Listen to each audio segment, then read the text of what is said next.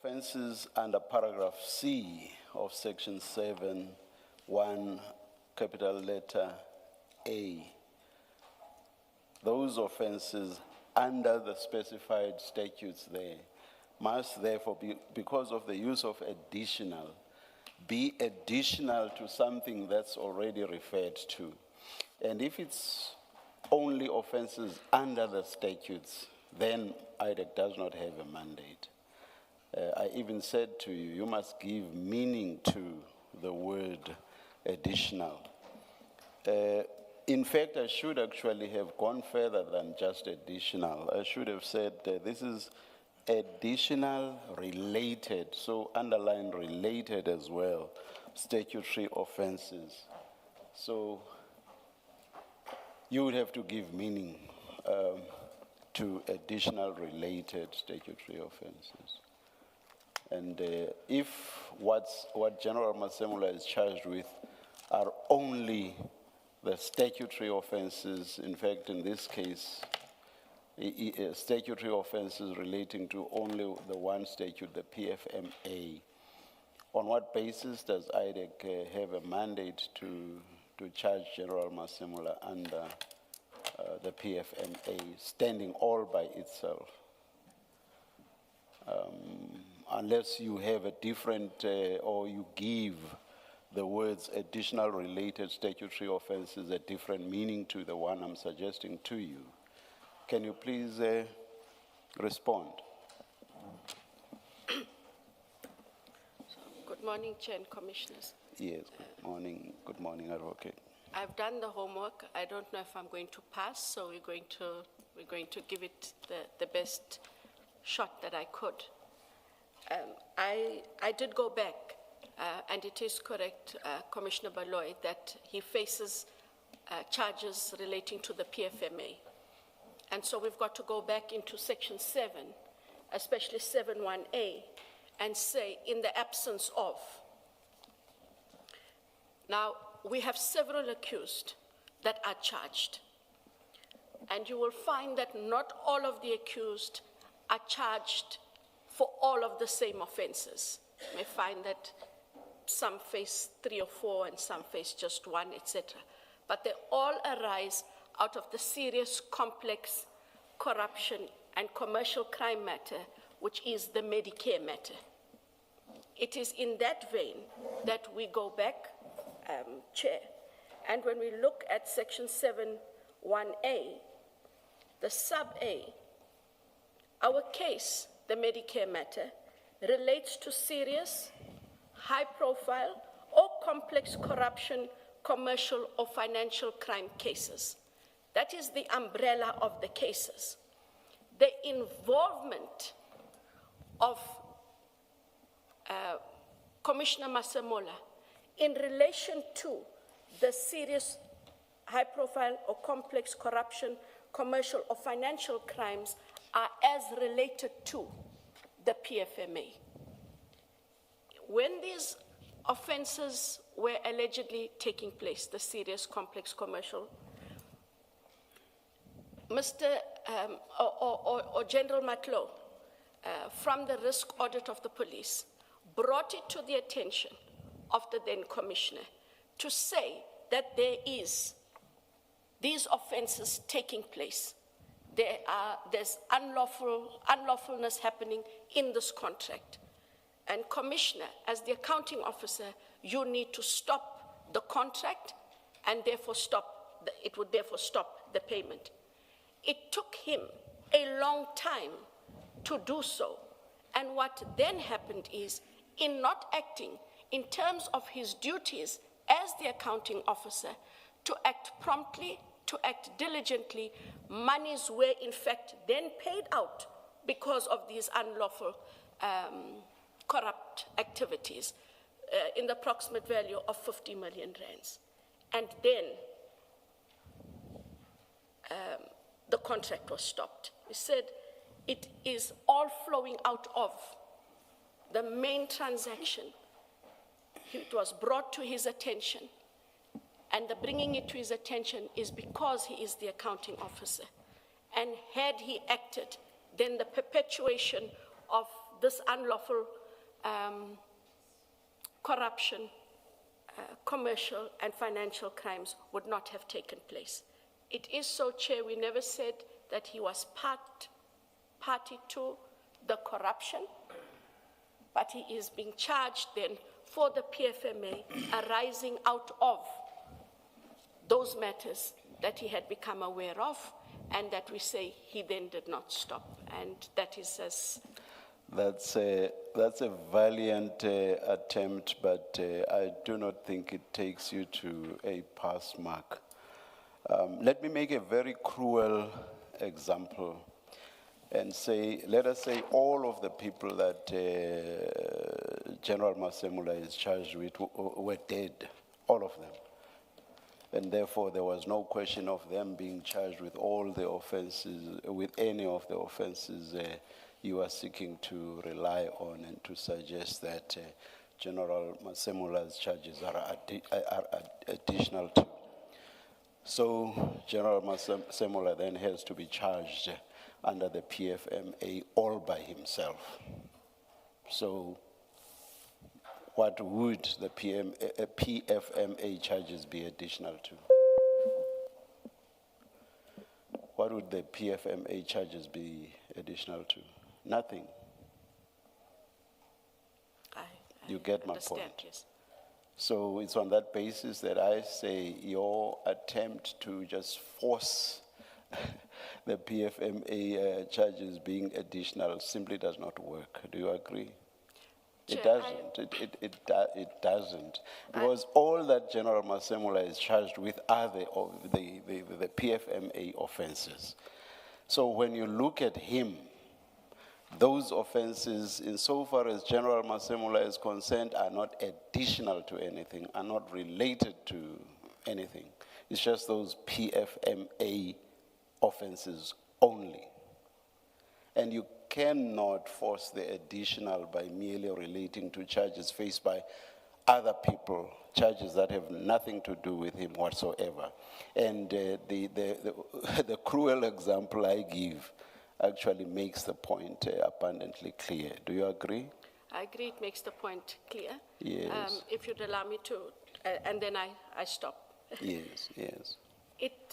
In the manner in which it transpires, the PFMA is in relation to, and that is as far as I take it, it is in relation to the serious complex corruption, commercial and financial crimes.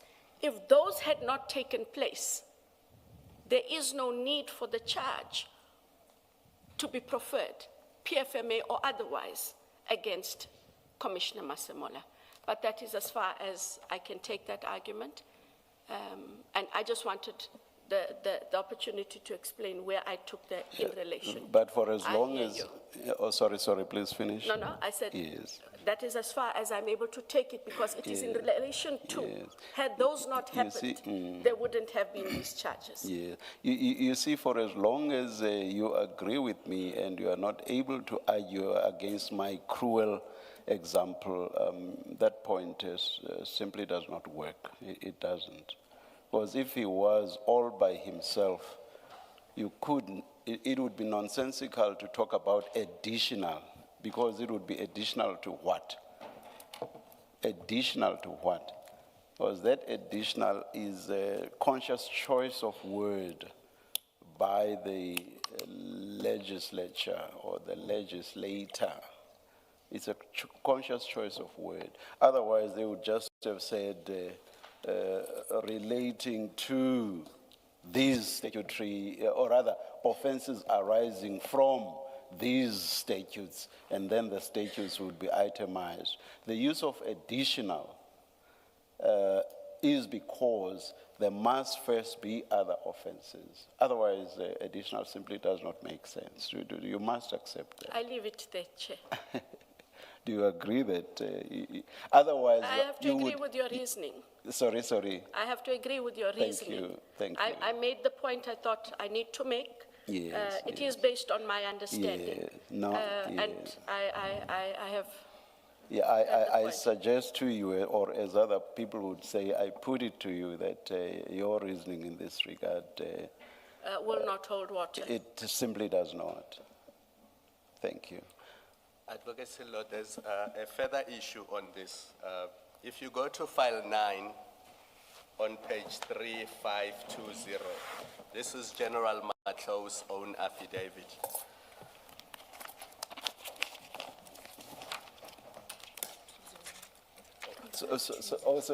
Sorry, Advocate Johnson, you should not leave your seat when your testimony is concluded, being under the belief that the commissioners are suggesting that General Masemula has no case to answer insofar as the PFMA is concerned. We are not suggesting that at all.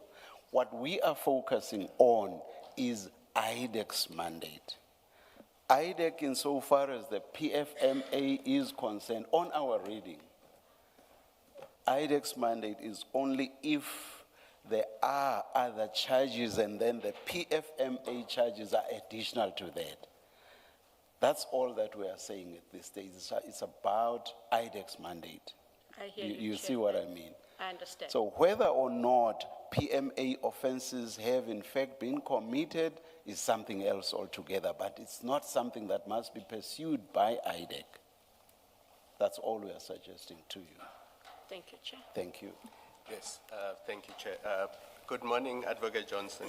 Morning, Commissioner. I'm going to deal with process leading to the charges by IDAC. So the section 27 affidavit or Sorry, additional... Chair, I think sorry, Commissioner Khumalo, I don't know if the Chair found his file. It was file, you got file 9. Sorry. Yesterday already I did. Thank you very much, Advocate Johnson. In your response to Chair, you referred to General Matlow's affidavit. So if you look at General Matlow's affidavit starting on 3519, what she says in 3520 in relation to General Masemola is that, so first of all, she's the head of risk and integrity, so head of risk and compliance at SAPS. And she would have investigated these issues, as I'm sure her job description requires her to. And then she says in paragraph 8 on 3520, she then advised General Masemola to consider terminating the contract with Medicare to save SAPS from irreparable harm and to diminish the financial prejudice suffered by SAPS. Then she says General Masemola terminated. So General Masemola accepted the advice. Do you see that? Yes. Now, if you read section 86 of PFMA with section 38, what it requires is willful and grossly negligent conduct on the part of General Masemola. As I understand those two sections, they would kick in if, notwithstanding the advice by the head of risk and compliance, he does absolutely nothing. Because then that would be willful and grossly negligent. But if your head of risk says, I've investigated this, here is an audit report that shows that at the time when you did not know, some members of SAPS in supply chain were colluding with Mr. Matlala's company. And as a result, this contract was concluded. They were also colluding in relation to the issue of, I think it's in charge 3, of the orders, of the purchase orders, which is not something that as a commissioner you would generally know because it happens at supply chain level. If now head of risk investigates, gives you an audit report and says, the purchase order process and even the granting of the contract from the beginning were tainted by criminality. You as accounting officer, you come in at that level and you say, now that I have all this information, what do I do with it? And if upon receiving that advice, you terminate the contract, where is the willful, intentional conduct and the grossly negligent, because the way these charges are formulated, IDAC is basically saying from the date the tender was awarded, because they say from May 2024 until May 2025. So they say from the date the tender was awarded, already there was willfulness and grossly negligent conduct on the part of General Masemola. But that cannot be if you look at the issue of the purchase orders, for example, in count 2. Those only started coming in after the tender was awarded. And payments only happened after services were rendered. So it cannot be that from the 8th of May already, because there was no tender on the 8th of May. The service provider was appointed in June, and after they were appointed, we've had evidence that there were then meetings about how the contract is going to be implemented. And the contract was then implemented much later, from September onwards, if I remember Brigadier Macheng's evidence correctly. So it's not clear to me how in May, June, July, August, PFMA breaches could have occurred on the part of General Masemola. So do you see where I'm going? That you can only sustain the PFMA charges, the ones that are formulated at least. There may well be others that he's guilty of and we are not aware of. But the ones that you have in count 1 to count 4, you can only sustain them if, after he has received advice from the head of risk, he ignores that advice and allows SAPS to continue with this contract. I know I've said a lot, so maybe respond only to the last part. Assume that everything I said before the last part was just background. So how I understand it is that from the time that he was informed by the risk officer, Yes. General Matlow, he took quite a bit of time before he acted on the information and the advice given. And it is precisely because he took a long time, it is in that period that monies became released.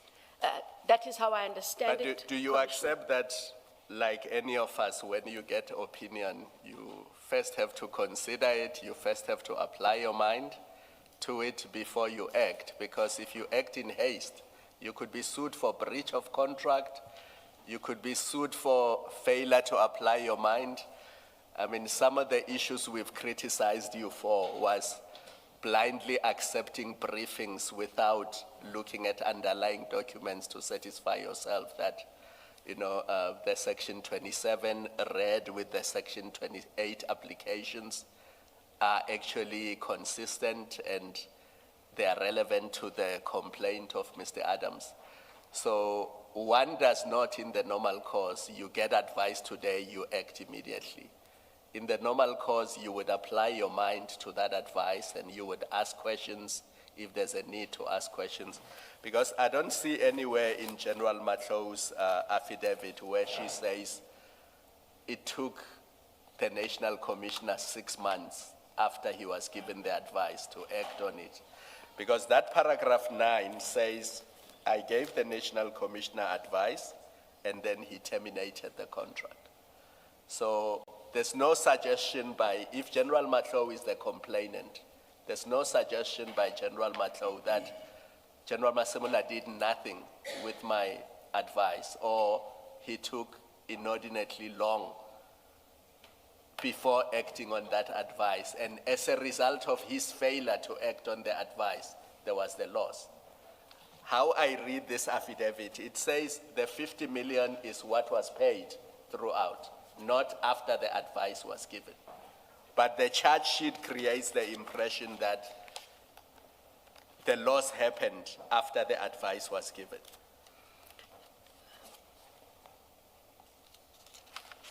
If I could just indicate, Commissioner, that I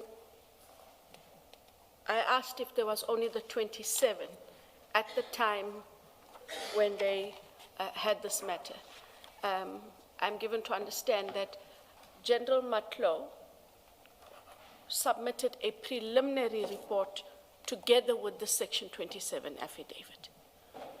I'm not sure if it is before the commission, but that must be something that, that would then have to be asked, as it might just give a different context, but I'm not seeking to take the point further in terms of the conversation, Commissioner Khumalo, between you and I. But looking at only paragraph 8, do you accept that the general says, I gave advice to the national commissioner acted on the advice? The affidavit does not say the national commissioner failed to act or did nothing with the advice given to him. I understand that. Yeah.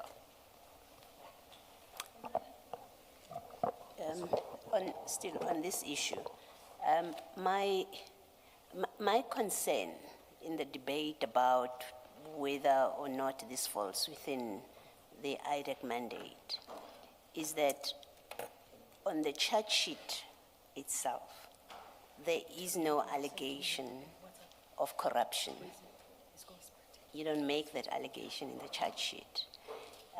The charge sheet and the charges are purely statutory contravention, PFMA, and working off the charge sheet as it is now, the impression that it creates, or that in my mind has formulated, is that there was no good faith intention to prefer a charge because it is justified, it is supported by the facts.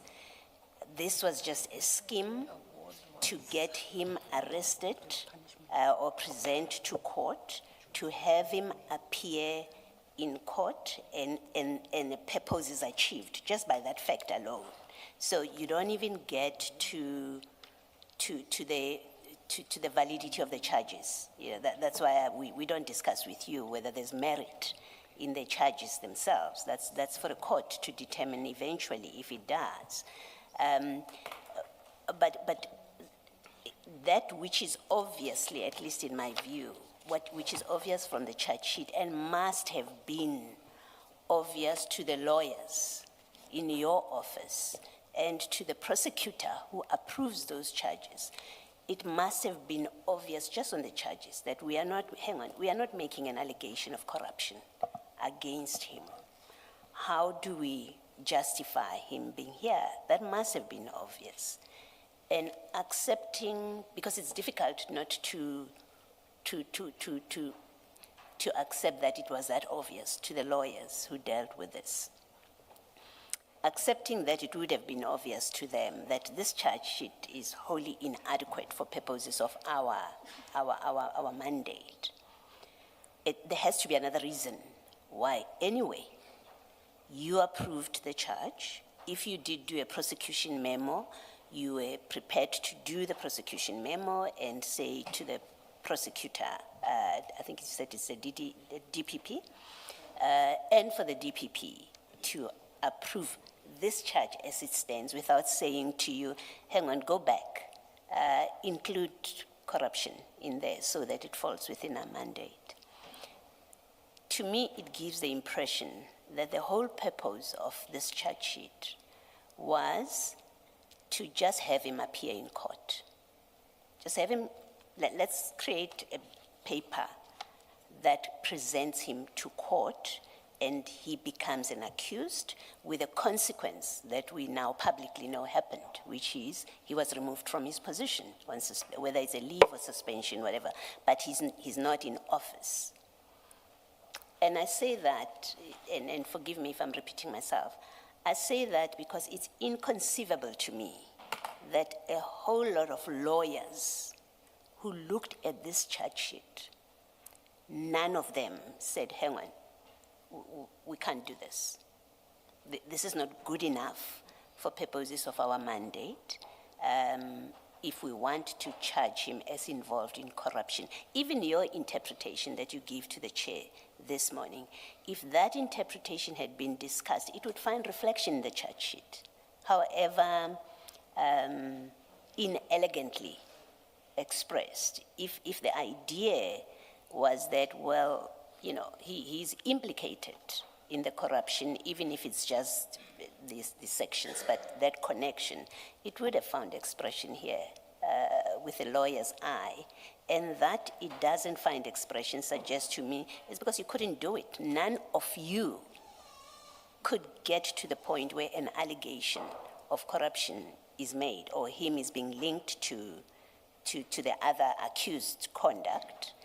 And for that, you couldn't go that far, but it didn't matter because the real intention was never to get a successful prosecution of corruption or a successful prosecution that comes under PRECA. That was never the real intention. In my view, the intention was, as I say, get him arrested with the spectacle that comes with it, get him charged with a consequence that naturally will follow, which is the minister, and hopefully even he, National Commissioner, would say it's untenable for me to remain in this position while I'm undergoing a criminal trial, and that was its only purpose. That's what it looks like to me. You may comment if you want. And I do understand your reasoning, Commissioner Baloy, but at no stage was there an intention to make a spectacle of anything. The prosecutors looked at the case in its totality, and as I explained this morning, it relates to. I accept, the only part that I do accept is they didn't draw the link between the two. That in itself does not make the conduct malicious, and there was no intent to put him on show. It was to charge him as they did. That link is not there. That cannot be taken away, but it should therefore not be seen as it was used as an instrument. They still firmly believe in those PFMA charges as they put them, and in my discussions yesterday, I did highlight that the Commission does find we have, where is the link between the two, hence my explanation this morning. I took your point, but I have to clarify, there was never an ill intent. It might have been clumsily put in the way it is. Or incompetently drafted. Put, but that does not make for ill intent at all. Thank you, Commissioner. Thank you. Thanks.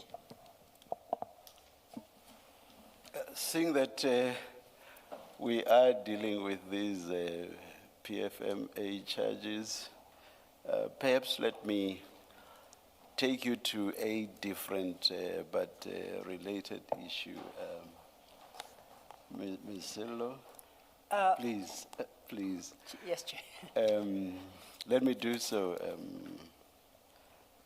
Advocate Johnson. I'm sure you know what sections 155 and 156 of the Criminal Procedure Act provide with regard to joining accused persons in the same set of criminal proceedings. Perhaps for the record and those viewing these, for their benefit, those viewing these proceedings, let me read both sections. 155. Chair, yes. Apologies, we are trying to project, so perhaps when you read, it will be projected as well. Thank you. All right. Section 157. 155 and 156. 155 and 156, so Criminal Procedure Act. It's coming up, thank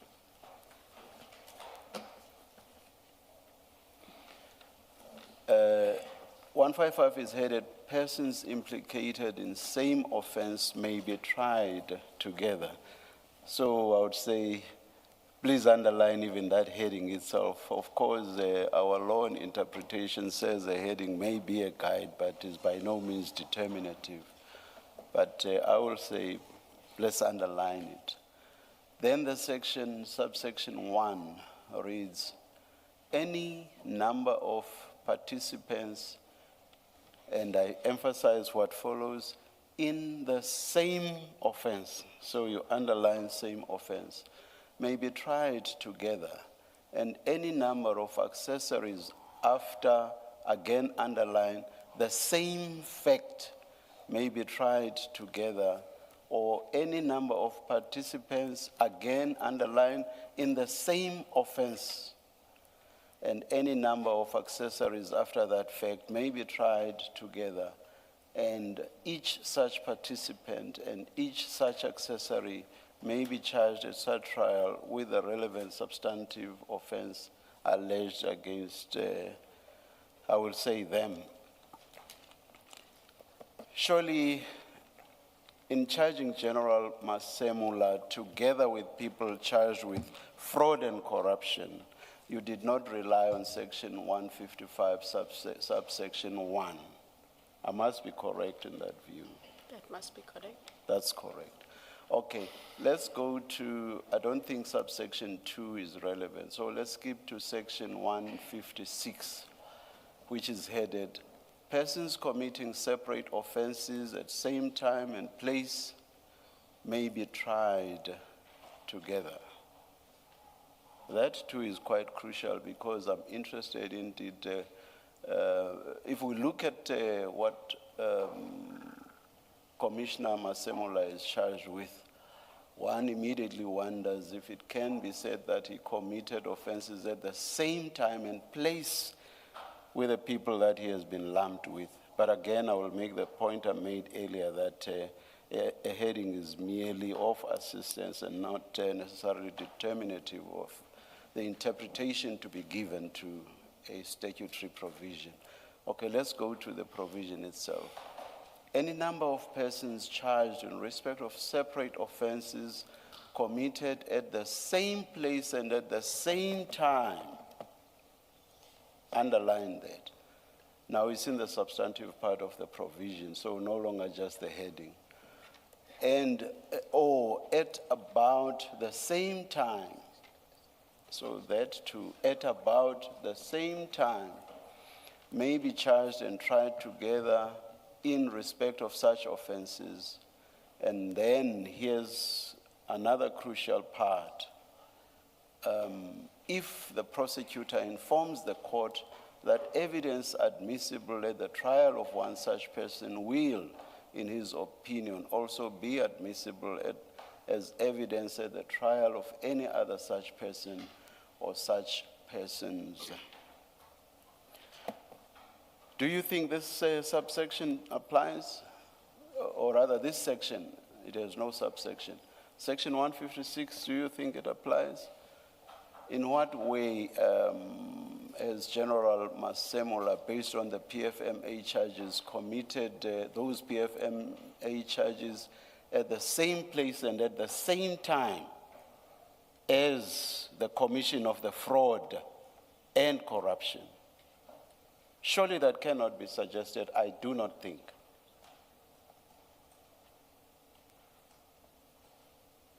Same place, same time, about the same place, same time as the commission of the fraud and corruption? Not by any stretch of imagination, I do not think. Correct, Chair. So General Masemula was wrongly lumped with these other people. You must accept.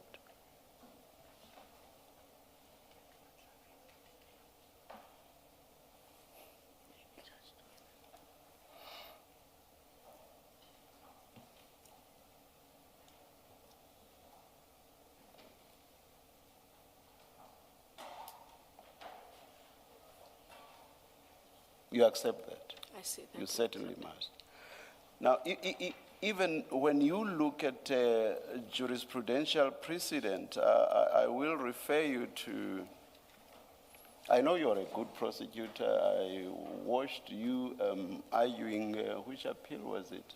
The Pistorius appeal. You are actually a good advocate, I think, on my assessment. I will refer you to jurisprudential precedent with regard to the court's exercise of discretion under Section 1, under one of the sections I've just referred to. It should, I think, be relevant more to to 156. Let me just see if the case was dealing with 156. Anyway, let me not waste time. Let me just read you what Trolip JA held. He says, in exercising its discretion, the trial court has to weigh up the likelihood of prejudice to the applicant accused. That is, the applicant accused would be the one saying, please, please, let my case be separated from the cases of these other accused.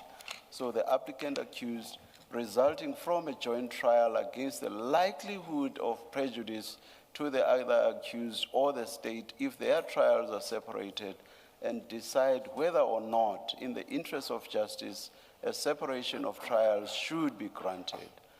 Prejudice there means prejudice in the sense that no injustice should be caused to the party concerned, including the state. If we look at this, but what's crucial is that we've already accepted that in any event, General Masemula ought not to have been lumped together with these accused persons that are charged with fraud and corruption. Bear in mind that yesterday you accepted already that General Masemula is not complicit in fraud and corruption. Now you accepted now in my engagement with you now that he ought not to have been lumped together with these people. Now that he has been, surely, and based on this principle, you must also accept that he would suffer the sort of prejudice that Trolip JA says an accused person should not be subjected to.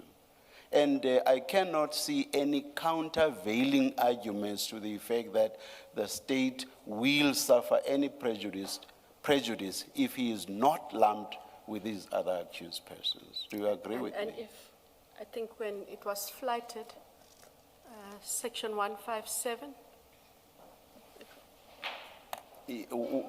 Can you just respond to yes. what I suggested yes. to you now? And I wanted to say that yes. because of, if you read 157, Yes. that becomes a bit more, is more appropriate then Yes, in yes. the circumstances and given the jurisprudence. Yes, yes. But you basically agree with me. You've already agreed that he ought not to have been lumped together. Then I'm making another point, although related, which is that he will definitely be prejudiced in a trial that lumps him together with these other accused who are charged with fraud and corruption, both of which he is not charged with. Do you accept that? I accept that. Now, a question that goes to what I've always emphasized, I think I did so even on the first day, which is that we are not trying to suggest that General Masemula has committed no offenses, no. But, and this is something that Commissioner Baloyi's question touched on, we want to know why this was done. Why was this done? You've agreed very easily. You know these principles. You apply these sections all the time. Why was this done? Why was Commissioner Masemula lumped with these people, charged with fraud and corruption when he is not? When he is charged with the statutory offenses provided for in the PFMA, why was he lumped with these people? At face value, it seems to me that this must have been done to embarrass him, to taint him, and to make the public or to cause the public to see him as also being complicit in fraud and corruption. People are not going to, ordinary members of the public are not going to analyze this. He stands there, people charged with corruption, fraud. He stands there with them.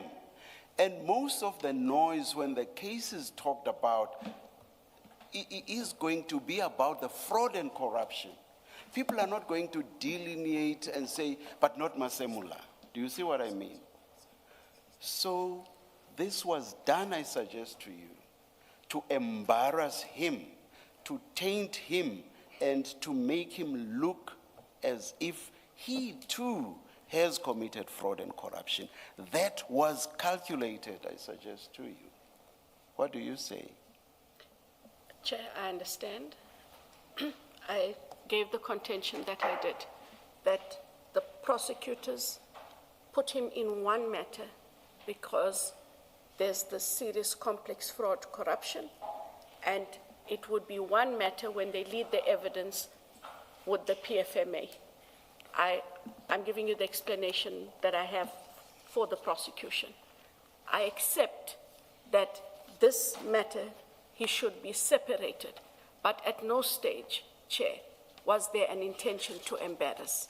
I can understand the optics thereof, but at no stage in the charging of Commissioner Masemola was there an intention that he be embarrassed. Were you Not at involved all. with the decision to join him as a co-accused in this, with the other accused? Were you involved with that decision? Yes, the prosecutors take the decision. When we were briefed, we agreed that he's charged only for the PFMA. No, my question is, someone made the decision that he will be accused number, whatever number, on that gallery, The right? prosecutors. My question is, before that decision or when that decision was made, were you party to that decision when it was made? That he would be added at the end. That he's added as a co-accused with the other, however number, whatever number they are? Based on the contentions that I've given, which was given at the time, yes, ma'am. You see, what's problematic with this is the fact that you have already agreed that in terms of the sections, he ought not to have been joined at all. He ought not to have been. Now, what makes this situation worse is the fact that he is being joined down the line. Not that it would have been correct if he had been joined at the same time the charges were brought. No, that would still have been legally wrong in terms of 155 and 156, and you've agreed to that. Now, but what makes it worse here, he is joined down the line. Surely, your minds should have focused on, we already have charges against all of these people. We are charging them with fraud and corruption. Now we want to put in an additional person.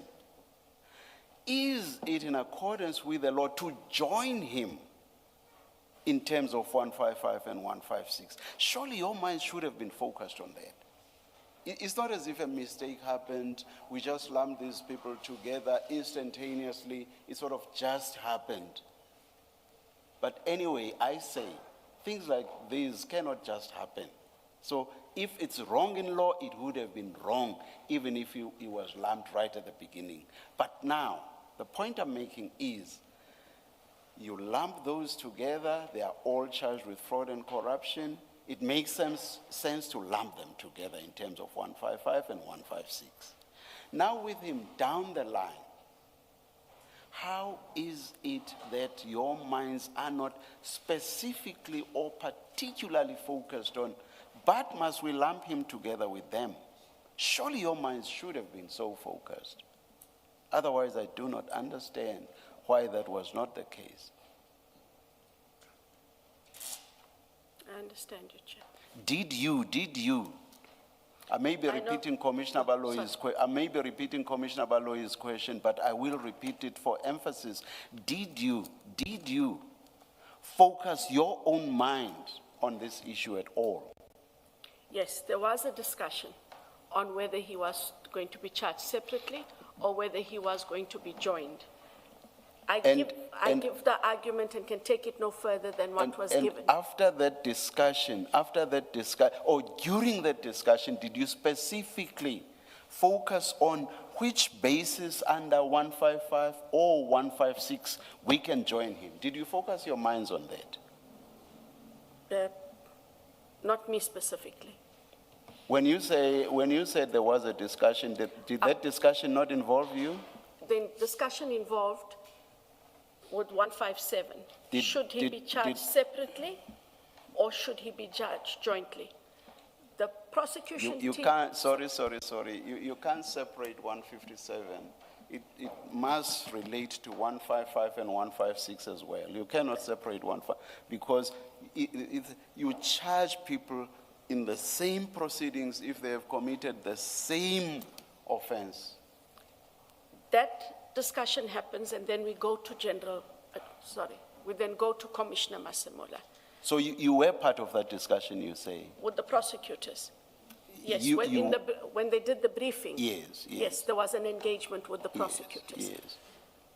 And you concluded that there was a legal basis in terms of the Criminal Procedure Act to join him in these proceedings. And if you say so, and you must have reached that decision. So if you say you found a legal basis, what was that legal basis? And in terms of which section exactly?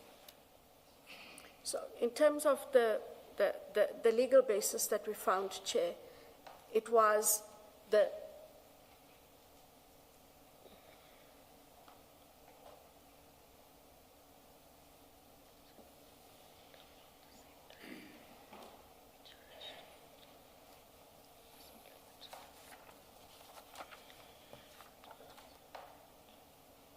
argument was used as the at the bottom of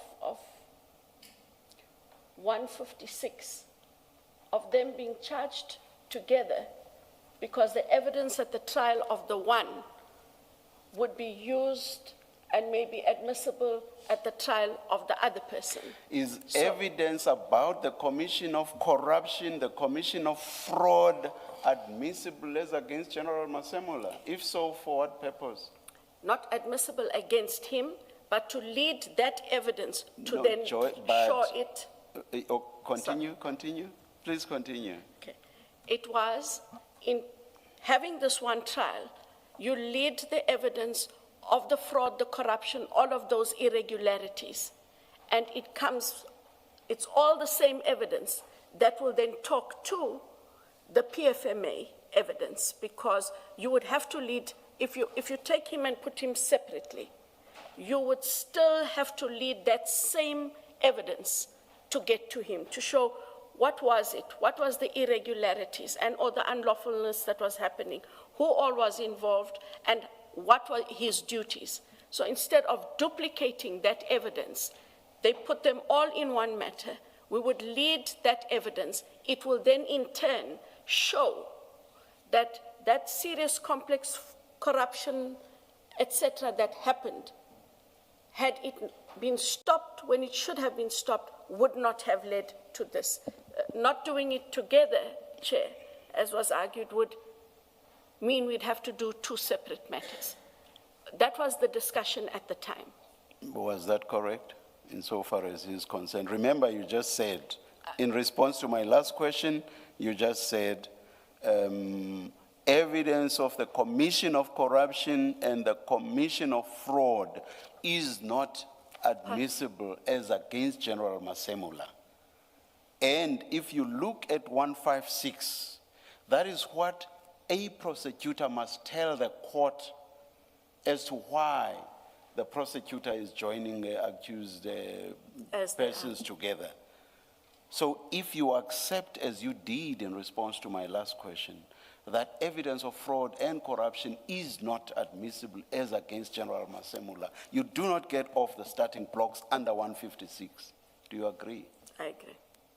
So he I was was giving you the discussions that we had. which were wrong ultimately in terms of the decision that was reached. Do you accept? I'll accept that. Thank you. Thank you, Chair and Commissioners. Let's stay with is it Major General Matlo's referral affidavit. And that's file 9, page 3519. And based on your, I think, our engagement yesterday with the commissioners on matters relating to General Masemola's arrest. This is our starting point, correct? General Mato's affidavit is what eventually triggered the arrest, the eventual arrest and prosecution of General Masemola. On a point of correction, I did indicate earlier that she submitted the Section 27 Yes. together with a preliminary report. Which preliminary report has not been provided to us. And I want to see how you reach that conclusion when on the wording, the very wording of the affidavit, there is no suggestion that anything is attached thereto. I checked with the team, this 27. Did it have anything else? Because that is the question. In the absence of anything else, council, which was the conversations we were having yesterday, Yes. then a lot of things could not have happened. And I was informed that there was a preliminary report that was attached. It doesn't particularly help the commission because only you and whoever it is you spoke to know of an existence of some preliminary report. The document that triggers this entire process does not even suggest it's submitting any further documentation, preliminary or otherwise. If you go to paragraph 5 of that affidavit, it speaks of a comprehensive internal report is currently being compiled. It doesn't say in the interim here is a preliminary report.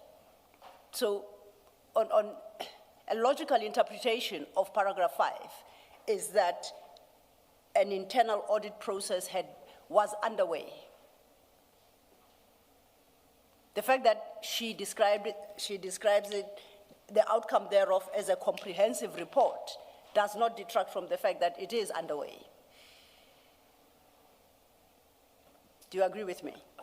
I understand. So I look at the rest of the affidavit, and there's nothing that suggests that even she, as component head risk and integrity management, had formed a view on the matter, however preliminary it is. Do you agree with me? At least based on the document itself. Do you agree with me? I agree with you. Yeah. Now, if we look at her paragraph 3, she says she wants you to investigate. Sorry, paragraph 3. Paragraph 3, yes, of General Matlo's affidavit. She wants you to investigate, you, IDAC, that's who I mean, the alleged unlawful awarding of a tender to Medicare 24, Tshwane district. You see that? Yes. Now, the charge sheet that came out of this entire investigation process invokes Section 38 of the PFMA, solely Section 38. And you know that if we take a step back, Section 217 of the Constitution prescribes that all organs of state should establish a system and make appointments regarding bid adjudication, bid evaluation, and that entire formal structure to deal with the issues of public procurement. So the awarding would have been done the recommendation would have been done by that procurement system. It then lands somewhere where the decision maker has to determine whether they accept the recommendation and they reject the recommendation. Is that your understanding of how public procurement works? Yes. And in deciding to reject, administrative law tells us that that decision maker must set out the reasons which must be reasonable and rational, because the responsibility and duty to manage matters of procurement lies elsewhere in the organization. Do you agree with that? Are you with me thus far? I'm with you. Now, with that understanding, if I go to the charge sheet and I look at charge 3,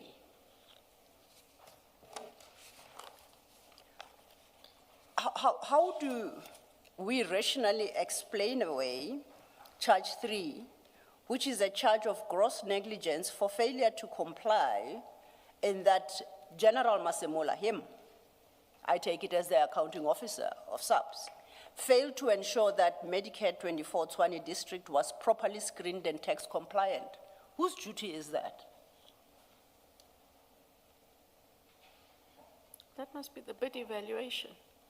So why, and now I'm just trying to get some, why is he being charged for failings by the bid evaluation committee if we have since discovered that in the process of evaluation, it turned out that this particular entity was not tax compliant and neither was it properly screened?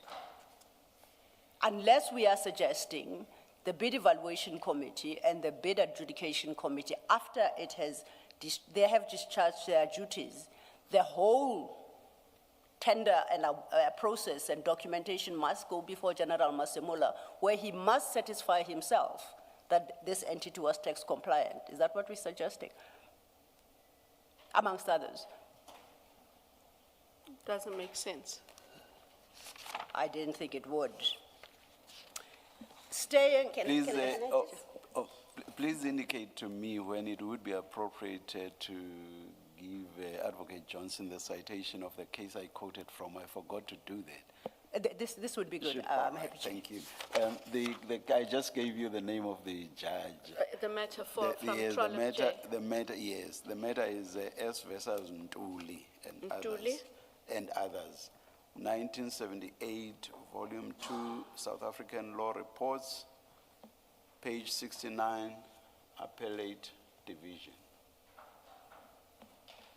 Thank you. Thank you, Chair.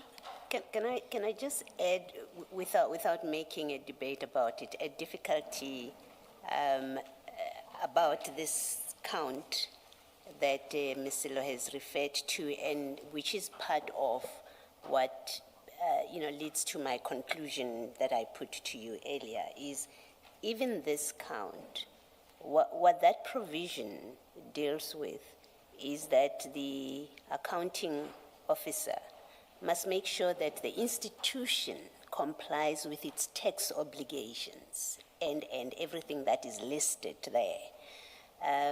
So it's not even about that an accounting officer must make sure that people who are service providers have complied with their tax obligations. There's quite a few obligations that are listed there, but all of it is about you would have been entitled. Whoever charges him has jurisdiction, would be entitled to charge him for not ensuring that the SAPS complies with its tax obligations. You understand the difference? Yeah. So it's charges like that, a count like that reference to Section 38 as one of the charges against him that feeds the suspicion that I have about the motive of putting these charges, and me saying, but lawyers could never have missed that Section 38(1)(e) has nothing to do with his involvement with the tax compliance of Mr. Matlala's company. It has to do with SAPS's own tax compliance. You understand what I'm saying? Correct, because there's supposed to have been other functionaries Yes. who would have gone through that process of the bid and the evaluation relating to Mr. I think Matlala. I'm making a different point, that 38(1)(e) is not about service providers' tax compliance. Yes.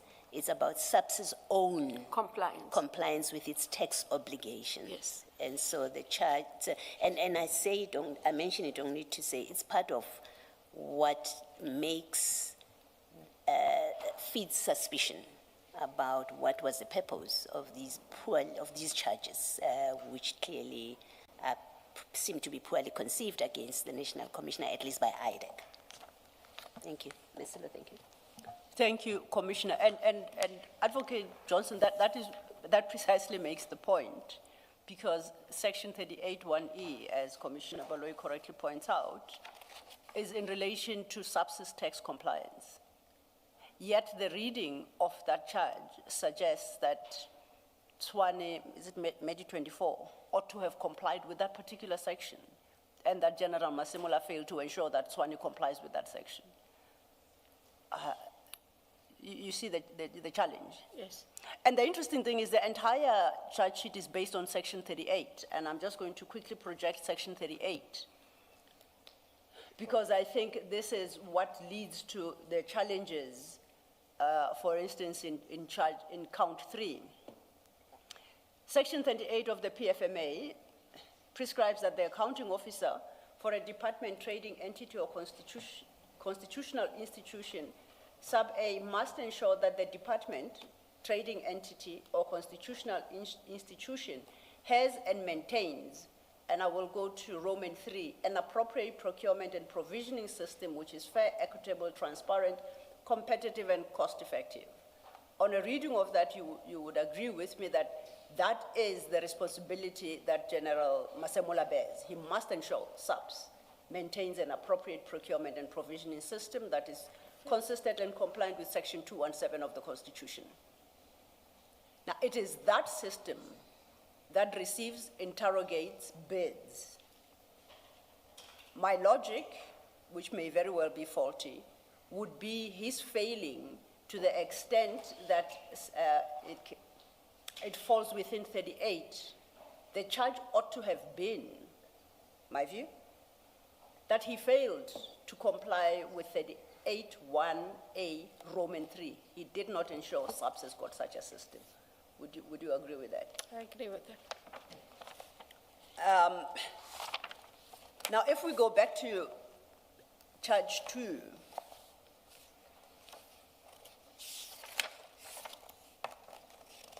and charge 2 I will read with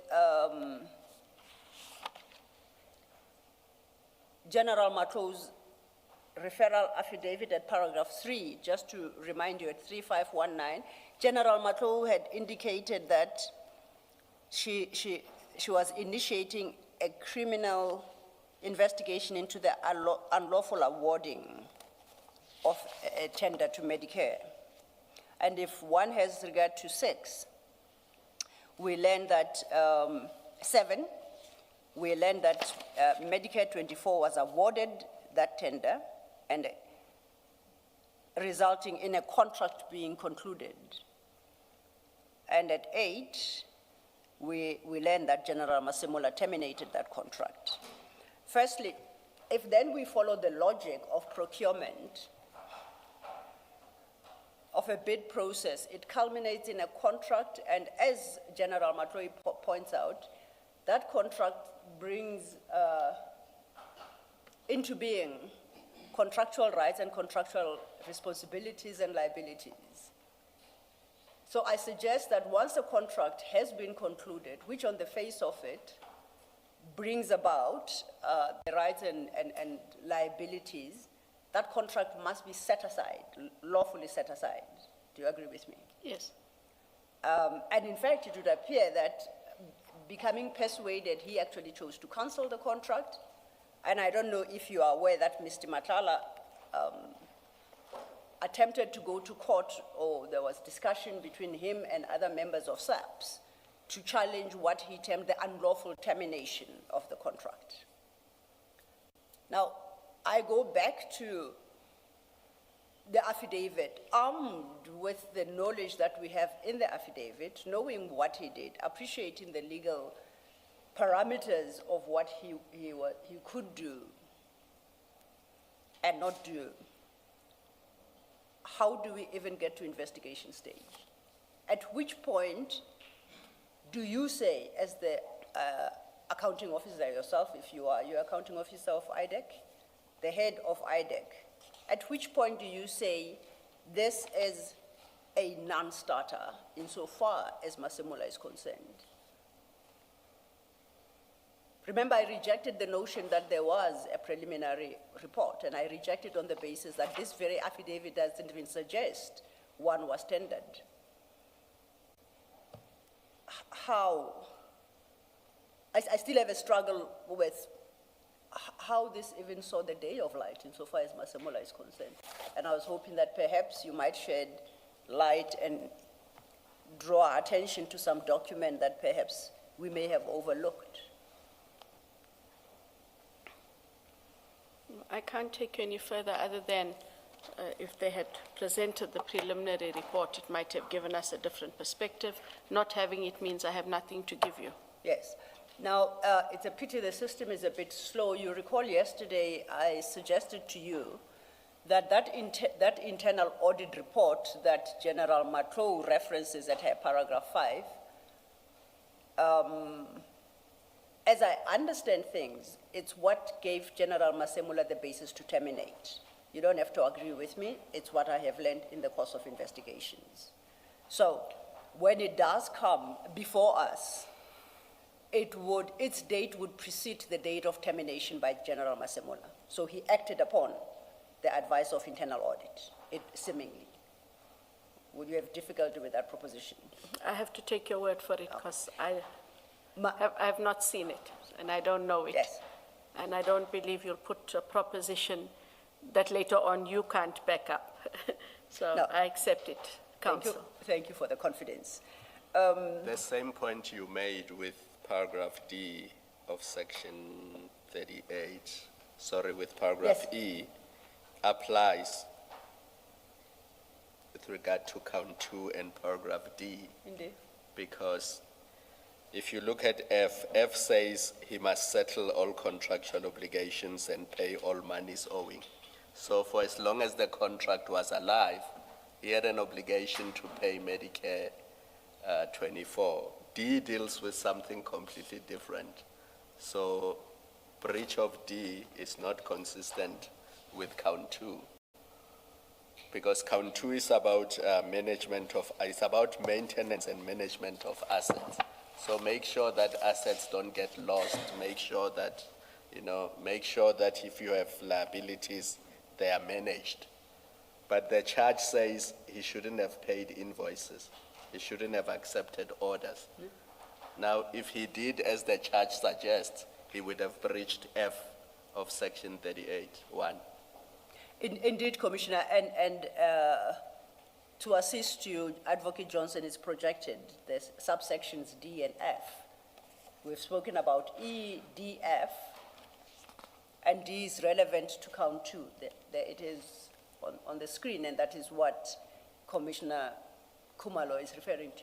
So under F, Advocate Johnson, for as long as the contract was alive, SAPS had an obligation to Pay the accept contract. purchase orders and to pay invoices.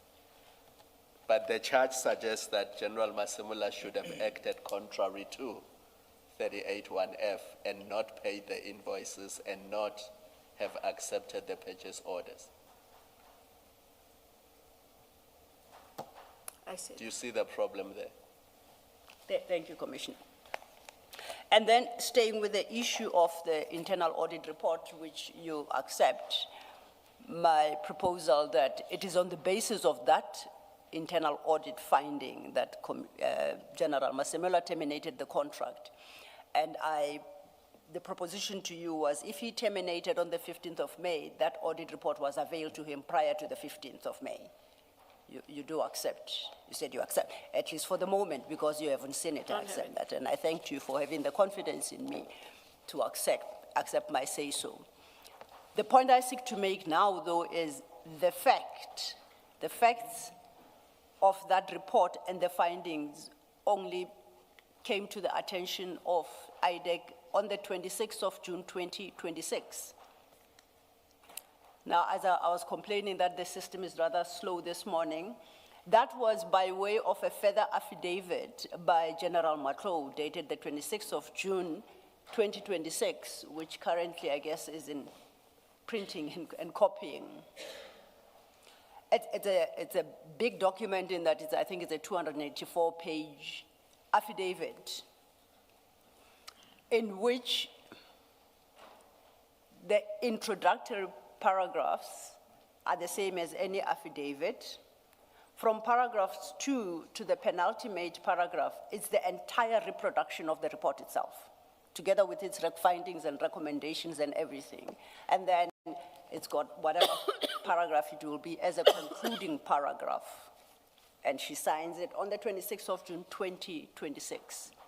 So officially, for purposes of investigation, that is the first time IDAC even becomes aware of the basis on which General Masemula eventually had to terminate on the 15th of May, 2025. you would accept that. Logic would tell me, unless, once again, you or somebody within IDAC were able to explain that they obtained that audit report prior to the complainant, General Matlow, submitting it in a form of an affidavit on the 26th of June, 2026. Now, to the extent that your investigators told you there was a preliminary report, which of course I take issue with, did they indicate when they received that final audit report prior to the 26th of June, 26, if they ever did? No, I just know that there was a preliminary report with the Section 27. Then I don't have the details, Chair, unfortunately. We will await that affidavit and see. Now, this is, again, I'm still staying with General Matlow's affidavit, and it's because these are now significant and important institutions in the country. This is IDAC, SAPS.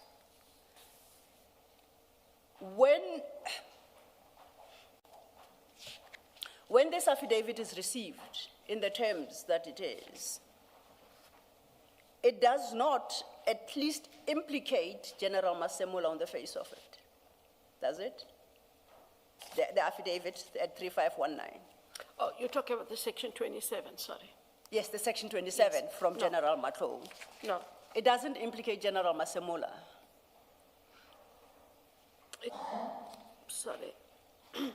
The only reference I see to General Masemola is at paragraph 8, Yes, wherein she states that she advised him to terminate, to consider terminating, which he eventually did on the 15th of May. correct. But she does go on to say, in her way, that having advised the National Commissioner to terminate the contract with Medicare to save the SAPS from irreparable harm and to diminish the financial prejudice being suffered by the SAPS, General Masemola ultimately terminated the contract with Medicare on or about the 15th of May. By that time, SAPS had suffered prejudice of approximately 50 million. And that prejudice of 50 million being what SAPS was obligated to pay in terms of the contract. That's what you call prejudice. At that time, when she told him about the termination, she indicated this contract is unlawful and should be stopped. So I don't know how the payments then become legitimated. So- I understand that the system in terms of the system, there is a contract, till it is stopped, payments will continue. I understand this to read, Advocate Johnson, apologies. sorry, You and I know she has no power to invalidate a contract which on the face of it is valid. So when she says stop that contract, in what capacity? She's not a court. she's not a court, no. Yes. But she is the risk, she's the head of risk and integrity, and she is saying to him that this contract has been unlawfully awarded and we need to stop the contract. She says because of the time that has passed, the payments went out. Sorry, this affidavit doesn't say when she told him to stop. So on this affidavit, at least we who are reading it now, and maybe you had other information that is not in the affidavit.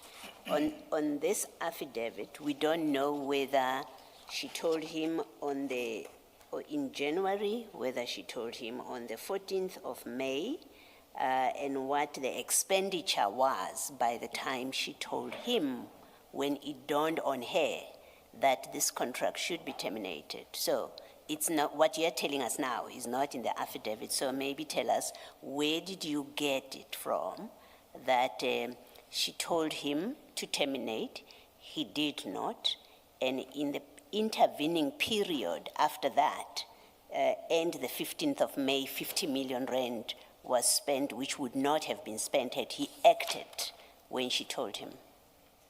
There's facts that are not contained in this affidavit, and they hold only if you got them in another way. I understand. It's how I read the affidavit, that there is, in paragraph 2, there's an unlawful awarding of a tender to Medicare for a period of 3 years to the value of 360 million. She sets out that she suspects that Please the processes are flouted. allow me to stop you.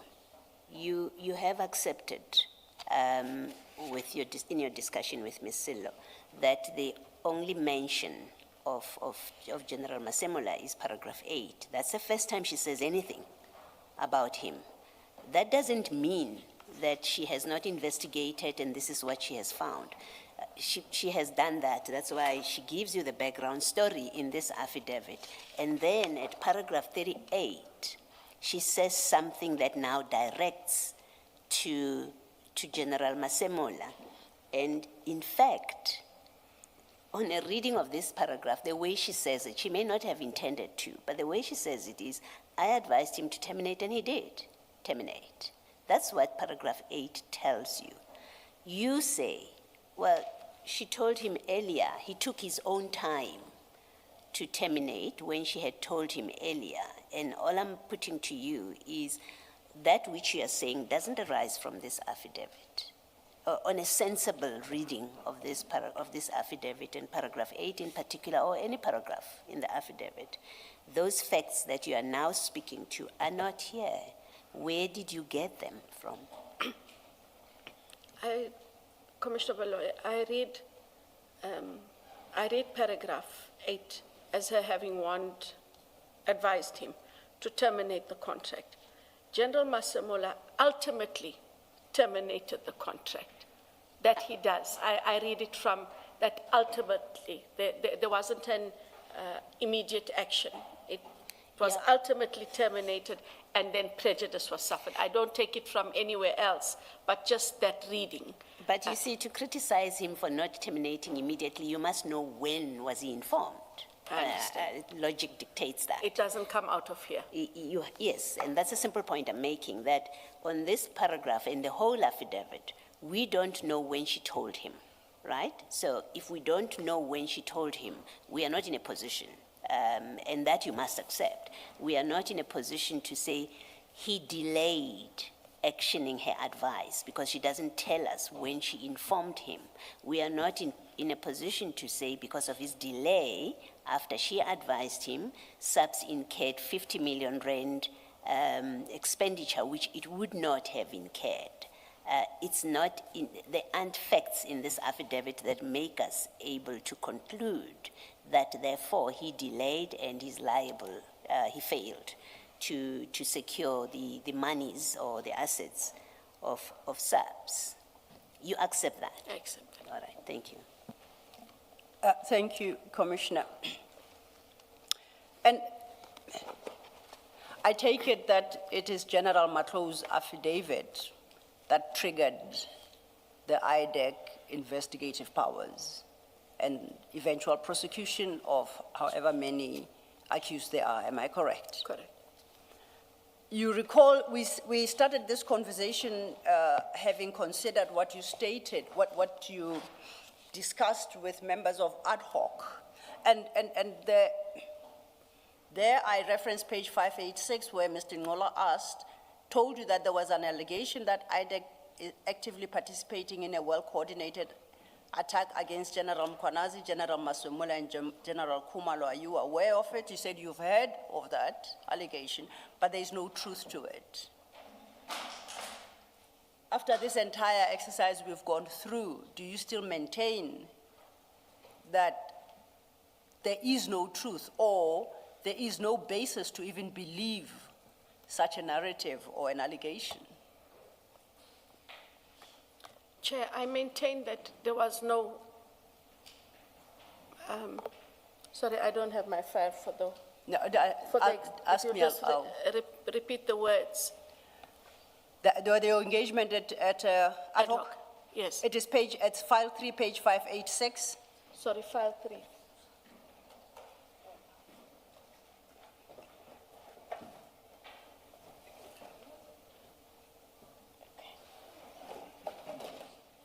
Sorry, Chair. It's quite in order. Page 586. 586.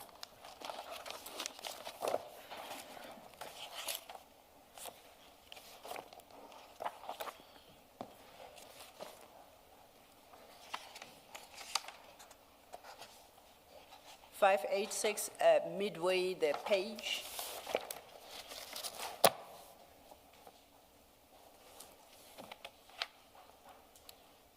This is after, I guess it will be faster to find your own name, after you say that is correct. Then Mr. Ngola puts the question, there is an allegation. And then that's immediately followed by your response, and then you reference other criminal matters within the IDAC space. And you conclude, while we're at it, with the words, there is also no witch hunt against Lieutenant General Kumalo because there were no matters brought to IDAC prior to the referral by Mr. Adams. That's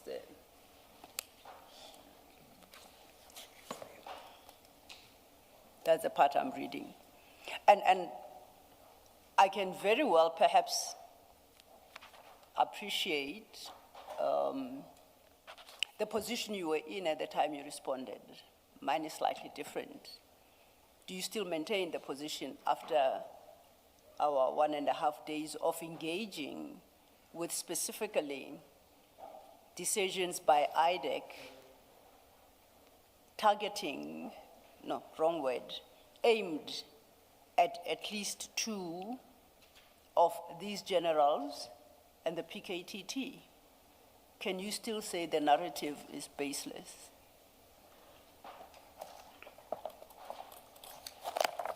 Chair, the response I have is, at no stage did any of these cases start on the basis of wanting to target any individual, even those that I mentioned.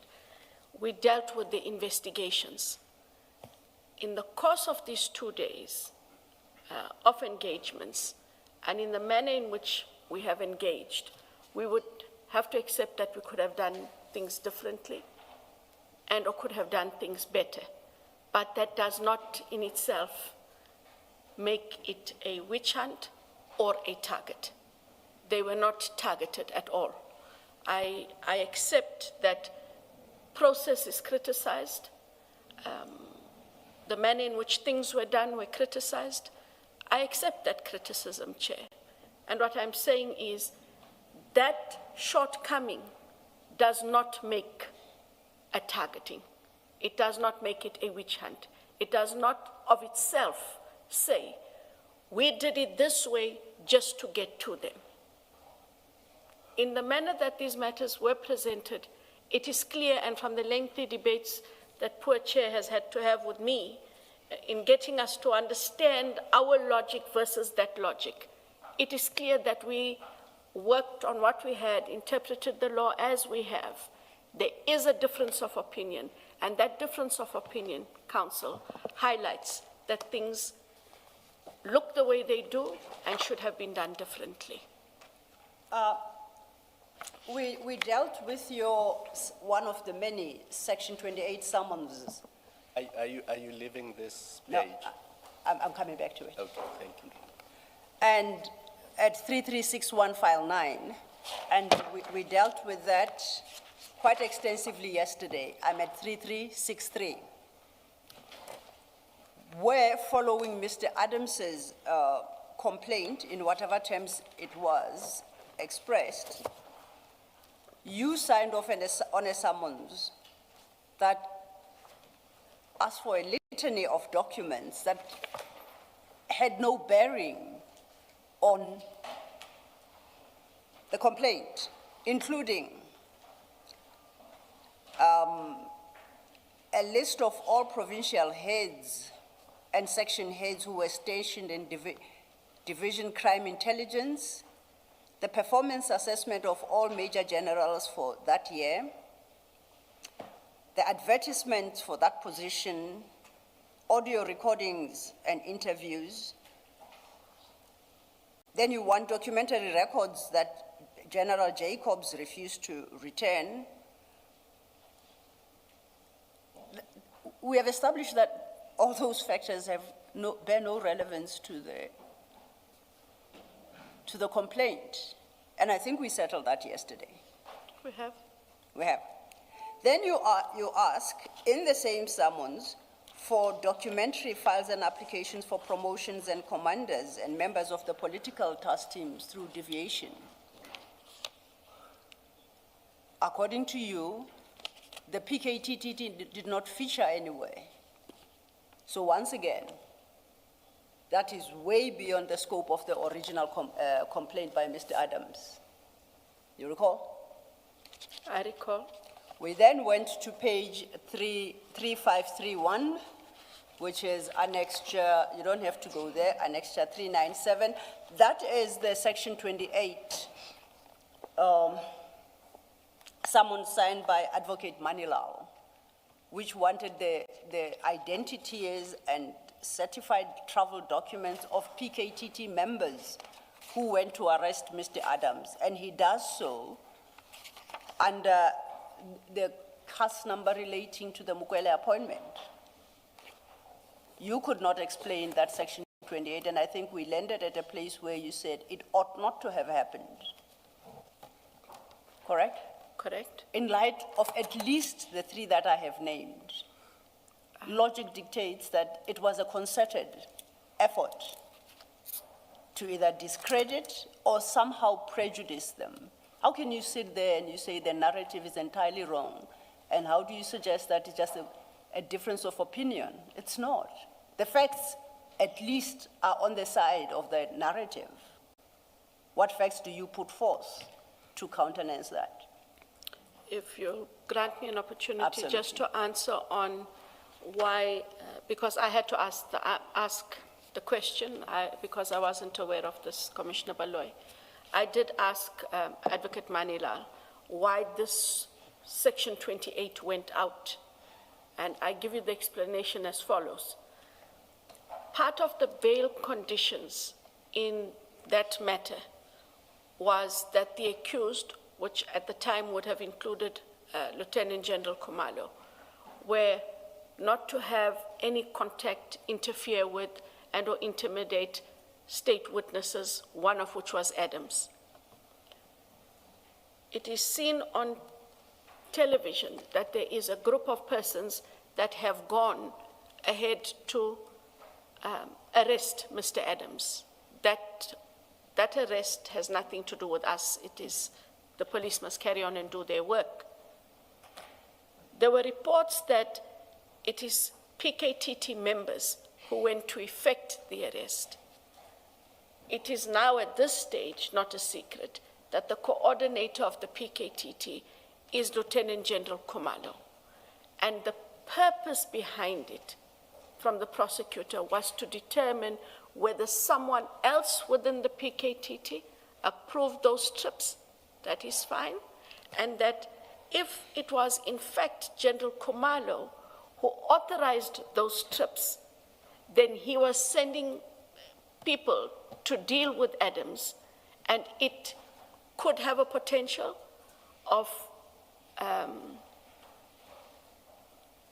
interfering with the bail condition. It was asked on that basis. What subsequently happened is Mr. Adams appeared in court. The charges are read, and Mr. Adams has a way of how he expresses himself in public, and the prosecutors decided, the approval notwithstanding, can we just stand back and let them continue with their work? It was Advocate Johnson, I want to say if that's the explanation he gave you, it's a false explanation. Those individual members and anyone else in the world was under no bail condition that they could not, that's one reason, that they could not deal with any witnesses. There was nothing like that. If indeed the issue was to determine whether General Khumalo breached a bail condition, it was simply, and I'm sure Advocate Manilal knows that, you know that, it was simply a matter of asking General Khumalo, did you authorize an arrest of Mr. Adams. It's as simple as that. So if he gave you that explanation, it's false. He's not telling you the truth about why those questions, because that doesn't answer who went there, what are the names, give us the flight details. It doesn't answer the question whether there was a breach by General Kumalo of his bail condition. So no, I'm sorry, if you believe him, then something is wrong in this scheme of things. You should have, as soon as he said it, you should have seen it on his face, but that cannot be, it doesn't make sense. That you would go that way to try and determine that General Kumalo, whether or not General Kumalo has breached his bail condition. It's a false explanation. So, Commissioner Balwe, I hear you. I'm conveying the reason that was given. But Commissioners would, and Chair, you would remember my answer yesterday. I did say that if, in the manner that this process was used and what was requested by asking about PKTT, then it is an abuse of the process. I did stand by that, and I did indicate that there would have been a better way for us to have engaged and to find out what had gone on. I'm not deferring from my point. I don't retract my point. I just wanted to merely give clarity on, because I had to ask. I didn't know. My hope is you saw through that explanation. And that's what I would have hoped you would say, that this is what he says, but I have a problem with his explanation. That is why I stand by the proposal I made yesterday. I can't deviate from that proposal. Yes, thank you. And the problem is, in all that we have dealt with, particularly that arrest of Mr. Adams, it doesn't seem like anyone bothered to establish why he was being arrested. Had he committed, is he a suspect in a particular crime? How it comes across is because he was a complainant in some matter against inter alia General Kumalo, who happens to be the head of PKTT, a beggar SAPS unit, that therefore Mr. Adams is somehow insulated from action by the PKTT, even where the PKTT has evidence of wrongdoing. That's the effect of it. So you brandishing that condition over General Kumalo to say, whatever wrong he commits, you dare not touch him because he's my witness, and if you do, you'll be breaching a bail condition. That's quite a bridge. Of course it doesn't make sense, because what I did do in that engagement, I asked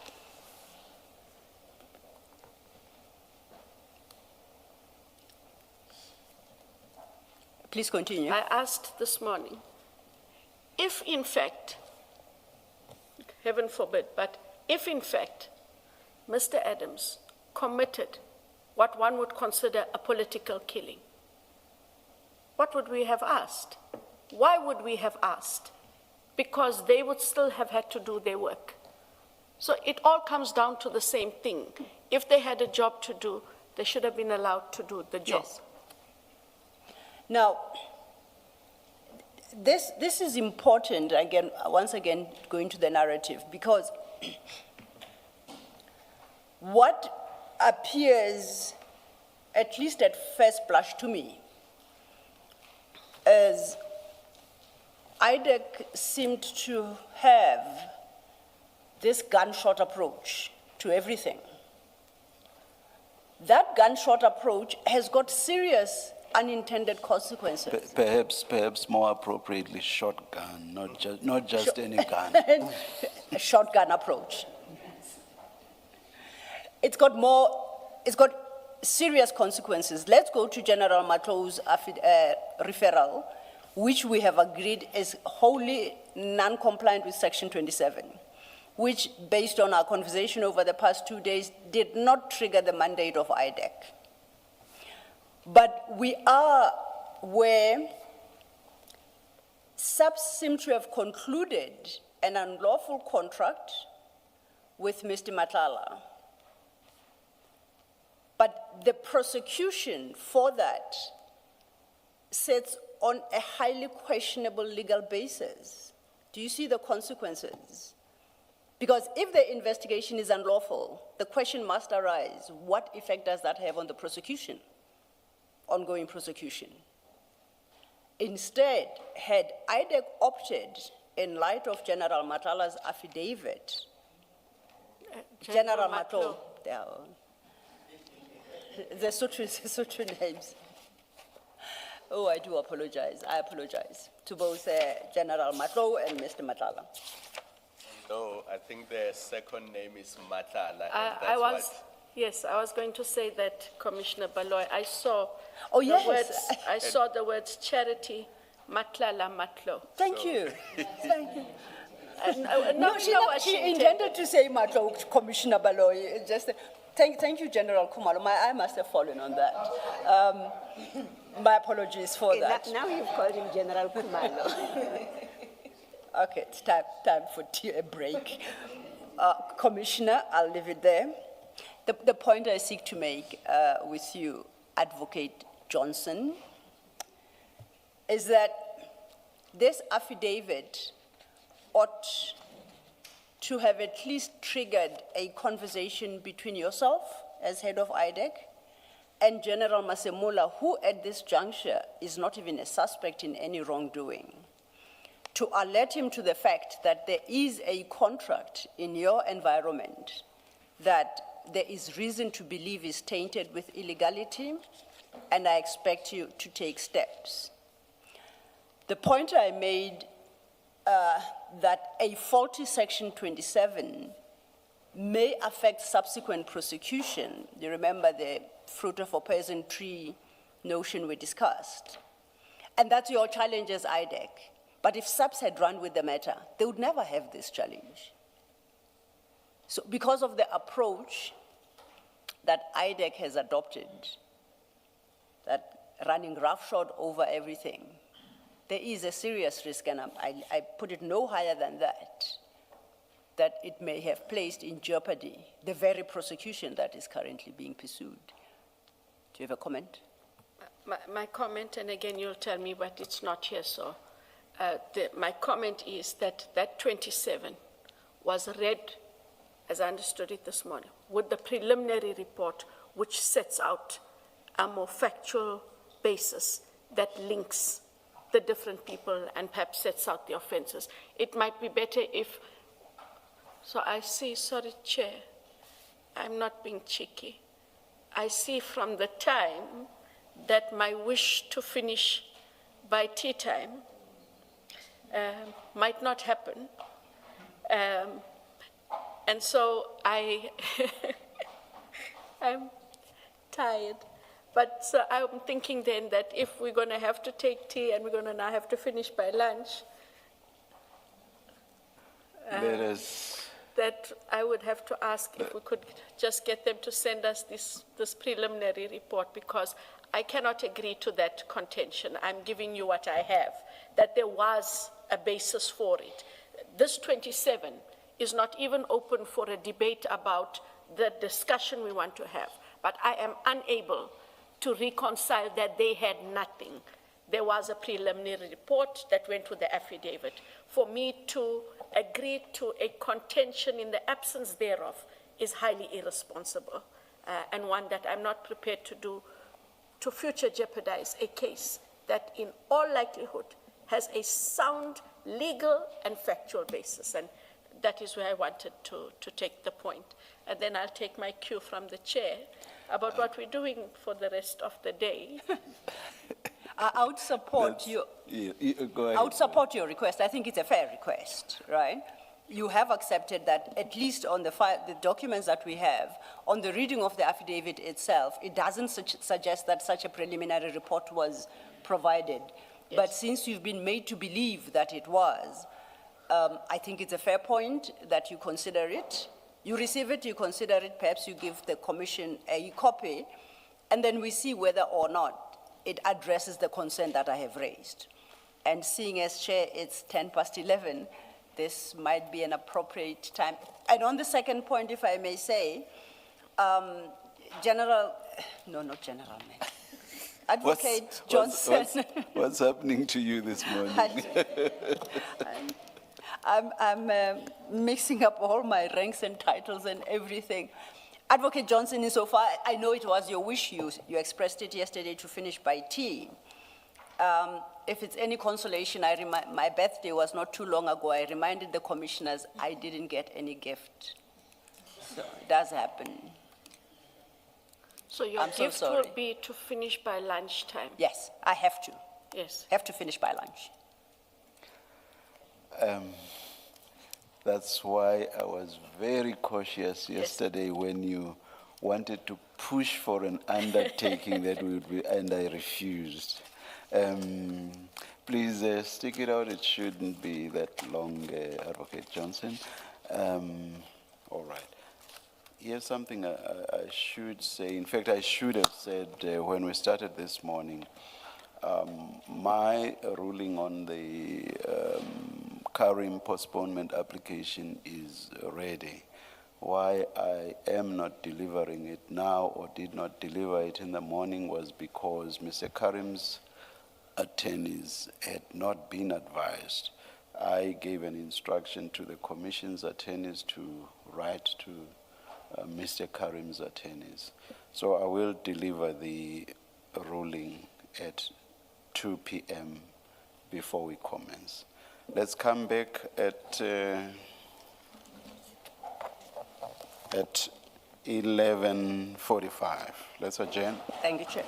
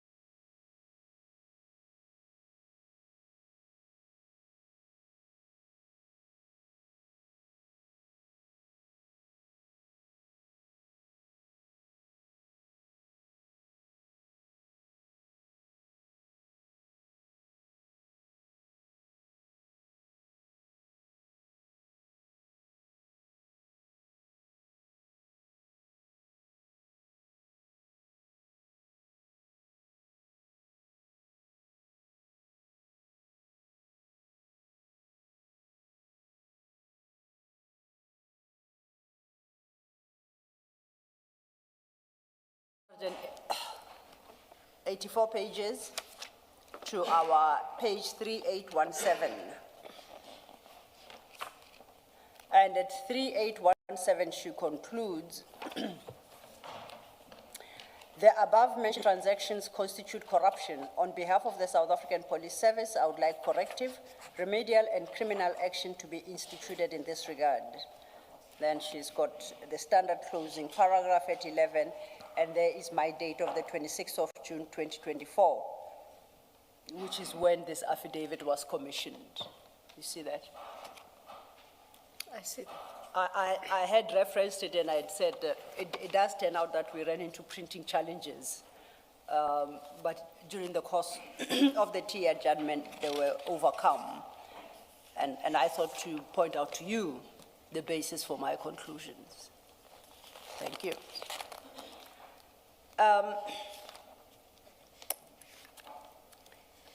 Commissioners, unless there are further questions on this topic, I would like to move to the next. Thank you.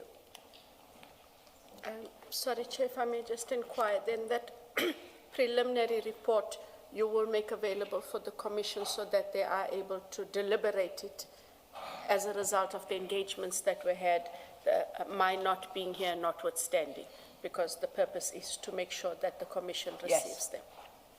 Definitely, and in fact, I hope it comes before you leave the stand, because if it does, then we can formally place it on record as well, Yes. and its date, and then the commissioners will consider its contents in the context of the wording of the affidavit, Section 27 referral. I trust that there's an explanation as to why it's not referred to in the Section 27 referral, but IDAC has it, and that there is a way to clear any doubt in the commissioner's mind that it followed subsequent to the initiation of the entire investigation by General Matlow. But we can only comment on that once we have had sight of it. And just to indicate, I did procure it from General Matlow. Noted. Can I just Yes. clarify, especially if we are going to have sight of it after you're done, what are we looking for to see? Are we looking to see that she makes specific allegations against General Masemula, and she states when it is that she informed him and that he delayed? Are you saying it? I do answer Yes, that. and that there's an expansion of the offences, perhaps the other people, etc., but to your point as well. Okay, thank you. Thank you, Commissioner. Advocate Johnson, you recall yesterday Commissioner Kumalo asked you, he first made an observation and asked you a question, that there seems to be a hand in all this that we've spent the last 2 days discussing. And if memory serves me well, you denied. Now, my proposition to you is all that we've discussed about these investigations and aiming at the generals and the PKTT is wholly outside the mandate of IDAC as we understand it, as contemplated in terms of Section 7, 1 capital A. That's my assessment. And if you strongly deny that there is a hand in this, I would like you to explain to the commissioners on what basis, because this entire effort and exercise cannot have been to the benefit of IDAC. It's not to the benefit of the country to flout legislative prescripts in the manner that it would appear have been flouted by IDAC consistently and deliberately, and then to offer an explanation for why IDAC would conduct itself in such a manner, which conduct has the risk to destabilize the law enforcement environment and institutions. Thank you.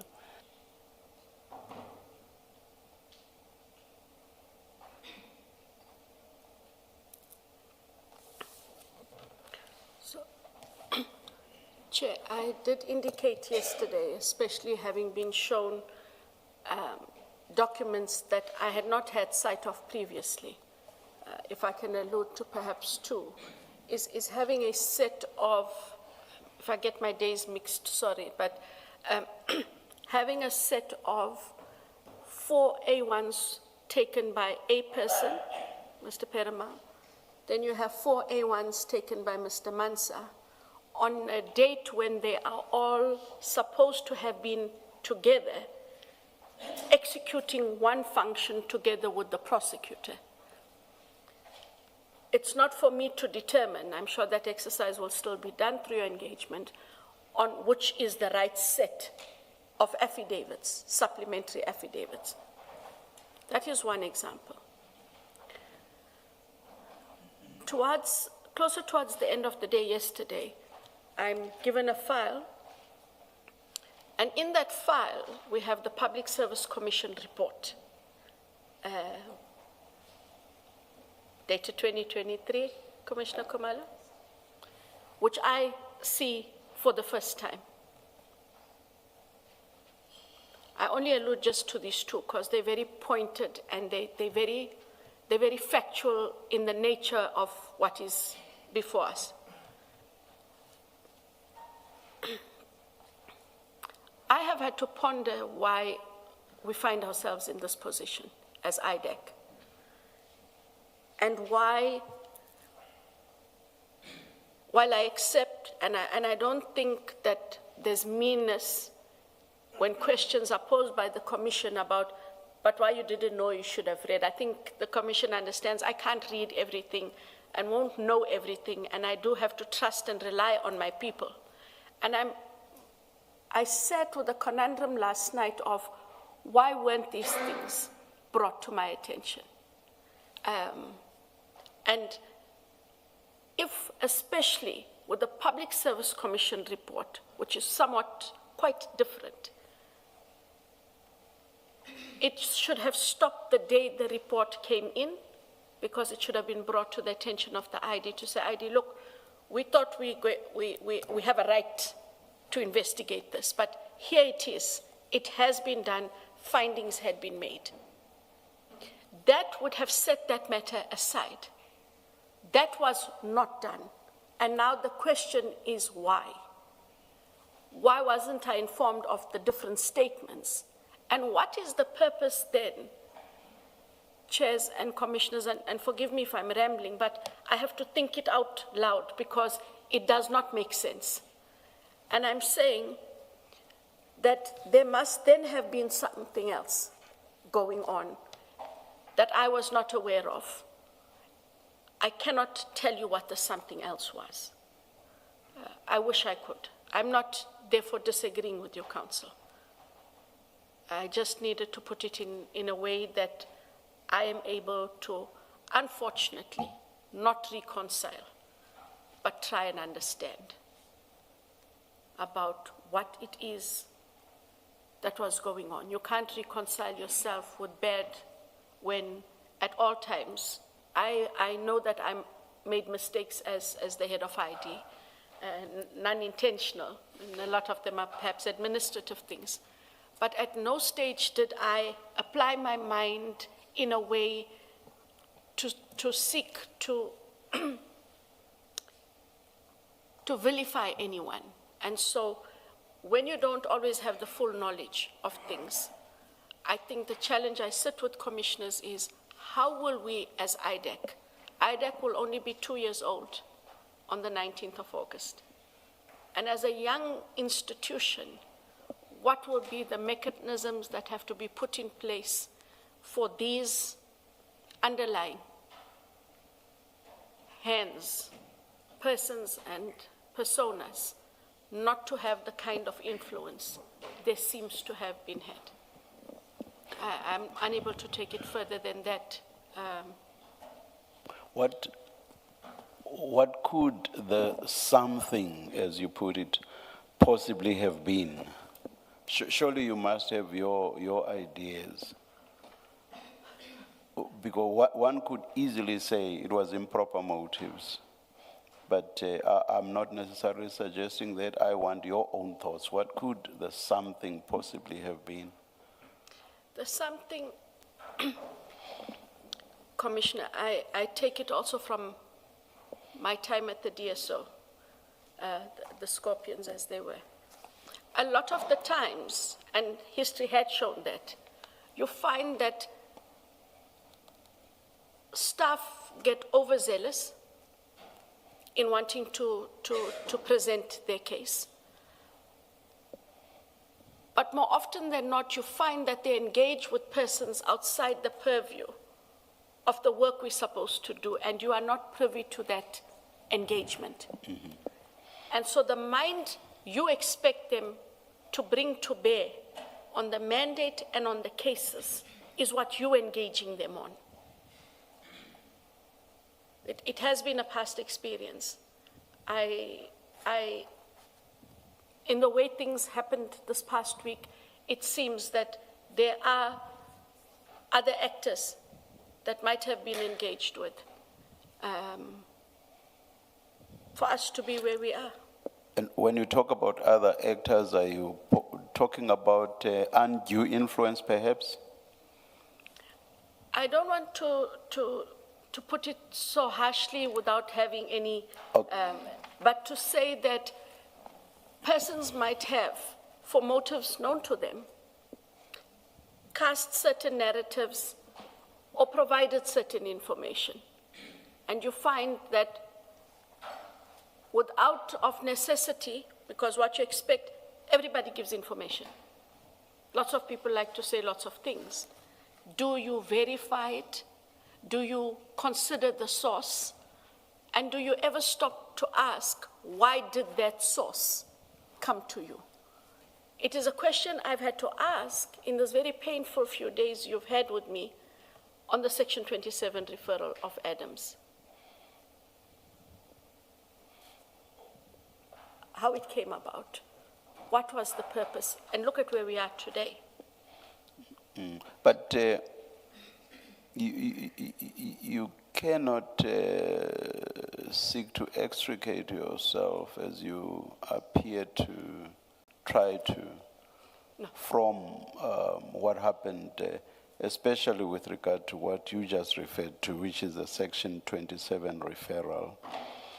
That was there for you to see, and right from the first day, we took you through that document, and you agreed when I suggested to you that it had open quote, nothing, close quote. You accepted that when I so suggested to Correct. you.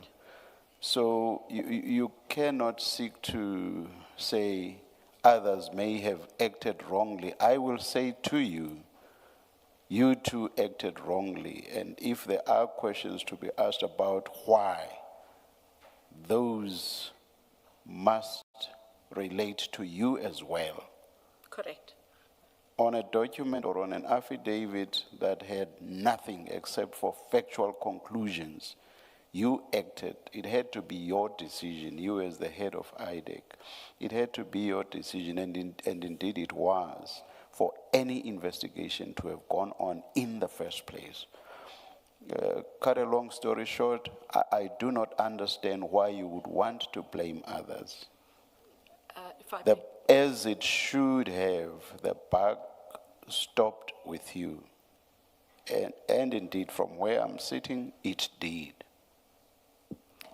And that is why, as I was carrying on with the Adams matter, that brought starkly home, from start to finish, Yes. the responsibility across the board. Yeah. In the first two instances, there are different instances that I used, as I hadn't been aware of them. But I sit here today knowing that I have to take responsibility Yes. for all the actions that flowed, intentionally or unintentionally.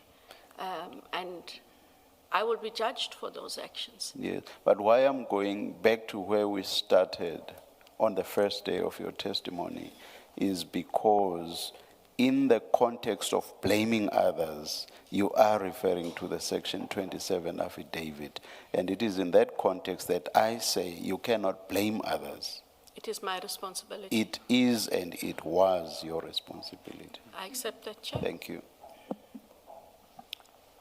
Thank you, Chair. Thank you. Advocate Johnson. As I indicated, I would like to move to a different topic. I have a few small topics to cover with you quickly, and I hope we can wrap that up in an hour.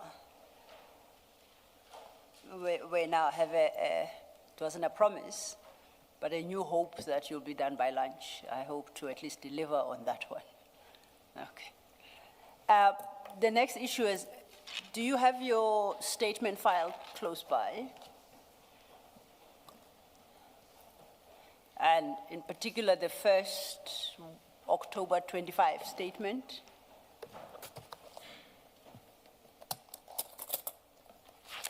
And at page 10, paragraph 30, you indicate once the investigation was concluded, this is the investigation following Mr. Adams's Section 27 referral. Once that investigation was concluded, you say you were briefed by the team that had conducted the investigations on behalf of IDAC. IDAC then applied for warrants of arrest against the accused. I then prepared a prosecution memorandum and submitted same to the Director of Prosecutions together with a draft charge sheet and a request for the enrollment of the matter. Now that prosecution note, memorandum you prepared is in file 8, page 3256. If you could lay your hands on file 8.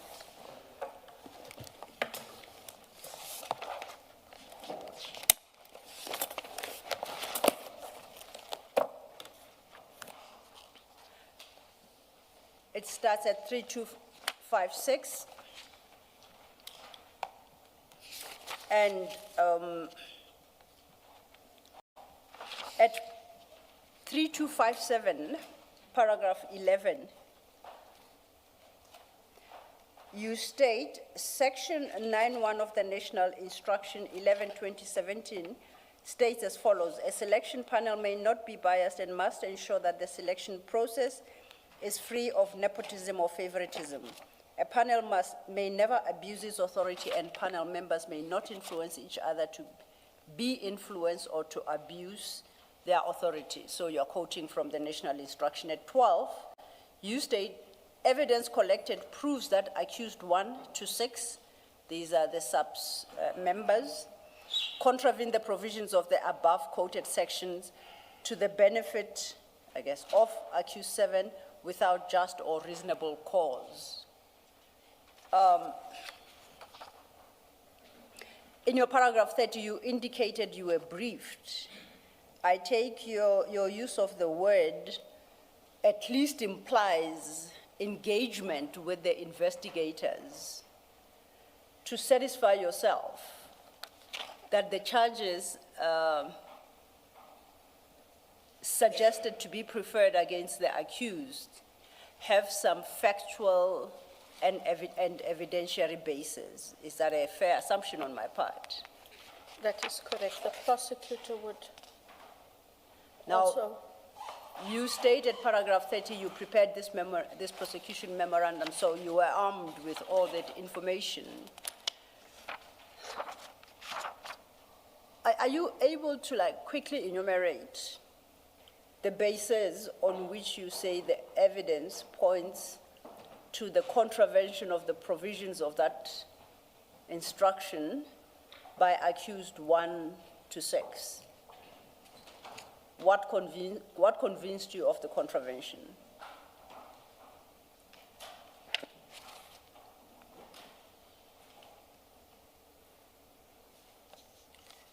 And at least, if we take the wording of section 9 quoted, must show nepotism, it must show favoritism.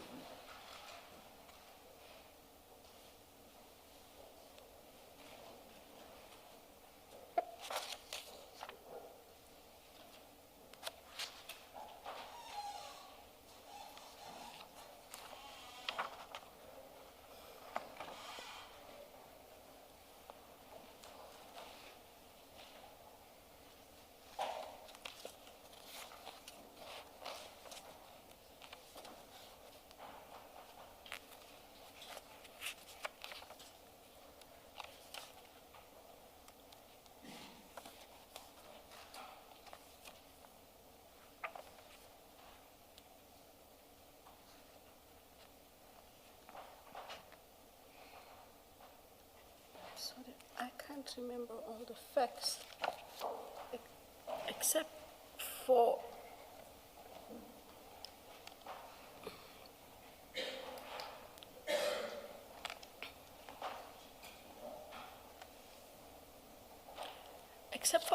what comes to mind, and I'm sorry if it's short.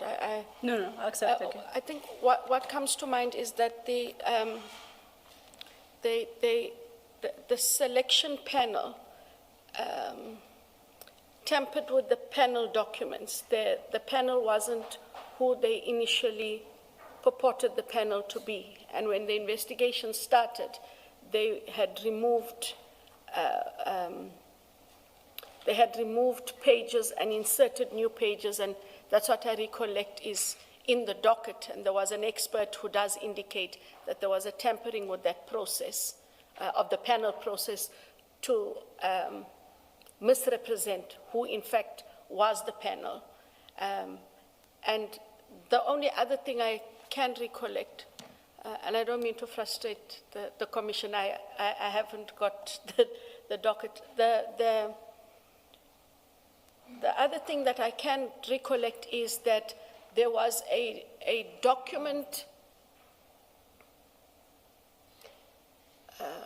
created allegedly by one of the accused to give the impression that the process had been approved, but the person who should have authored that document was unaware that this document had been created and authored. It therefore gave credibility to the process and to the panel, which would not have happened had this not happened. And I think finally the only other thing I do remember is that there was fraud or a fraudulent averment in the CV, which was deliberately not picked up so that a candidate could go through. But, sorry, Commissioner, that's the only ones that I can recall from my briefing with the prosecutors on that point. I'm happy with that, and in fairness to you, I'm asking you to recall off the top of your head, so I'll accept what you say. The panel, you say that the panel was changed. That's your understanding? That's my understanding. And that apparently there's a document expert report that would show how pages were removed for a list of changed names to then be inserted. Panel. Yes, but I haven't read that report. But I'm aware that there is such a report. Okay, I don't know if you are able to follow Colonel Padiachi's testimony, because insofar as the panel is concerned, we are not aware of such a claim. The only complaint would appear as reflected in an affidavit, in a statement provided by General Khan, that the only issue was that the panel did not include General Khan. But there was no suggestion otherwise of a manipulation of the panel. Are you aware of that testimony, that the complaint was that General Khan was excluded from that panel? No, I'm talking about something completely different. Okay. That there was when they are, the way it was explained, when they are done with the documents, they have a way of stapling the documents so that no one can tamper with the documents. I think it's a police process for security reasons, and it was found that the documents, in the way they were bound, it was tampered with for an insertion of a different page, and the expert is able to say that the documents were tampered with and something else was inserted. How that is all legitimated, I'm unable to explain. Now, But that was different from what, what's his name? Mr. Padiachi. I'm not talking about that. I'm talking about something completely different. Okay, and now this, and that insertion of this page Is that what reflects the manipulation with the panel, Yes. as you understand? Okay. The investigator and the docket does not suggest anything of the sort. I haven't come across it. I don't think anyone has in this commission. If the docket provided us is to be believed and accepted, but nonetheless, I'll leave it there. You proceed then at 3257, no, at 3258 to speak of the urgency. So if one has regard to 3257, pages 3257, 3258, would it be safe to assume that the charges against these accused would technically be for or revolve around the breach of Section 9 of the National Instruction and would involve nepotism and favoritism? Correct. The charge sheet is attached to your memo. It starts at 3260. What I find in the charge sheet are significant, I think in respect of each charge, is extensive invocation, reference to an invocation of the provisions of the Prevention and Combating of Corrupt Activities Act 12 of 2004. Now, I'm trying to marry the content of your memorandum, which complains in large part of nepotism and favoritism, and trying to understand how that lends us into PRECA, because the charges they face are predominantly PRECA-related. In circumstances where their charges based on PRECA, including gratification and I think commission of crimes in the future, don't find reflection in the original memo. How do I reconcile the two?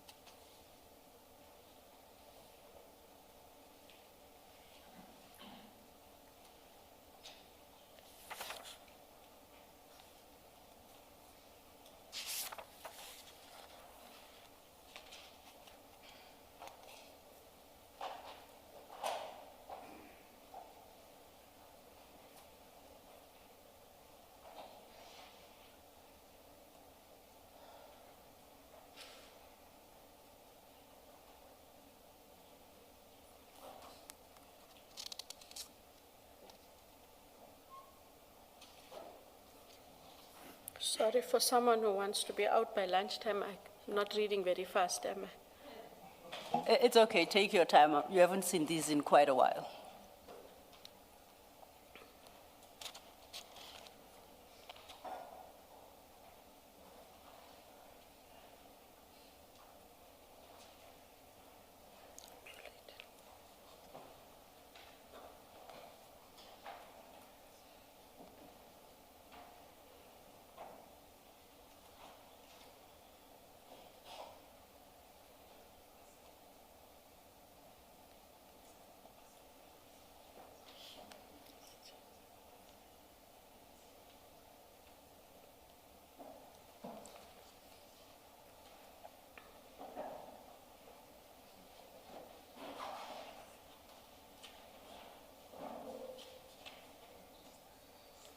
So for some of them, I see them on page 15. Please reference the red number at the top. This one. You said page 15. I think you are looking at the typed page of that, whatever document. No, it's got a black number. Okay, the 3,000 and something top number. Are you in file 8? So yeah, Or are you working off your own copy? I'm working on the charge sheet.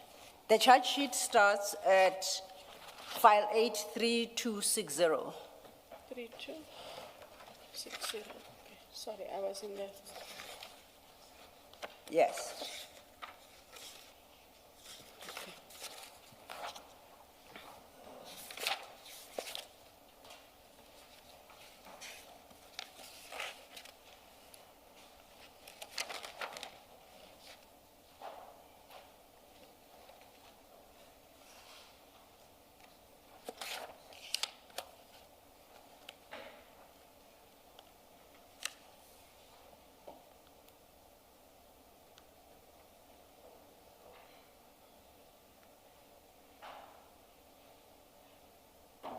So the ones that I find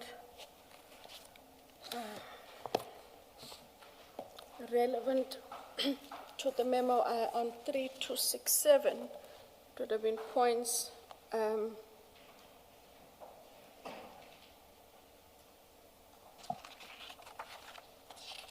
3267. points 12 point 12.12, 12.13, Okay. 12.14. We agreed about 12.15. I'm not going there.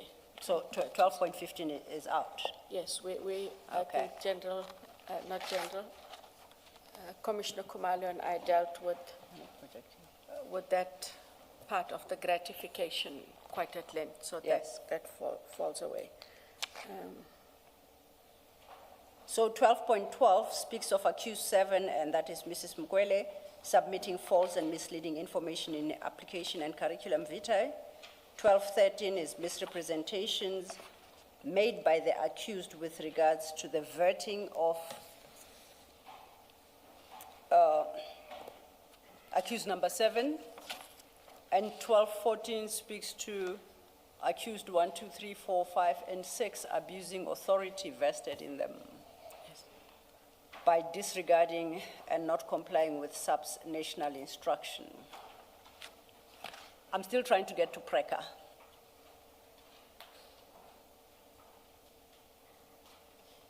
And based on the content of your own memorandum, because that memorandum, you recall, you submitted to the DPP. So at the time of the memorandum, Yes. we had worked on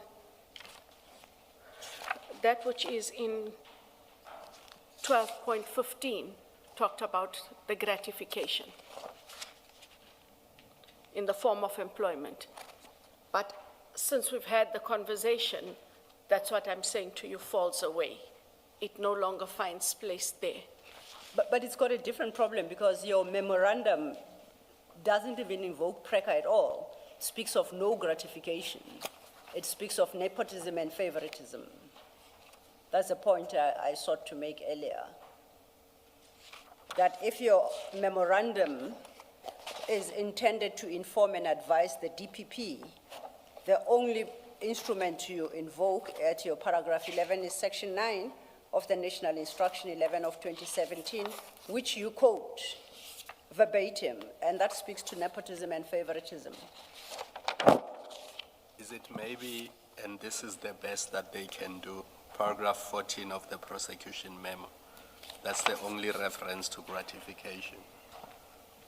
Yeah, that is quite correct. You see what Commissioner Khumalo helps you with, reference to 14, that's your gratification. Now, you say after engagement with the commission, you have accepted that the gratification can't stand. Now, cause of my difficulty is that the charge sheet is with you as you prepare this memorandum. And in fact, in the memorandum, you say the draft charge sheet is attached. And yet, I seem to pick up a disjunction between your memo and the eventual charge sheet. I thought maybe I'm misreading the memorandum and you might be able to help.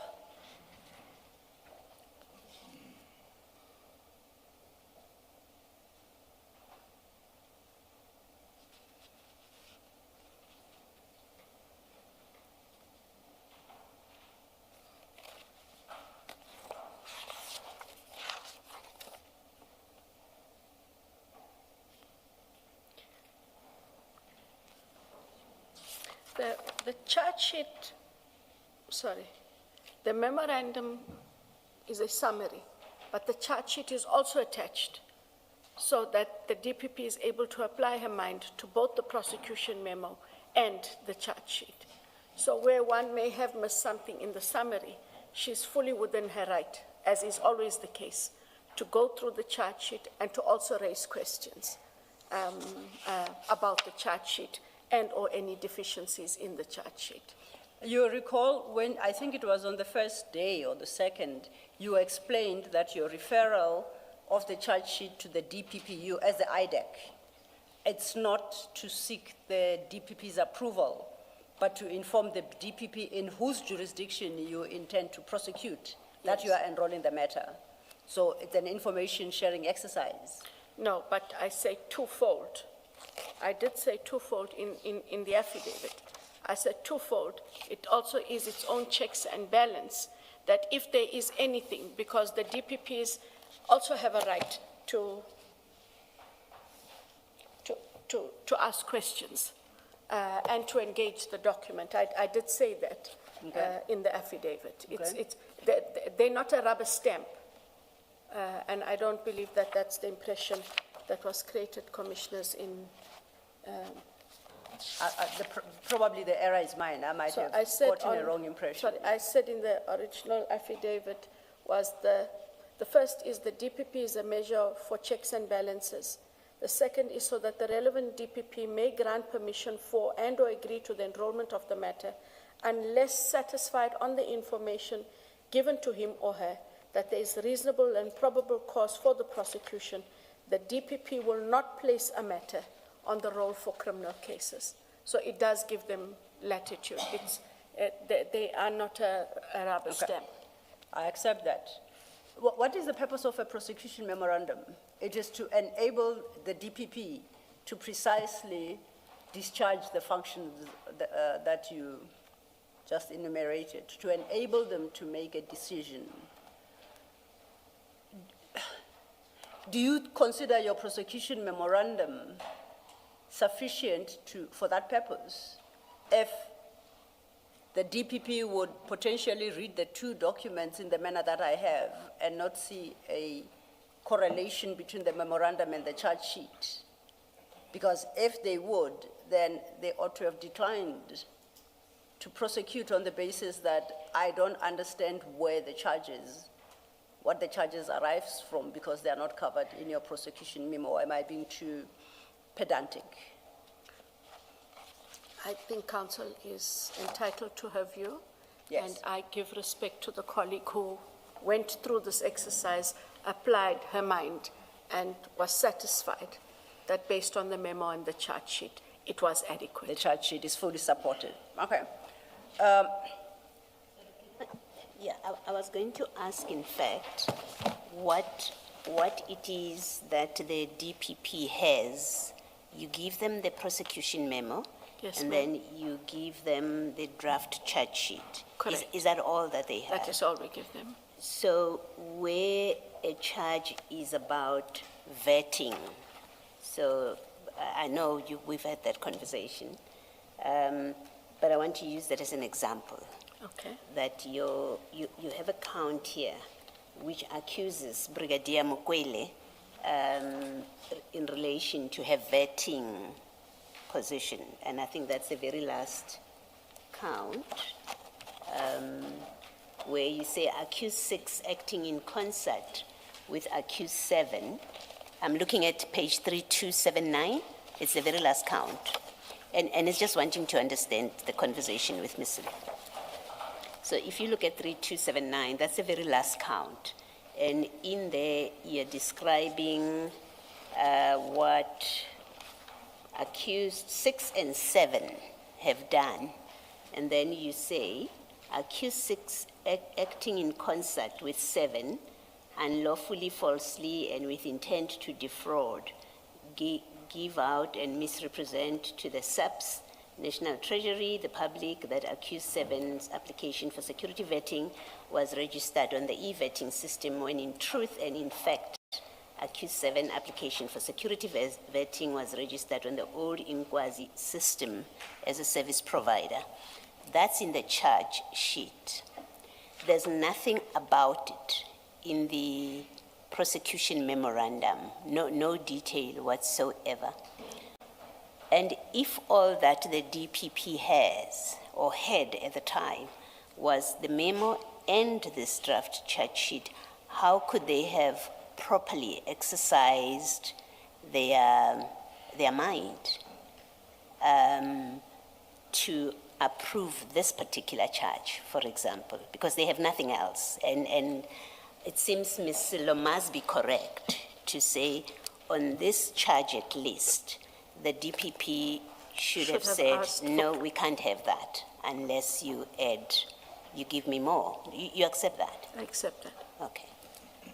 So at least on this, I mean, I'm not talking about the others.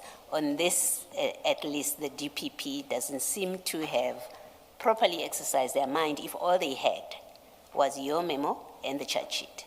Correct. Okay, thank you. It's the same with saying, You wanted to say something? Sorry, Commissioner Kumar. What I wanted to say is,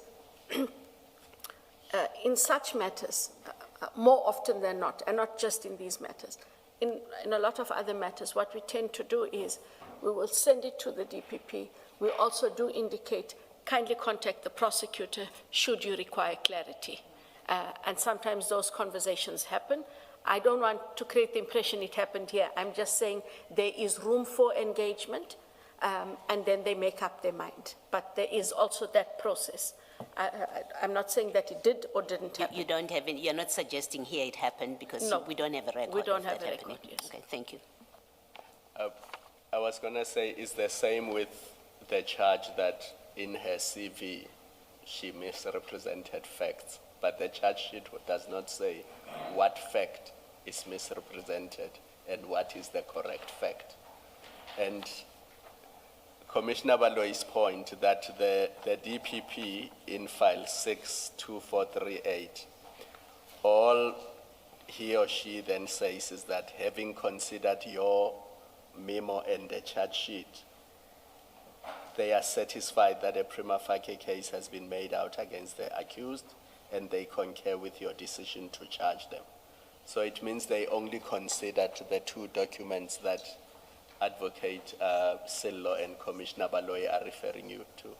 And it's the following day. I mean, there wasn't even a week to consider and come back to you and say, where is this, where is that? What is Inkwazi, what is e-vetting?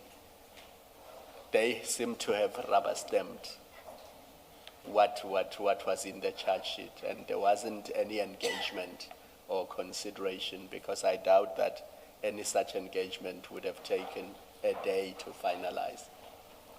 I accept that, Chair. Thank you, Commissioners. Now,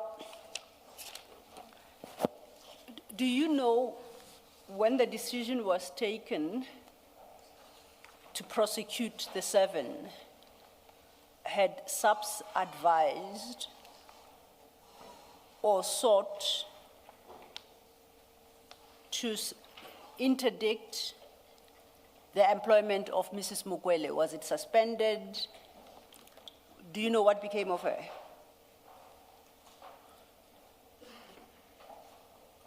No, You're not aware? no.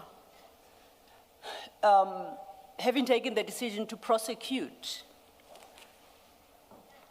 did IDAC at least make a formal request to the National Commissioner to say we are proceeding with this prosecution, and we have the applicant herself as accused 7, and we hold the position that her appointment is unlawful, and either suspend her start date until the criminal case is disposed of? Anything, just to get her not to be in office, because you're suggesting that the appointment is tainted. Did IDAC take any such a step?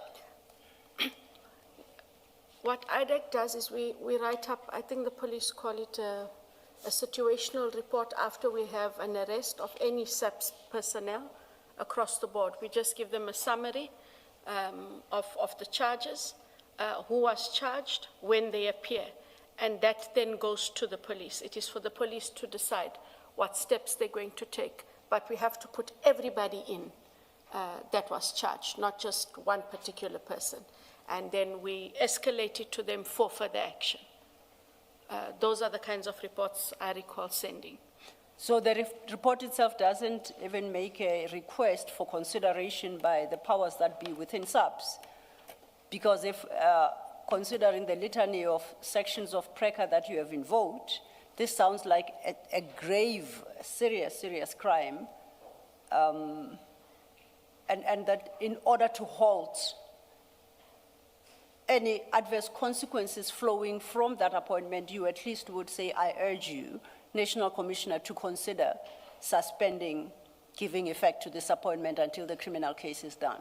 You didn't, it doesn't go that far. Not for a specific individual. When it is sent on the understanding that the police will take whatever action, almost invariably disciplinary action, and they will decide against whom that action is taken.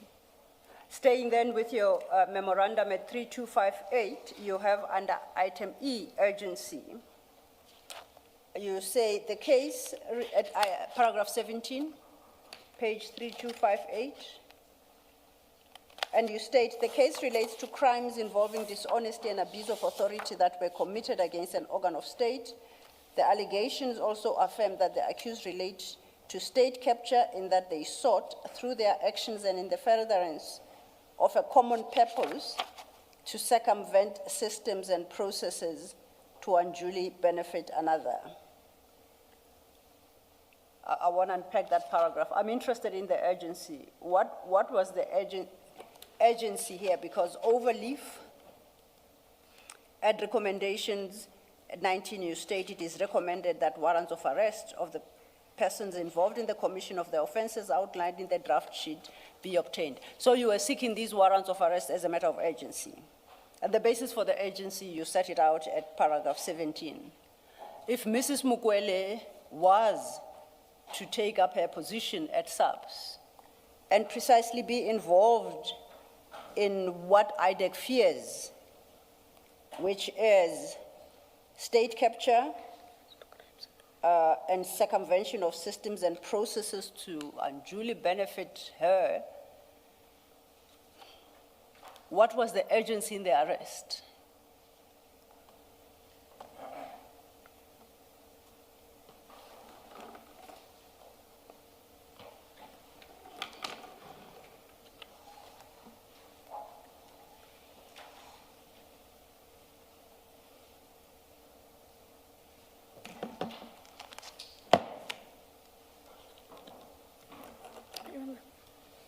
I don't know why it's got urgency there, because when you read the content, the content doesn't make anything,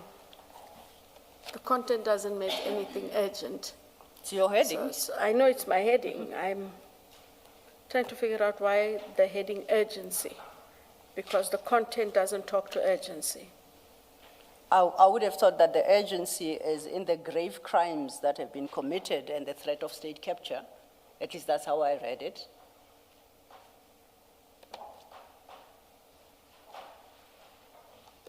And if I'm correct in my reading, then the question is, how then do you allow that to take place by not at least stopping her assumption of office?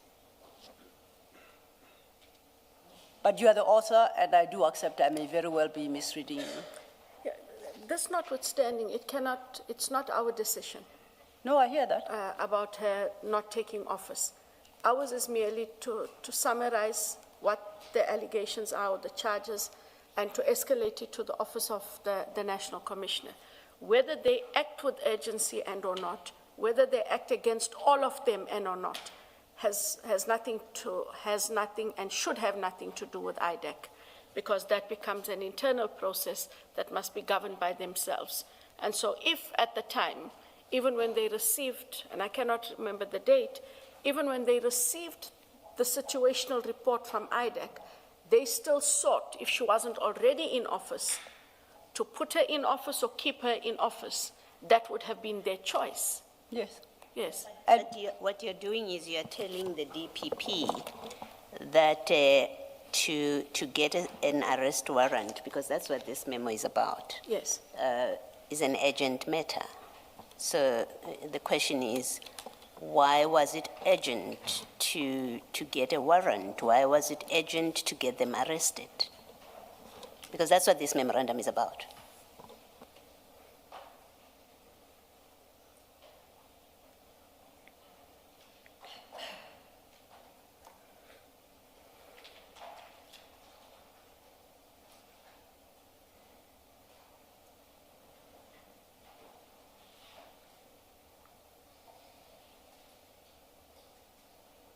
I think for me, Commissioner Baloy, what does stand out in terms of memory is that it related to the abuse of authority that was committed against an organ of state, and that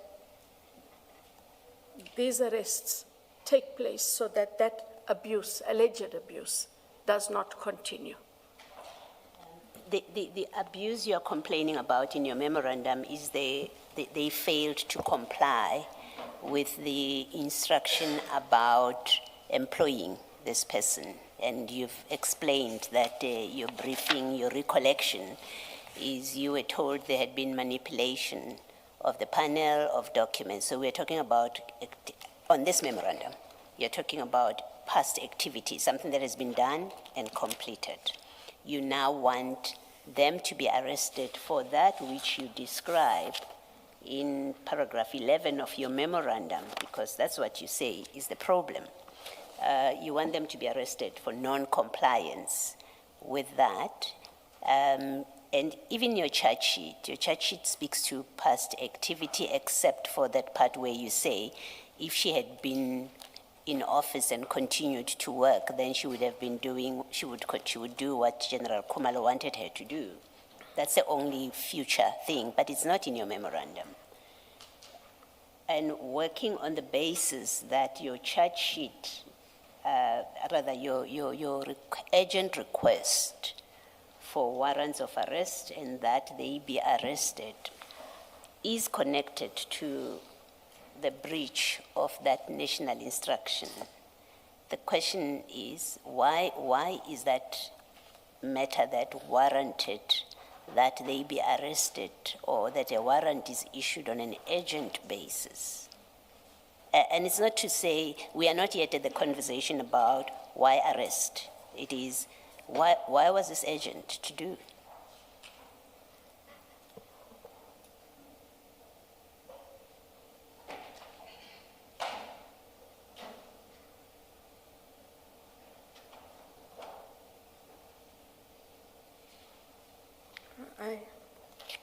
I just have that, Commissioner Baloy. All right. I think I'm going to ask you a question about the arrest itself, but I just want to propose to you that this again, without in the absence of an explanation, it has appearances about it that the idea was to get them out of office, because once they're arrested, I mean, standard practice is when people are arrested and are presented before a court, they can never continue with their work. I think it's exceptional cases where people have been arrested and allowed to come back to work. But it seems this was the design, yet again. Arrest them, present them to court, then they won't be at work. That's my impression of what happened here. Do you want to comment before I ask you a question?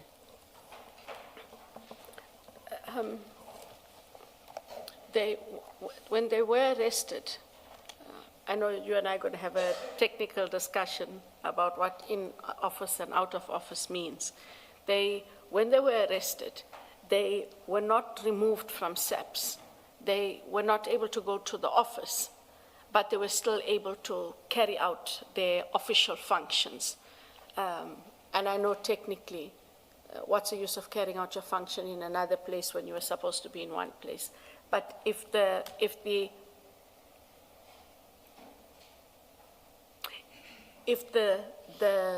motive was to remove them, then the ask would have been in that letter to the National Commissioner, when you're setting out the situational facts, they pose a risk and must be suspended immediately. And that was not done.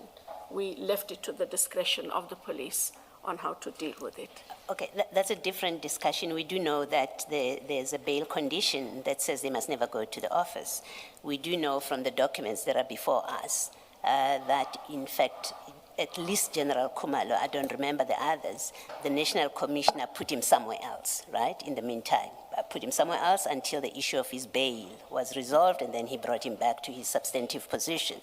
So there was an effect that came out of the fact of their arrest. There was a consequence to it. But my question, coming back to my question, why was it necessary to have them arrested? You could have summoned them, as you did with the National Commissioner, to come to court, as you've done in other cases. And I ask you this question because in the ad hoc committee, this topic came up, and you said that there was no risk of them fleeing and not presenting themselves to court. Why did you sign authority that they should be arrested? So on a point of correction, I don't sign authority No, for them. I misspoke. Okay, sorry. Why do you sign a request? Why do you make a request? Because that's the sole purpose, in fact, of this memorandum under the heading recommendation. It is recommended that warrants for arrest of the persons involved in the commission of the offenses outlined in the draft charge sheet be obtained. So you are asking for warrants of arrest, and we know it's history now. We know Yes. You got that request. They were arrested. My question is, why, if you go to ad hoc committee and you say there was no need, there was never any risk that they would run off, and Colonel Pariachi accepted that they could have presented, you knew where they worked, you knew their addresses, why do you make that kind of request that they should be arrested?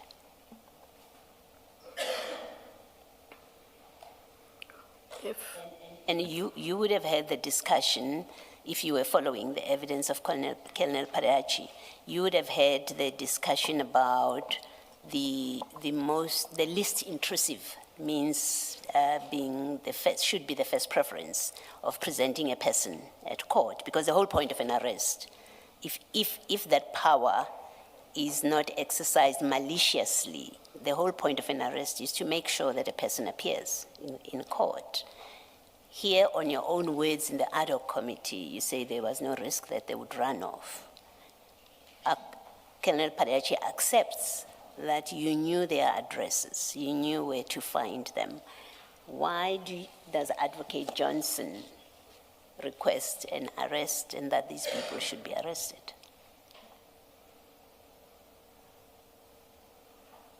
I know that at the time, even though it was not immediately in that time, that we had a lot of debates, and there were criticisms where we invited persons to hand themselves over. And we were seen to be selective when we asked people to hand themselves over. When we got the warrants of arrest, it was a method to secure their attendance. However, the manner in which their attendance was secured was we didn't go and arrest them where they were. I'm just explaining, I'm not saying that it makes it any better. The investigators called the different suspects, asked where they were, asked if they would hand themselves over, how much time they needed, told them where to come. And the actual execution of the arrest only took place then at the police station, and that was the means of then securing their attendance. But the process before that sought to be collegial and to ensure that they'll get to us as they get to us within the time frames they give us, that they should indicate what they need, that they contact their lawyers, etc. It wasn't, the process didn't seek to embarrass anyone.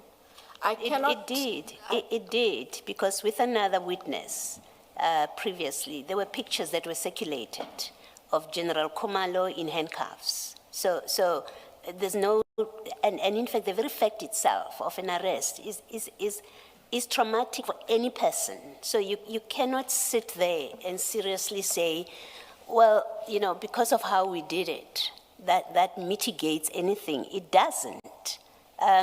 If you accept that as a matter of law and fact, there was no compelling reason to arrest these people, to bring them to court. If you accept that, then you must accept that it was a misuse of the power and discretion to arrest, because its sole purpose is to bring a person to court. And if you have other ways of bringing them to court, that must be the default. And that is a default that is not only about respecting human rights, but you know, we live in a society where you cannot infringe, you cannot breach the law, infringe human rights, take the most intrusive action and then say, well, at that time we were subject to criticism in other cases that we are selective. Then that's an admission that you used that process of bringing a person to court for a purpose other than what the law permits and prescribed it should be used for. So you in fact concede in your long explanation that that power was used for a purpose that had nothing to do with ensuring that these people do come to court. What do you say to that? I hear Commissioner Baloy's explanation, and I'm saying that is the route we followed.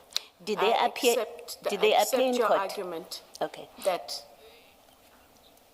it was not, there are less intrusive means. Yes, that and that should and have that, been used. Yes, and that it was an abuse of that process that's available to you. I'm not taking it further than that. You accept that? I accept it. Did they appear in court on the same day? Do you remember offhand? I can't remember offhand. I'll have to check. All right, but most importantly, it is you accept that in these circumstances, an arrest was not necessary. They could have been summoned to appear in court whenever you eventually presented them to court, and there would have been no harm to the state, to the state's case. I accept it. You accept that. Thank you. Thank you, Commissioner. On that score, then let's go. You recall you effected corrections and amendments to your original October 25 statement. And in that statement, you deal with the arrest of General Khumalo. We now have deleted the entire paragraph 14, and in fact 15, and replaced it with what you set out in your third statement at paragraphs 10.1 and 10.2. Your third statement, page 3.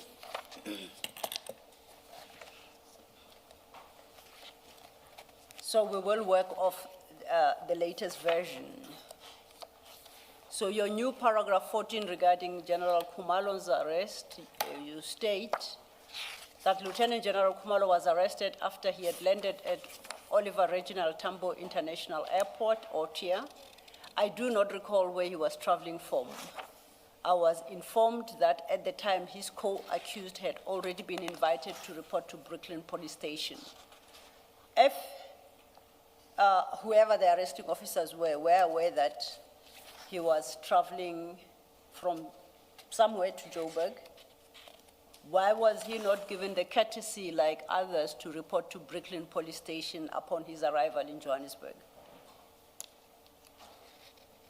Why did it become necessary to go to set up a welcome party, a welcome delegation for him. Because you stated, you knew paragraph 15 then, the investigators went to Otia to inform General Kumalo that there was a warrant of his arrest and for him to hand himself over. But that doesn't make sense. They didn't go there to inform him so that he can walk himself to Brooklyn Police Station. They actually went there to arrest him.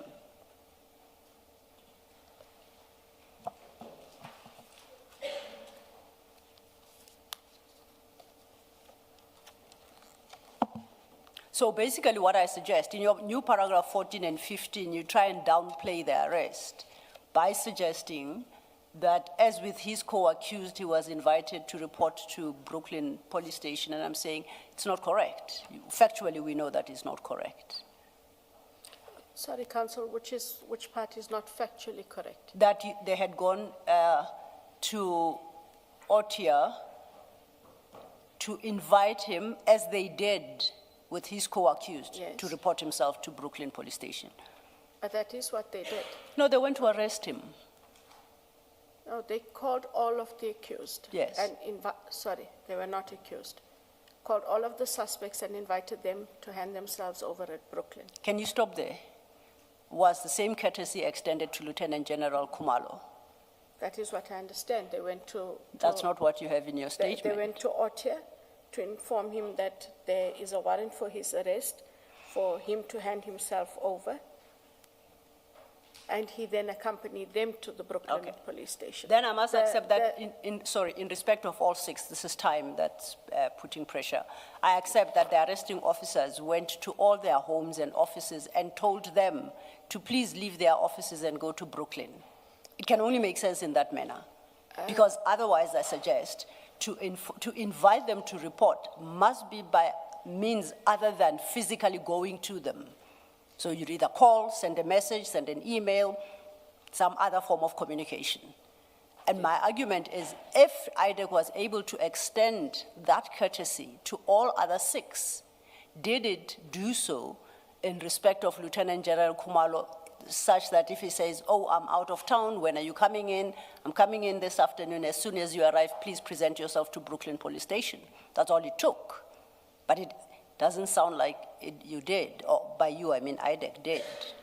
The investigators would be best able to answer only because they had that direct engagement with him and had the direct engagement with the rest of the accused. But you have offered in your statement how they came to appear at Brooklyn Because Police Station. I needed to account, and this Yes. is the account that I was given. And so too must you accept that the purpose of going to Otia upon his arrival was not to inform him.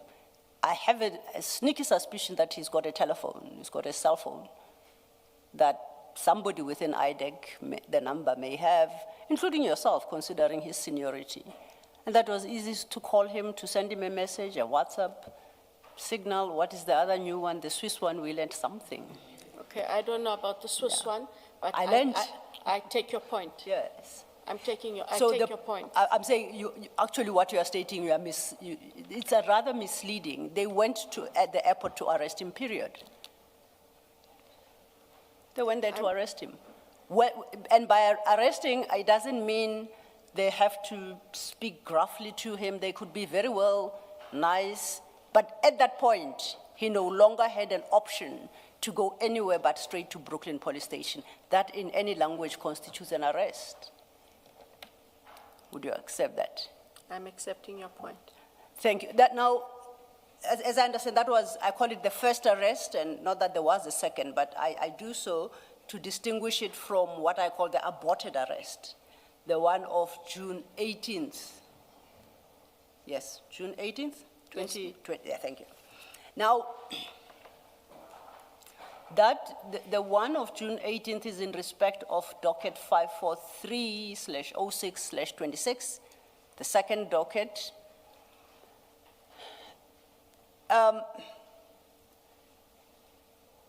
Now, it was not that arrest or application for those warrants. They were not in any manner prompted by the arrest of Mr. Fadiel Adams by the PKTT. No, there is no connection between the two. No? Okay. Did you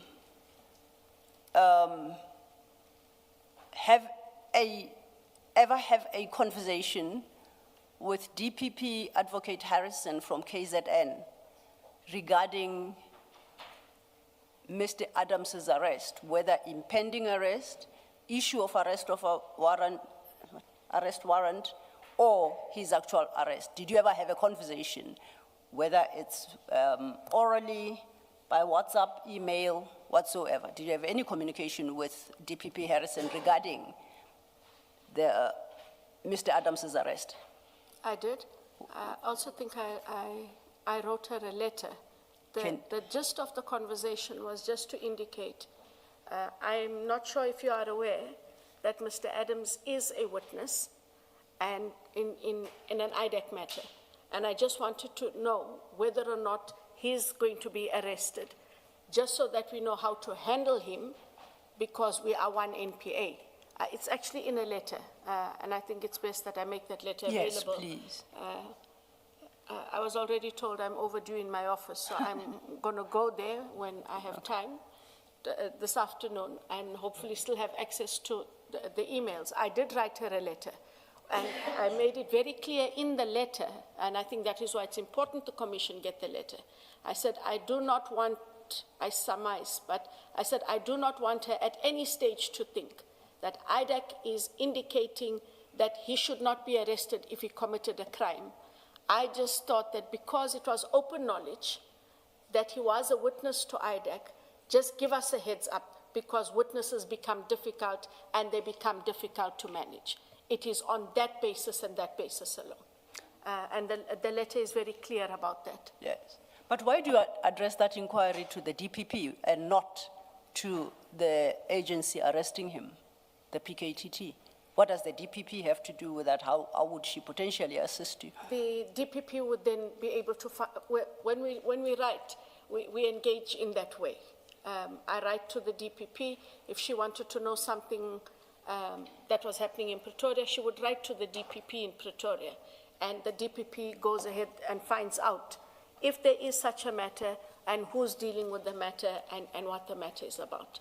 And the DPP was able to find out and indicated not the details, but that they were looking at a matter, there was a criminal matter, and we left it at that. We did not engage again. And after that, we did see the arrest as it happened. I still don't understand how she would assist you, because at that time, if she would have been involved in any manner, might have been by authorizing the issue of the J50s. So as I think of things, that's the only issue you would have been talking to her about. But to find out why this person is arrested, you are directing the query to a wrong person. It should be to the agency that arrested him, which is the PKTT. Are you sure you are not engaging here to find out who authorized those J50s? No. Okay. She didn't indicate that there were any J50s at the time either. There was nothing to engage about the J50s. Council. Okay. Because I'm still at a loss as to why you could potentially call the DPP following an arrest of a suspect in a matter that is not on your table. It wasn't following the arrest. Oh, regarding, I agree. Regarding the arrest, whether it was before, during, or after. I don't see it. I correct myself, I take your correction. So because we've had challenges in other matters where an agency arrests a witness. The DPP did not arrest him. No, an agency arrests a witness in another matter, and that matter becomes prejudiced because the witness now no longer wants to testify in a matter where they had been a witness for quite some time and want to know from you, the team for whom they are going to be testifying, why didn't I know I was going to be arrested? We don't know all their cases. What it is it becomes a bit difficult to manage the relationship. And so within the NPA, we have undertaken to at least inform one another, not dictate, is to just indicate the person you arrested is my witness, and that is it. And that is where we've taken it, and that is where we leave it. Okay. It's not the first matter. I guess my challenge is I don't see how a conversation with the DPP would go where you say to the DPP, the person you arrested, because the DPP didn't arrest that person. So how that conversation even starts to land where you suggest it did, I can't wrap my mind around, but you know, I'll catch up. It's exhaustion perhaps. Okay. We have reached our crisis point, which is that it's 13:02. And I can hear the chair whispering there. He says, Johnson, you can go home, girl. Did you hear me whisper back to him, no, Chair, she can't as yet? No, and Commissioner Baloy says, no, you don't get to do that, Chair. All wishful.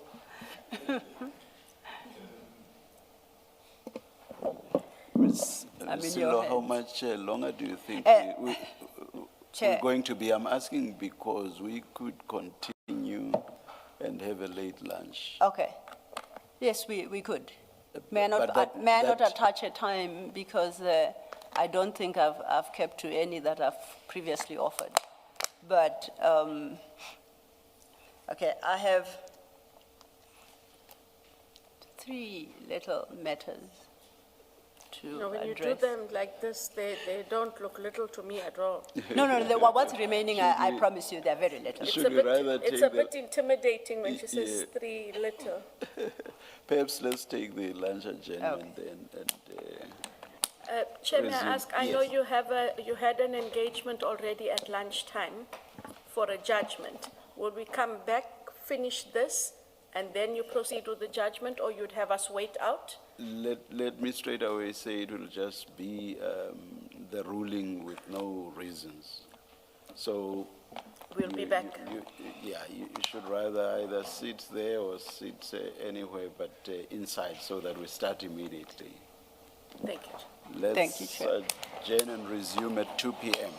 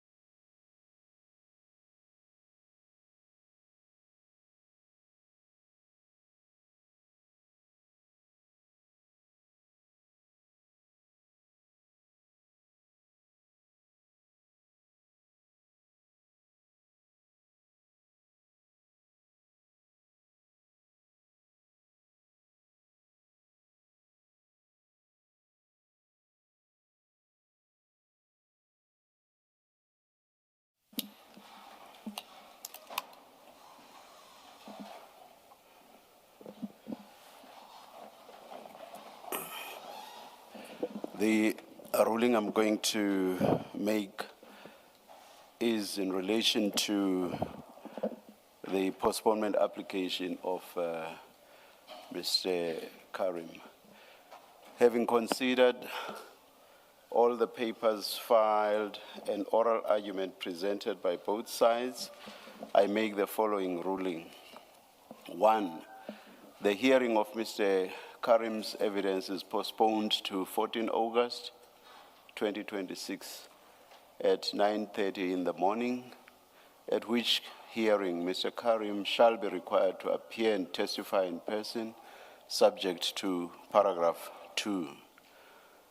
2, Mr. Karim will be excused from appearing on 14 August 2026 only if, 2.1, he has voluntarily subjected himself to an independent evaluation by a medical specialist agreed by no later than Monday, 3 August 2026, between his representatives and the Commission's evidence leaders. And 2.2, such independent medical professional has provided a medical report to the Commission by no later than 12 August 2026, confirming Mr. Karim's inability to testify on 14 August 2026. 3, failing the agreement envisaged in 2.1, the independent evaluation and report envisaged in paragraph 2.2 shall be performed by an independent medical professional nominated by the chairperson of the Association of Medical Professionals, in the field of medicine in which Mr. Karim's current doctor practices. 4, the reasons for the ruling will be issued at a later stage. I hand down the ruling.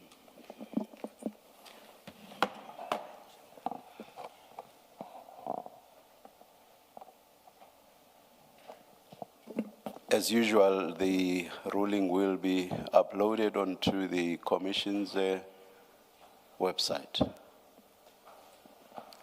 Thank you.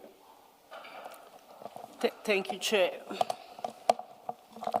Advocate Johnson, you recall before we broke for lunch, you indicated that there was a preliminary internal audit report that had been availed. I confirm a document has been availed to the Commission. Commissioners, you have run out of space in file 9, so it's a little file marked Exhibit File 9, capital A. It should have been put on your desk. Yeah. Advocate Johnson, you have it before you? I do, ma'am. It's marked for record purposes CJC 399 and starts at 3818. I've just received this and I just quickly scanned it. You recall that you you indicated that it was received at the same time as the General Matlo Section 27. That is what she informed That's me. what you are informed. And I looked through this, so if we could just flip, and the purpose really was to see the extent to which that Section 27 even implicates General Masomula. Looking at it, I see that it gives a background to the bid itself, and at page 3823, it is signed 29 April 2025, at the bottom there. And if we go beyond that, it seems to have an annexure and addresses at 3824, accountability, responsibility, and distribution. It kicks off with a detailed analysis of the bidding process, and it gives all those details, the bid evaluation, and at 3838, it then makes certain observations regarding red flags and or evidence of fronting in the bid of Medicare 2420. sets out the basis for concluding there were red flags, then addresses at 3839 the various companies registered to Mr. Matlala, at 3840 registered to Mr. Van Wyk, as well as other 12 companies registered to Mr. James George Murray. Then at 3841, it makes general findings at paragraph 3.4. And they are set out there, but the interesting thing is that the conclusion 3.7, it concludes the bid adjudication committee did not exercise due care in considering an evaluation report from the bid evaluation committee. Then it draws conclusions at 4. At 5, recommendations 5.1.2, the recommendation is that the bid should be terminated. The accounting officer should seek legal counsel on how to proceed with termination. The termination of the bid is consistent with section 23.1C of the general condition of contract, which states that the purchaser, without prejudice to any other remedy for breach of contract, by written notice of default sent to the supplier, may terminate. Overleaf at 3843, it states evidence 5.1.3, evidence of procurement irregularities were observed in the bid. Therefore, the bid is currently being subjected to a forensic investigation with a view of pursuing a criminal investigation against the supplier. So, and that seems to be the conclusion. So we know this says the preliminary report is available on the 25th of April, 2025. And in terms of... Sorry, Ms. Where do we see the 25th? Me? Where do we see the 25th? Oh, date? that is at... It's on the second page, Commissioner Baloy, I think it's, yeah. Second page of the report. It's 3823. It's also there. Oh, It's signed and dated. yes, thank you. Yes, by the acting Chief Audit Executive T.E. Mukwana and by Chief Risk Officer Major General Matlou. In fact, it's the 29th of April. 29th of April, 2025. And we know from General Matlou's Section 27 referral that by the 15th of May, General Masemola had terminated that contract. So 2 weeks later. 2 weeks after this report, General Masemola had terminated the contract. I get it, Chair. And remember, as Advocate Sillo said, 5.1.2 said he must seek legal counsel on how to proceed. So one must assume that in those 2 weeks, he sought legal counsel. That is correct. Thank you, Commissioner. So, and I know I read it very carefully. Where I land is, insofar as General Masemola is concerned, it doesn't cure the shortcomings in the Section 27 affidavit as submitted by General Matlou, because it is absolutely silent on either irregular conduct, unlawful conduct, criminality attributable to General Masemola. Is that your... And I know perhaps you only had an hour as well to go through it. Is that your interpretation as well? From the From the preliminary document list. itself, yes. Then I think that then settles the matter. And it goes back to the concession you refused to give me, and you say it's dependent on the contents of this document. You've seen the document now. Are you going to agree with me? You said it would be irresponsible, I think, to agree with me without having had sight of the preliminary, the interim audit report you have now had sight of.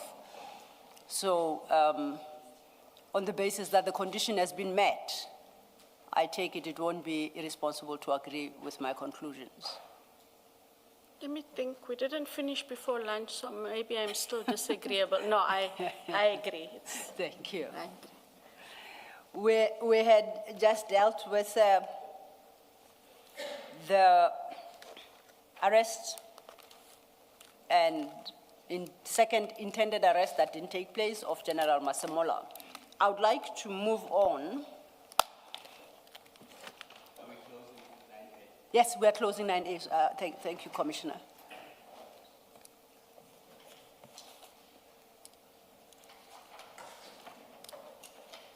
Chair and Commissioners are suggesting that I move on from the issue of the arrest of General Masemola and the intended arrest for June 18th, 2026, which was not executed. Sorry, it's Kumalo and Madondo. What did I say? I said Masemola. Masemola. I'm getting everything wrong today, ain't I? My apologies. There was never an intended arrest for General Masemola, General Kumalo, and General Madondo.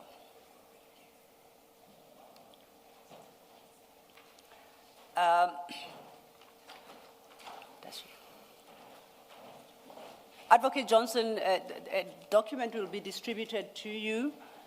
Don't mind it for the moment. We'll refer to it when the time comes, and we'll have a discussion on it. I then want to move, are you aware that after the arrest, yes you are, after the arrest, the accused applied for bail in the magistrate court, and they were granted bail. You are aware of that? Which matter are we talking about? In the Mugwele matter. Correct. Yes. And if you turn to, I think it's, if you bear with me, file 7, page 381.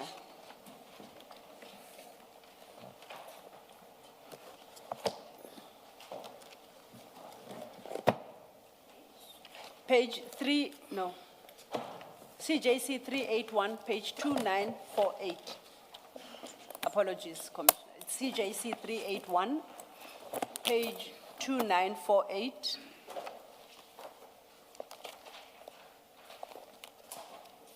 Those are the magistrate's notes taken during the bail hearing.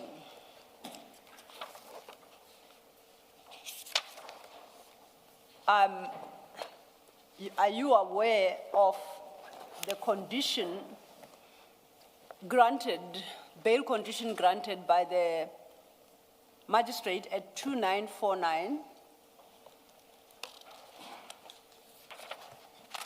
It's condition 3. That accused number 1, 3, 4, 5, 6, and 7 are prohibited from being at any premises of crime intelligence within the country, RSA, while the matter is pending. The fourth condition was Mr. Brian Padiachi will assist the accused with the collection of any matters or items of personal nature the accused may have at the premises, in the crime intelligence officers. I don't see everything there, but that's the gist of the fourth condition. May have left. Or may have left, thank you, Chair. May have left at the premises of any crime intelligence office. Now, you were asked about this condition at the ad hoc committee, you recall? I must have been. Let me see if my record keeping is what it ought to be.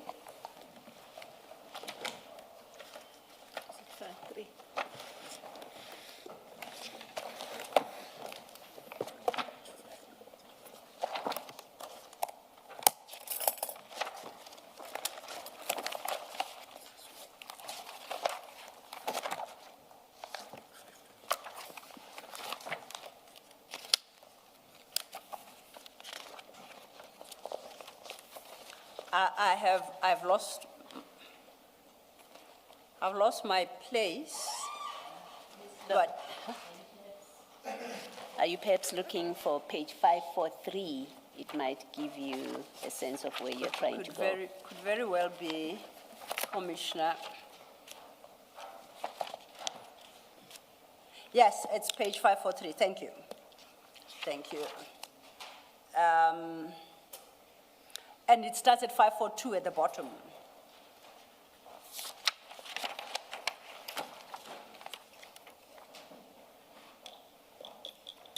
And at the bottom, Advocate Arendse, referencing some of the complaints by Lieutenant General Mkhwanazi at the press conference of the 6th of July, 2025, states, now he being referenced to General Mkhwanazi, makes reference to one of your investigators, Mr. Brian Padiache. Let me put to you two allegations made by Lieutenant General Mkhwanazi made in his affidavit.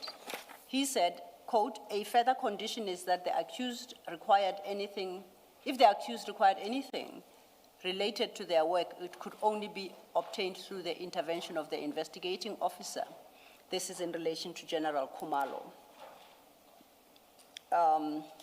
Then at the bottom of 342, it indicates that General Khumalo has applied for the bail conditions to be amended, but the hearing of this application to amend has been postponed on numerous occasions. Then you respond to this bail condition at page 543, and you state the assertion being that Mr. Padiache would be allowed to have access to criminal intelligence is incorrectly interpreted, mainly because we have witnesses at CI. Those witnesses had indicated that they had been intimidated and victimized. The condition for them not going to CI was to ensure that the witnesses were not intimidated. Mr. Padiache would not have been allowed to access any documents from CI. If after that one identified that there were documents from CI, we would have had to follow the process we had followed initially, which would have been to issue a Section 28 subpoena to the National Police Commissioner. No one would have been allowed to go to CI, engage any personnel, or take any documents. It is Mr. Padiache who, in fact, would call Lieutenant General Mkhwanazi to let him know that he's going to be in the province. There are a lot of points raised in your response. I will, for the moment, not deal with the issue of Lieutenant General Mkhwanazi and Mr. Padiache having to call him, because I don't understand what he's got to do with this particular bail condition. I'm interested in the point you make that it would be wholly wrong to have a condition that entitles Mr. Padiache to access to CI documents. That was your view, correct? Yes. Are you aware that when the Lieutenant General Khumalo, I think there were 3 of them who challenged this condition, that Colonel Padiache filed an affidavit in opposition of the amendment of that condition in circumstances where you, as his leader, knows that that condition would not make sense because Mr. Brian Padiache himself does not have any security clearance to access information that is within the CI offices. Correct. What's your comment to that? So, first of all, and that is why I said what I did at ad hoc. We have no right to enter those premises. And if, as per the bail condition number 3, that bail condition was way too wide because it talked about crime intelligence within the country. These were crime intelligence officials chair at head office. So, and the purpose for which I understood they were going to ask for that condition was merely based on the fact that there were witnesses still employed within crime intelligence and that these witnesses feared any of the accused coming back. That part made sense, but not bar them from every crime intelligence office in the country, and that the only role that Mr. Padiachi was to play was to accompany them. They would take what they needed to take for whatever reason they needed it. That is how I understood the condition was supposed to work. Well, I guess that might be because you had discussed it in the office. Are you aware that such a condition was not even sought by the prosecutor? Even a watered-down version, as you put it, that they be allowed to go into CI offices but accompanied by Mr. Padiachi. Even that was never sought. Sorry, Counsel, I don't follow. If the prosecutors didn't ask, who made this condition? Sorry, say that again? Sorry, I didn't follow. If No, you said I missed your last point. that Please if repeat. you say that the conditions were not sought by the prosecutors. Who sought, then how would these conditions be imposed? Because, and please, I don't mean to be condescending. Yeah. As a career prosecutor, we always stand up and we ask. We will suggest bail, whether we oppose bail, we'll agree to bail, and the court will ask, are there conditions?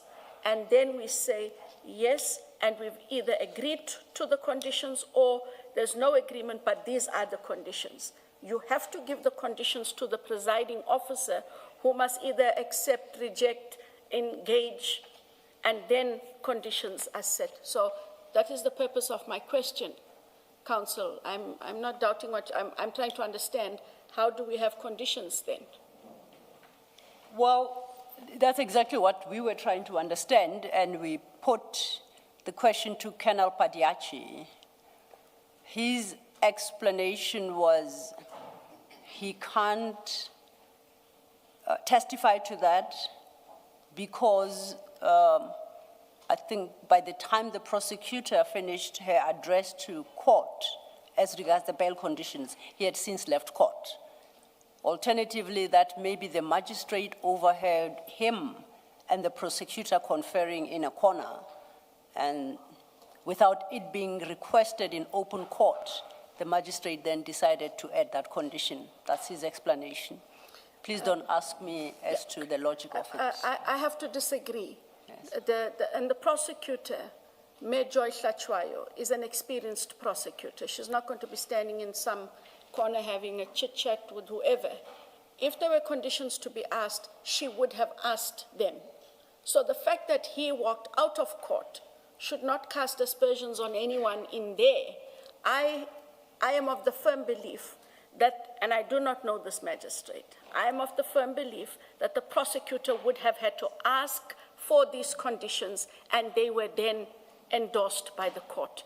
I do recall, Commissioner Baloy, that I think everyone was flustered after his testimony. I just don't have it. I will ask someone to get it. There was a video clip where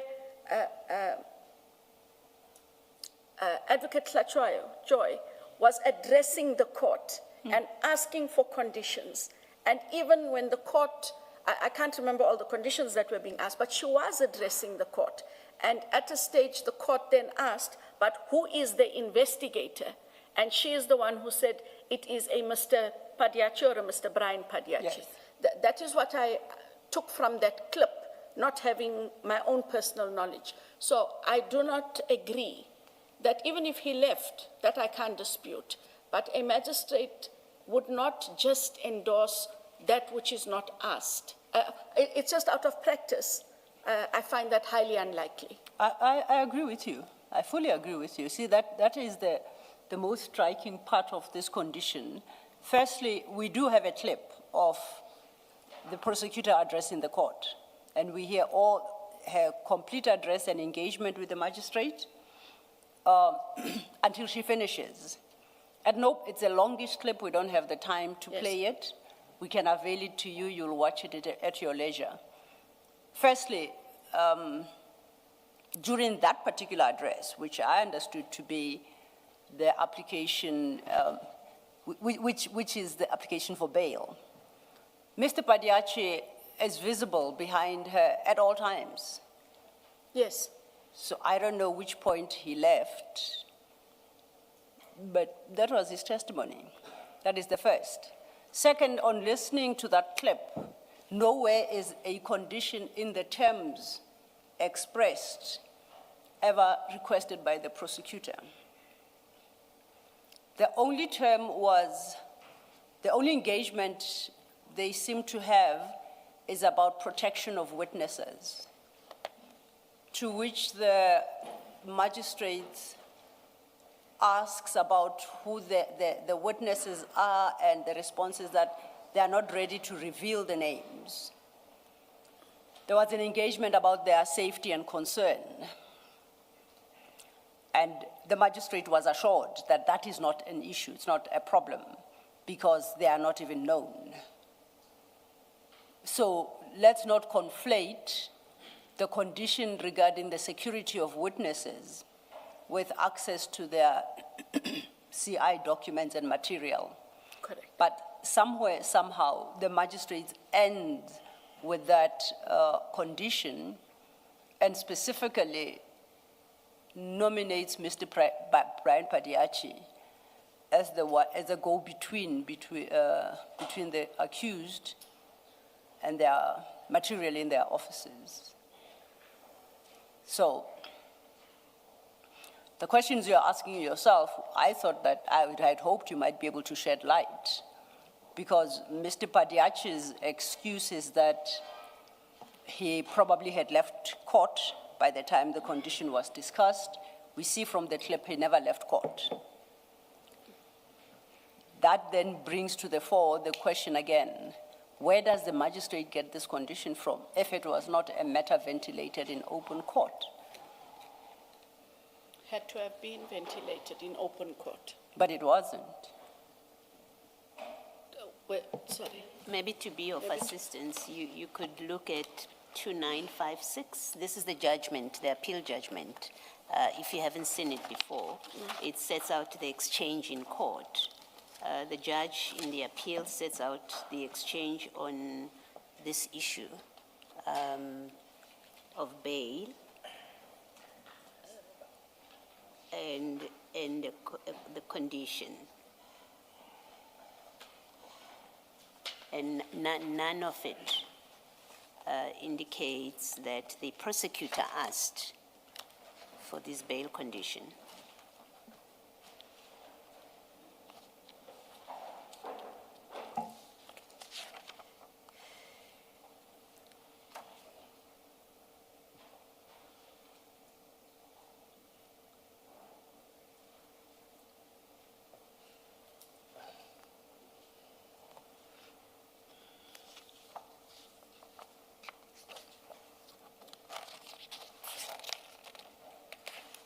If I may, Advocate Johnson, Sure. I think it might be helpful for you to jump to 2959, that is the judgment, under paragraph 19, where the judge, the High Court judge, then analyzes the appeal. Before you get there, 18.3, where both counsel agree that the court did not seek submissions from them about the condition it intended. I think that 18.3 wraps it up. I see that. And then the judge considers the appeal at 19.3, points out that the legal issue to determine in these proceedings, namely whether the magistrate erred in imposing the bail condition, must be assessed based on the material that was before him and the way he dealt with that information or evidence. And then from page 2960, he references applicable legal principles. And he concludes that at 2962, at paragraph 19.17, I'm unable to find any judicial basis on the evidence and submissions before the court are quo for the bail condition that was imposed. In exercising his judicial discretion, the magistrate did not confine his assessment to the facts presented before the court.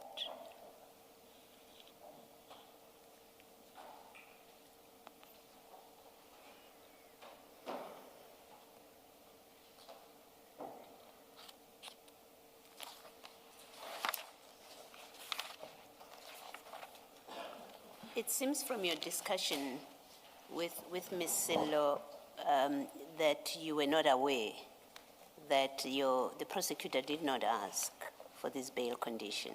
Am I correct? Yes. How does it work? You would have received a report back. No? Is that not how it works? Because this is a big case. So I think, and correct me if I'm wrong, I assume because it's not a run-of-the-mill case, because of the personalities involved in the organization that is involved, it's playing out in the media. So you would have been getting reports even after court. Firstly, I would have thought when they go to court, there's been an internal discussion about this is the position we take about bail. And The prosecutors and investigators would have, yes. You are not part of that No. discussion. But when they come back, you must get a report back about Correct. what happened. Does it mean that the prosecutor and the investigator did not disclose to you that they got the bonus of a condition that was not asked for? From my recollection, Commissioner Baloy, the condition that I recollect is that the accused, they raised the issue of the witnesses and that the witnesses being at head office and that there was a condition that the accused would not be allowed to go to head office and that should they want to go there, they would contact Mr. Padiachi. And that was it, because of the witnesses. Yeah. That was the feedback. You see, if they told you, both of them, if they told you that the names of witnesses were raised in court, that's false. Because in fact, the exchange between the magistrate and the prosecutor specifically says the accused do not know who the witnesses are. As the magistrate says, but how do you protect witnesses? And the prosecutor says, I have no concern about that because we have not disclosed their names and we are not going to disclose their names because these accused face other charges to which these witnesses are of assistance. So the names were never raised in court. And if that's the report that you got, it would be most disappointing that a prosecutor would give you that kind of report when in fact it did not happen in court. At the very least, it's disappointing. Had you known that this is a bail condition that was not asked for, what would you have done about it? Had Miss, I think you said it's Prosecutor Hlachwayo, I think Yes. that's the surname. Had she done what I think every officer of the court has a duty to do, is if things have happened that should not have happened, in fairness to the accused, as your code of conduct says, that prosecutors must be fair to accused people as well. If she had done what a prosecutor is required to do, or an officer of the court, which is come back to you and say, I didn't get the chance to correct the magistrate for whatever reason, but we got this bail condition and we didn't ask for it and I don't know what happened. Then they have to go back to court, Yes. recall the matter, Yes. and indicate afresh, which could have happened the very next day, Yes. what the conditions were that the state requested, Okay. and that there were in fact conditions they did not request, and that the bail conditions be accordingly amended to reflect only what the state asked them Okay. for. And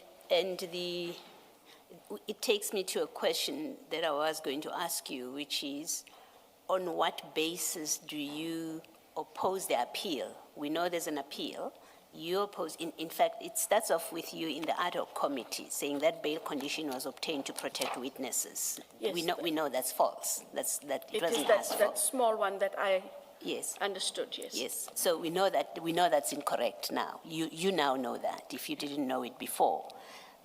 My question was going to be to you, you oppose the bail appeal on a condition that in fact was never asked for, and the magistrate and the prosecutor in fact must explain how they got there, how the magistrate got there and why the prosecutor did not correct it. And you oppose it. On what basis do you proceed to make the decision to oppose the appeal? And maybe let me ask you to be fair to you, had you known these facts that we've now put to you, that this condition, at best, the magistrate made it up for himself? It's a very amplified, sorry, I interrupted you. No, I'm saying, let me actually ask you a much more fair question. Had you known these facts now that I've just shared with you, for the appeal, what would have been your posture to the appeal? There wouldn't have to be an appeal. There would have been the exercise I earlier indicated. The prosecutors would have had to go back to the same magistrate at the lower court and indicate that there's an imposition of a condition not either in line with what we asked or not what we asked at all. And we hereby request that bail condition be amended, because bail conditions and bail always go back to the court of first instance. Yes. He was the court of first instance, and so it makes sense to go there. And that is why I say that in terms of my knowledge, it was a very limited, and that is why, as I read here, I didn't understand why they couldn't go to any crime intelligence office in the country. It was just that office where there were witnesses. Yes.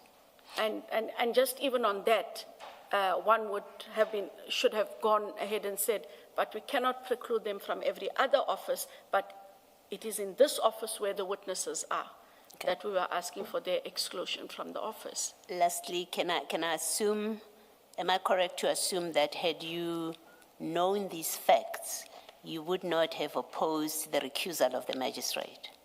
Correct. Okay, thank you. Thank you, commissioners.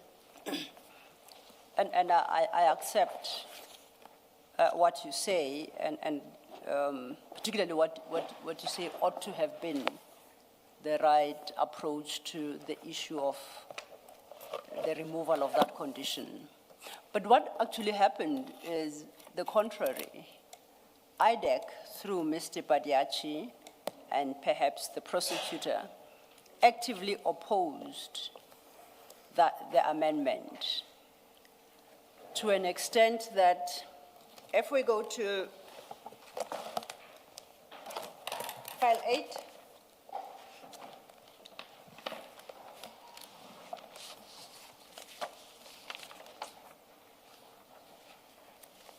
and at file 8, if we go to page 3028,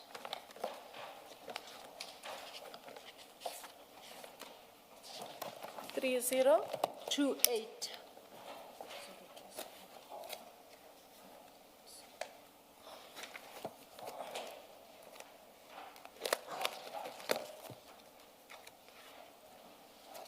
That should be an affidavit of Mr. Brian Badiachi.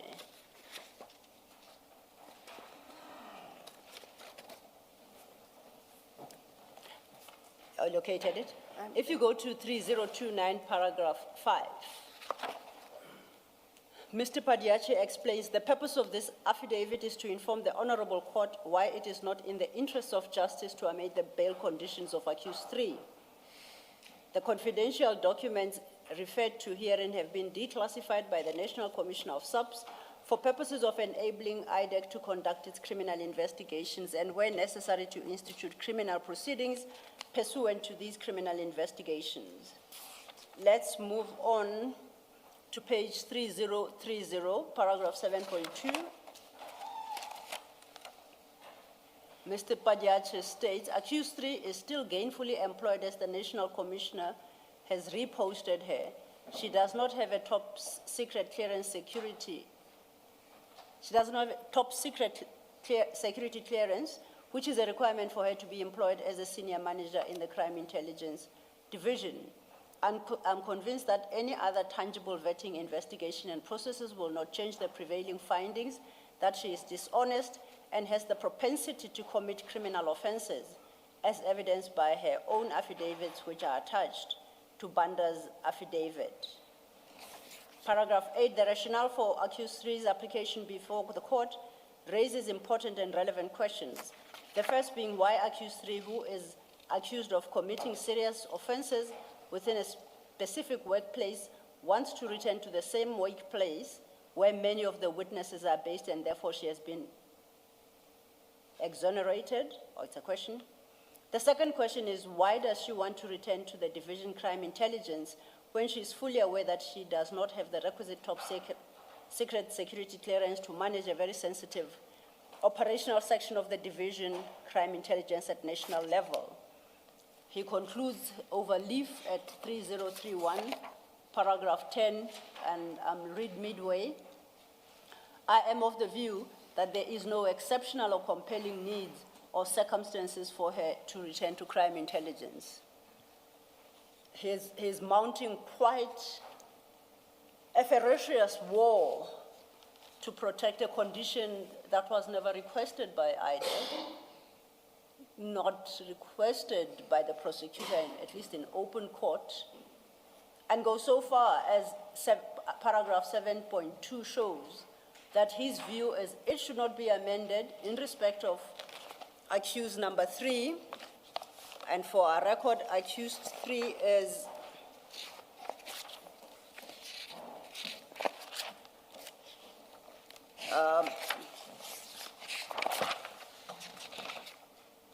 Mr. Josias Legalakala. That's accused 3, and says, no, I might be wrong, that is applicant 3. This is Madondo, and says, it's accused 3 in the charge sheet, that she has a propensity to commit criminal offenses. That's, okay. As if that was not enough, if you go to page 2985, same file. That is the affidavit of Charity Matlala Matlou. Yes, she is the Chief Risk Officer. You recall we came across her Section 27 affidavit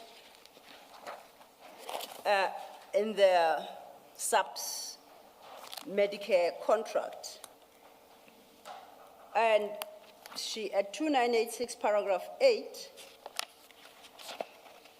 she speaks of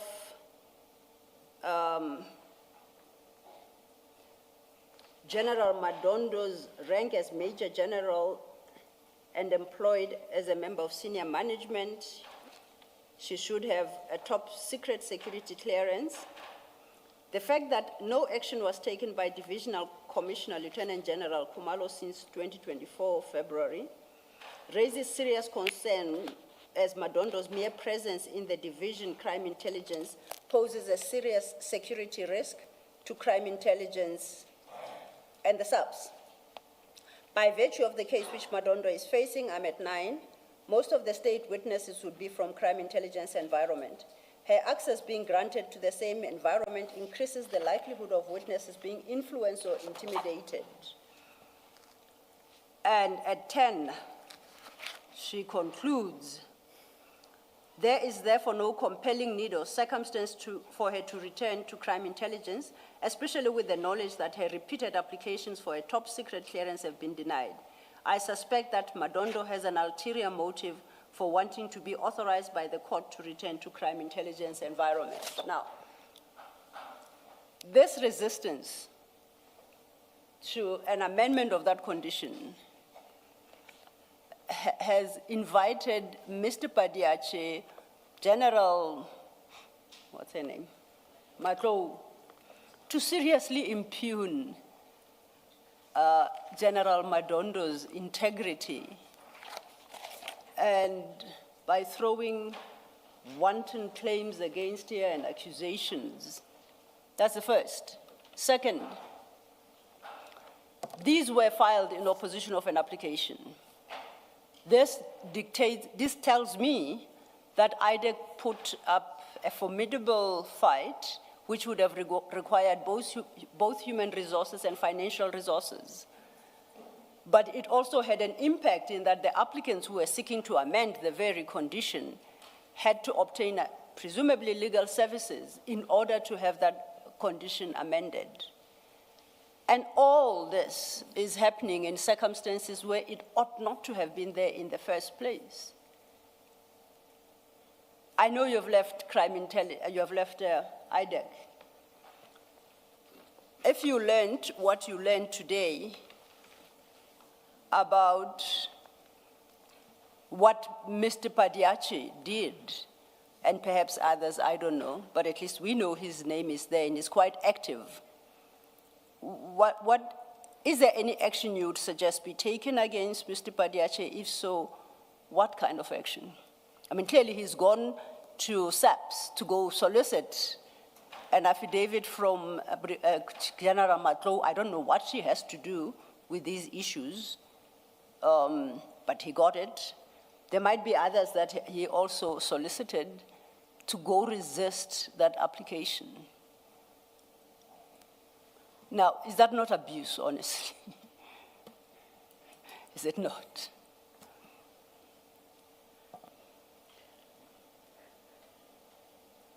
Out of my own personal experience, Chair, when we do decide to go to court after bail has, even the state when we want to bring in a bail appeal, we can only go, as I know the law, and maybe someone else changed the law in the meantime, we are only able to go ahead and appeal on the bail record.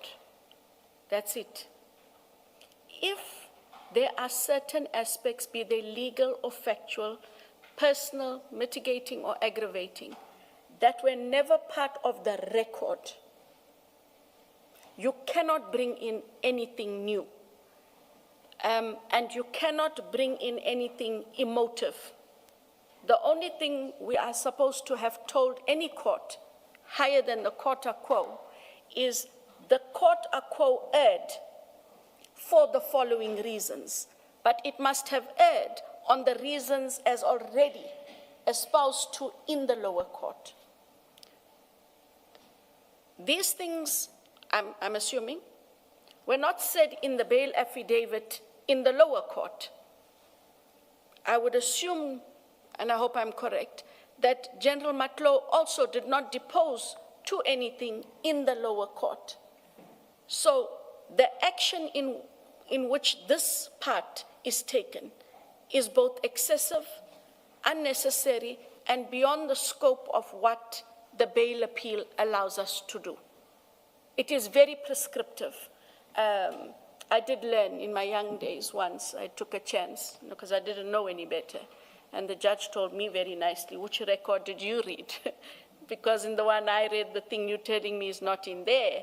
And you learn very quickly to confine yourselves, Chair. So, you used the word. A different point about it, for your comment, the affidavit of General Madondo, it doesn't seem to even speak to anything that would be relevant, even if it were permissible. I mean, she's not alleging facts. She says she works in crime intelligence. She has a propensity to be dishonest. She doesn't have security clearance. That has nothing to do with this appeal. Am I correct? Before you answer, a correction. I too hear errors. It's the affidavit of General Matlo, not Madondo. But it's about General Madondo. Yes, thank you. Thank you, Ms. Thank you.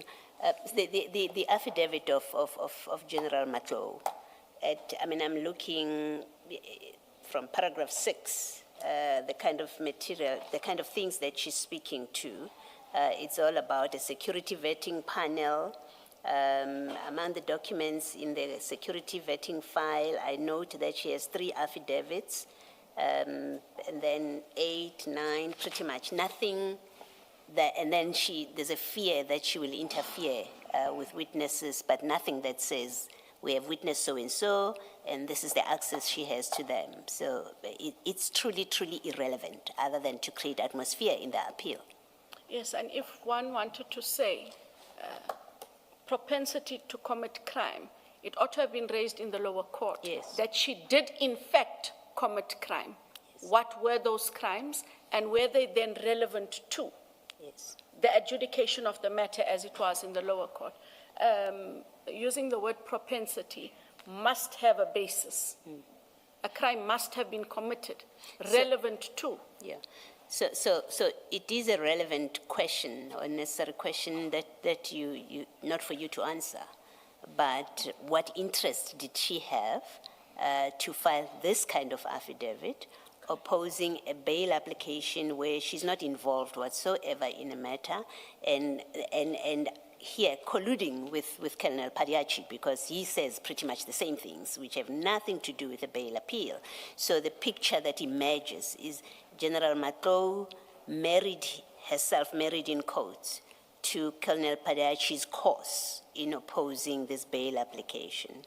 And whoever approved that Colonel Padiachi opposed this bail application. Do you accept that's a fair assessment? I do.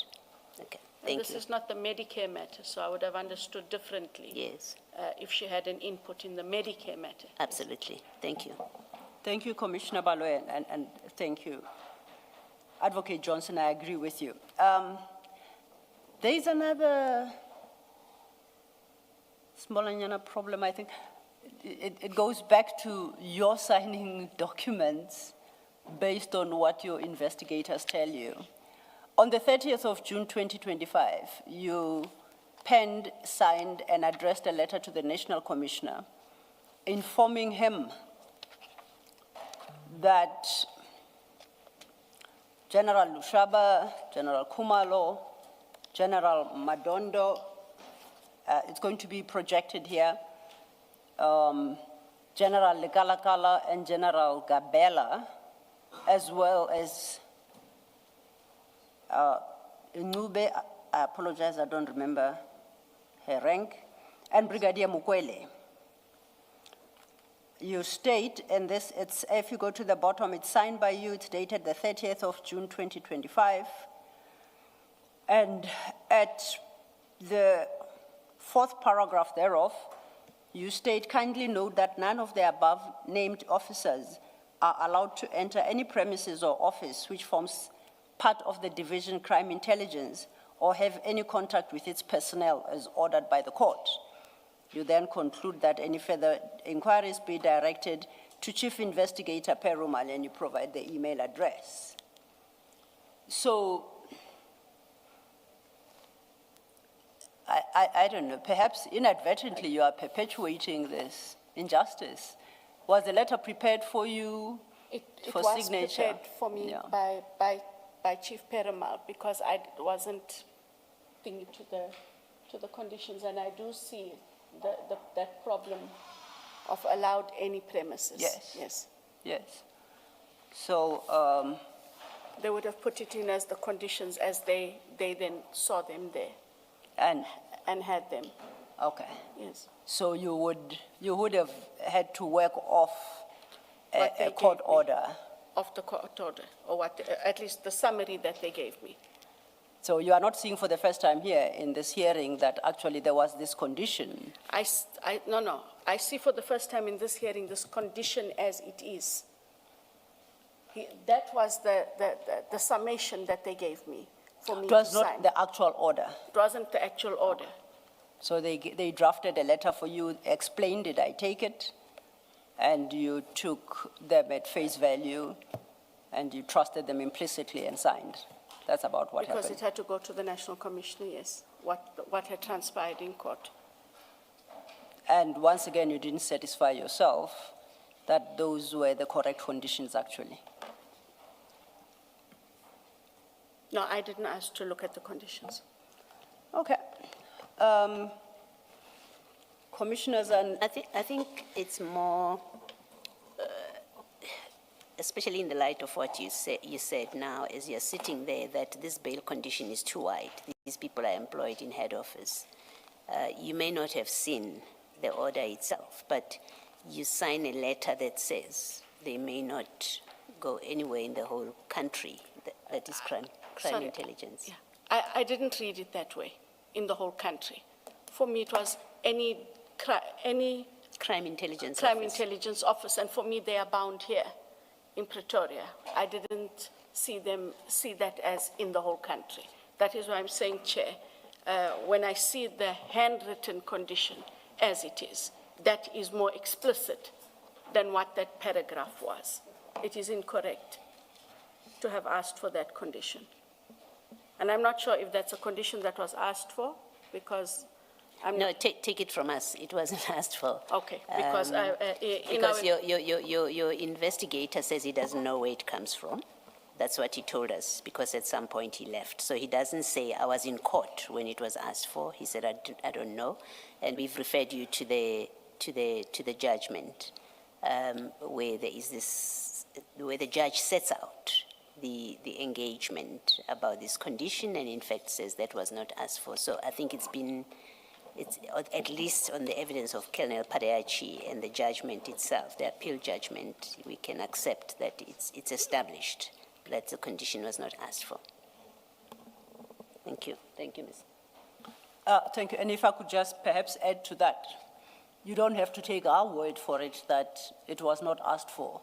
The judge in the High Court, that's precisely the basis of his overturning it, because it wasn't asked for and the judgment states as much.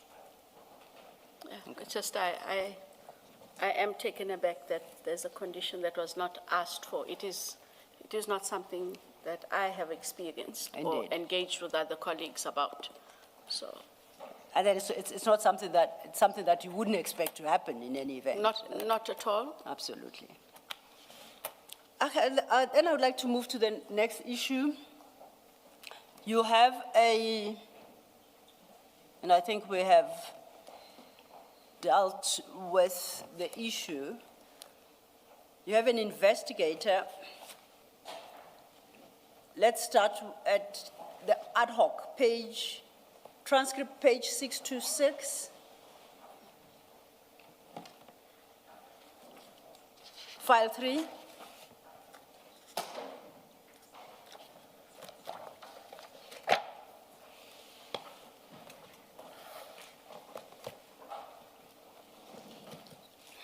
Silo, you said 5? File 3, the transcript, ad hoc transcript, page 626. Midway that page, you are having an engagement with Ms. James. 626. Correct? And Ms. James inquires from you, do you know Sunil Belochan? You say that is correct. Is he employed by IDAC? Say he is employed by IDAC. He has not been arrested or convicted on any matter that we are aware of. I take it that that comes perhaps from some previous conversation or engagement with some other member of the ad hoc committee. So possibly it's not the first time that Mr. Belochan is being referred to here. So you confirm that he has not been arrested or convicted in any matter you are aware of. Ms. James says there's currently a case. You said there are no rogue elements within this organization. Here you have a member that you have appointed. There was red flags from 2014, again in 2024. You said there is no rogue element. Whether he has been found guilty or not, there is a pending case against him registered in 2024. Your response is, if you say so, I have not seen it. Then she inquires about vetting systems in place. If we go to page 627,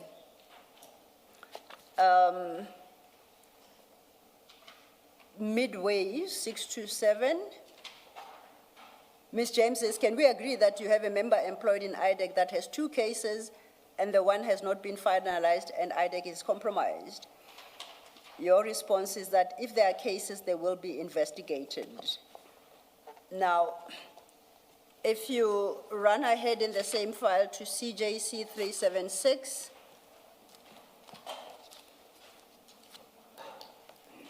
That is an article at 678. 678. 678. Page 678, yes. And this article, I think it's informed by comments by Pop Crew.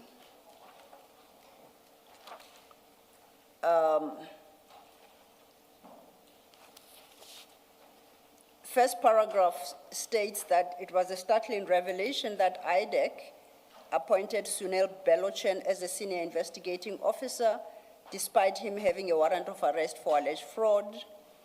The second paragraph of that page then gives the detail of the docket from which the warrant of arrest comes from.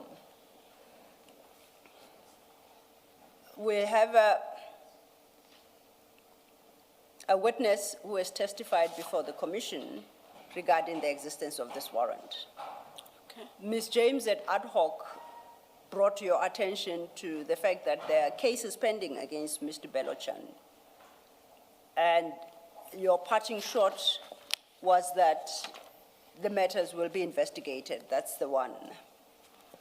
We have a witness who appeared before the commission about 2 weeks ago, witness N. Witness N, once again, testified on complaints by, and I use the term liberally, the Pakistani community living, is it East London or PA, that which is said, East London, I think. It is alleged that investigator Belochan is extorting monies from and otherwise dealing with them harshly, and it's a very general summary. That's complaint number 2. The third we dealt with in this hearing, which is by Sergeant Ngosi, of Mr. Belochan leading a team of 9 people, investigators and maybe others, from IDAC of the 13th of July, 2026, to meet with him in the absence of his attorney and to solicit, again, it's my own summary, testimony from him that would implicate Generals Kumalo and Masemola. So these are 3 independent, these are 3 separate complaints. At least as regards the first, you undertook in November 2025 to the ad hoc committee that you will investigate. My question is, did you ever investigate that matter in particular? My second is, upon hearing the testimony of witness N as regards the alleged misconduct of investigator Belochan, I think and upon receipt of the exhibit file, because, I say receipt, because we ventilated the issue of Sergeant Ngosi yesterday, and by then you had retired.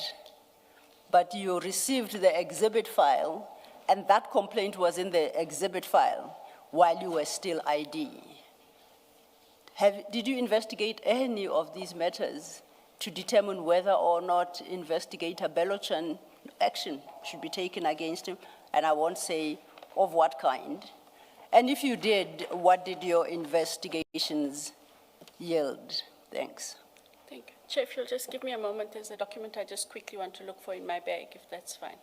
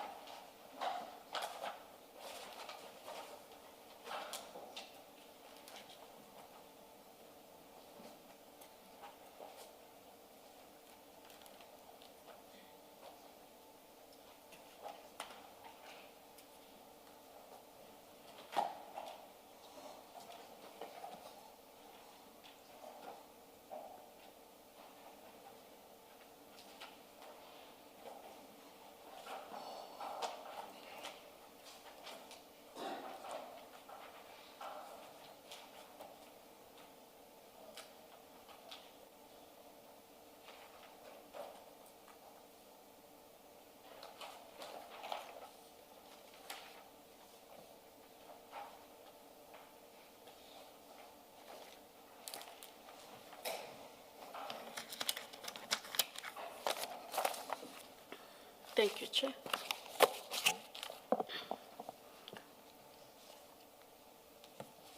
On the first matter that was raised, and we call it the Pretoria North. Yes, Is it Pretoria North or Pretoria West? Pretoria North, North, I think. I think. On the Pretoria North matter. Sorry, you're quite right. It's Pretoria West, cast number 97/05/2021. West, Pretoria West. Correct. Yes. When we had returned, we had asked for everyone to give us feedback, including Mr. Belochin, because we need to follow up on what had arisen at the ad hoc. Yes. Mr. Belochin had gone ahead and on his own, through the local criminal record center, put through the fingerprints to see if there were any matters outstanding, because that is where we find outstanding warrants or outstanding matters on the LCRC. He gave a report back that there were no matters that were outstanding on the LCRC. And it is on that basis that prior to Advocate Batoy leaving office, we had compiled a report, Chair, which said that there was no one in IDAC, or investigators especially, that had outstanding cases, previous convictions, or pending misconduct. We fast forward to now, and we are faced with this issue again. And I was faced with it about 2 Sundays ago in preparation for the commission, because I see then in the bundle of documents that are sent to me is a J50. And in our legal language, it's alive. It dies only if it has 2 lines across, where the magistrate would have to say cancelled and sign. And it must invariably go to the magistrate who would have authorized it. I immediately called Mr. Belochin and I said to him, okay, what am I doing at the commission with a live warrant? Why is there a live warrant? If I may, I do apologize. Commissioners, that would be in Exhibit File 1, page 136. Yes, sorry.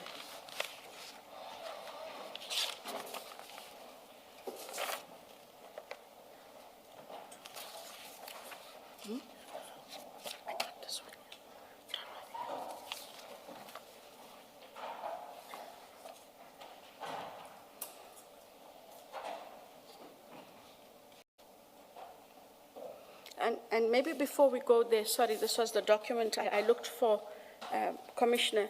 When we asked him in December, January, how are we responding to the ad hoc committee?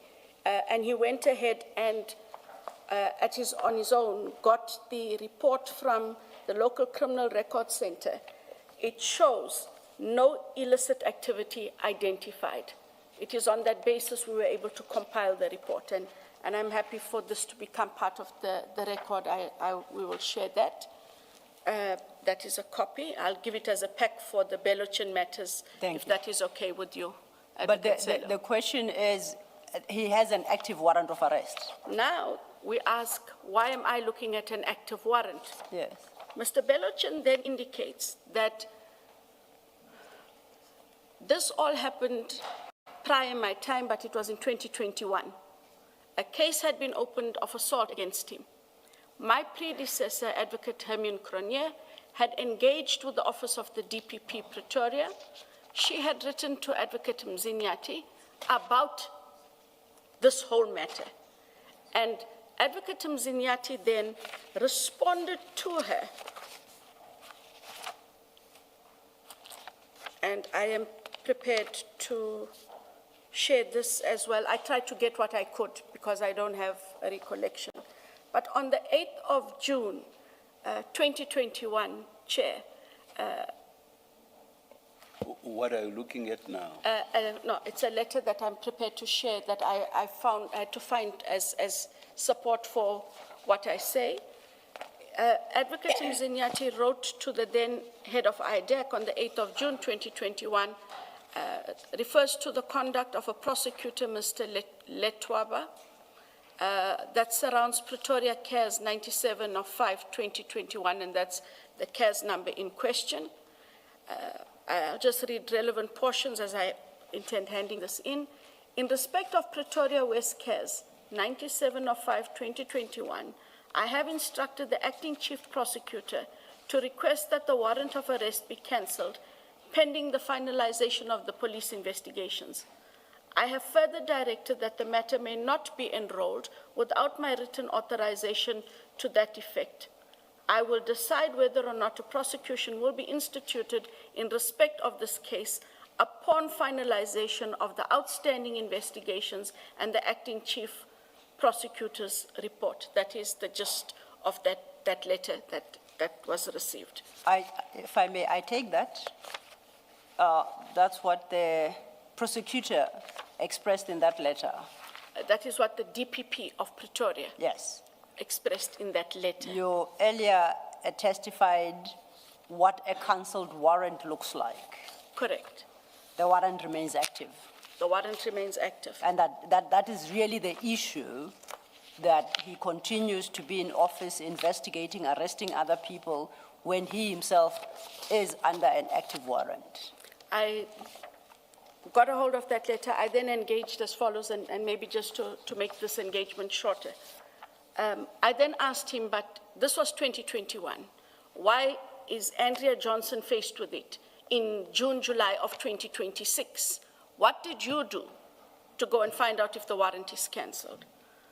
So what he had subsequently done after my asking, because he took the word of my predecessor, he went to ask at the police station on the care system if they could determine what had happened with the warrant and or the docket. According to him, the docket is closed, marked undetected, and this docket would have been closed in October of 2024.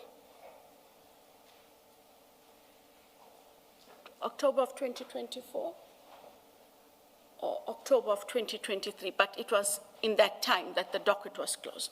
I said to him, but that still doesn't help me. The warrant is active.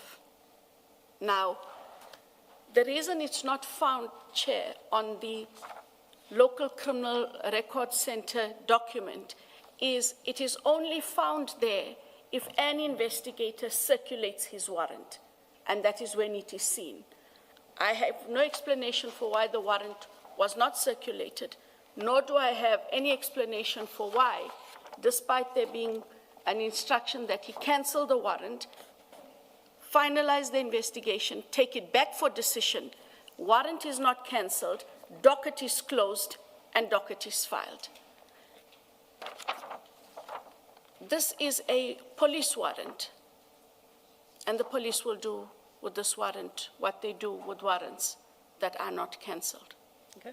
It's not my decision to make. It most certainly isn't. I think your decision was confronted with what you are confronted. One of your investigators has got an active warrant. He, in the course of his duties, is arresting other people. That is a problem for you as the head of IDAC. The warrant is for the police to deal with, to execute. But the question was, what do you do with that? Can he morally be permitted to be arresting other suspects out there when he himself is under an active warrant of arrest? I think. No. Yeah. This matter, the police must act as they want to act. And what does IDAC do in the IDAC interim? this has to go to the judge, the IDAC judge, because this becomes one of those issues. Should it be a consideration to strip him, at least temporarily, of his arrest powers while he sorts out his own warrant?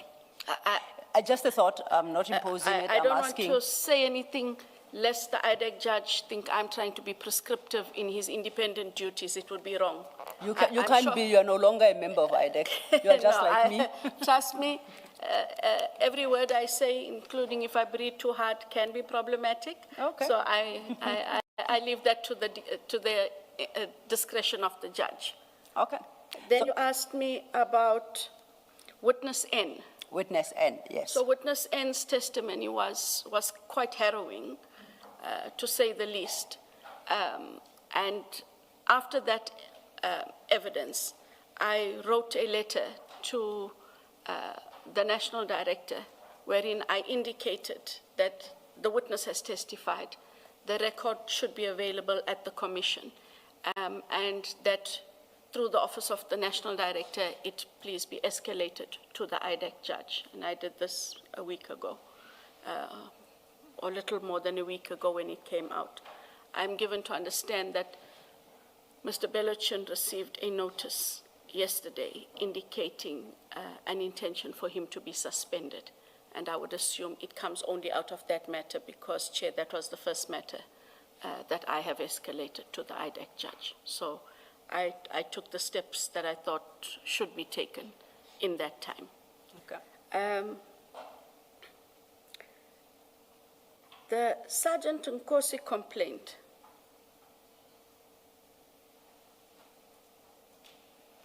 we dealt with it yesterday. Yes, we dealt with it yesterday. It's about the 13th, the events of the 13th of July. It's what, 2 weeks ago? Yes.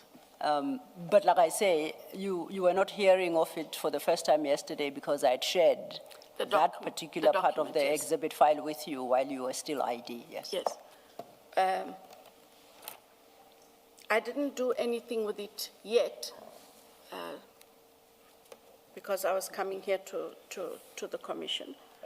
But I had, I did ask, I did say to Mr. Belochin that there is allegations against him by Sergeant Nkosi, and the allegations are serious. He has a version, but that version, again, will have to be dealt with through the channel of the IDAC judge. If I take that version, I am usurping the powers of the IDAC judge because what Nkosi is raising is not a labor issue that I can deal with. And so this matter, similarly to witness N, must go to the IDAC judge. And because it came to my attention in my time, last week or week before, as the ID, I would have to escalate it before the end of this week to the national director for him to then take further with the IDAC judge, together with the issue of the live J50 warrant. However the police deal with it, but the judge would have to know about the warrant. Okay.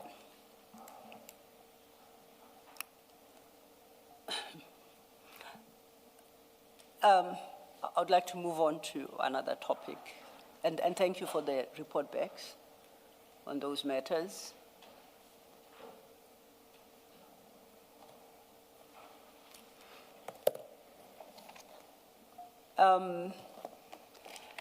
In the course of consultation with the evidence leaders, we having, I think, thought that we understood the mandate of IDAC in terms of Section 7, Sub 1, capital A. A question was put to you whether or not IDAC is investigating, I'll call it generally, the Tembisa Hospital matter, and if so, where the matter was at. You had a response for the evidence leaders, and by extension, you have a response to that question for the commissioners. You provided a document which speaks to those matters, and you will address momentarily, but you highlighted the sensitive nature of that document and its contents, and requested that it not be made publicly available because it provides detail as to progress of investigations. That's a single page that now was circulated just after lunch amongst the commissioners. You've been provided with a copy, so we won't necessarily read from it to protect its contents, but you may address yourself to the position of the Tembisa Hospital investigation, who's responsible for it, and whatever report back you can give as regards its status. Commissioners, I just also wanted to add that confidentiality, if I can use that, it's not just based on the state of the investigations. We report to FATF. All FATF documents have an embargo unless FATF allows us to release documents. This document is shared with me because I am part of the law enforcement team that writes up reports. I write for IDAC, the DPCI writes up their case studies. So this is a case study write-up for FATF, and that's predominantly the reason why we do not put it out in the public. It is part of our confidentiality agreement with them. However, Maybe for the record, if you would say what is FATF, as Sorry, in the full name, yes. and then spell So, out the short. Thank you. The Financial Action Task Force, which grey-listed South Africa in January 2023, has had us on a watch list. And part of what we do is we identify matters that we will be presenting to them, and we meet as law enforcement every month to update ourselves jointly. SAPS, where are you on this? SIU, IDAC, the different units in the NPA, DPCI, as well as detectives. And this is where we all sit and are able to glean knowledge of the work of one another. There has been a lot of questions in the media and in the public space about why IDAC is not doing anything about the Tembisa Hospital matter. More pertinently, questions in the recent past, commissioners have been raised about, so why does IDAC act on Matlala but not on Maumela? And I saw it fit to raise this with the evidence leader to quash it once and for all.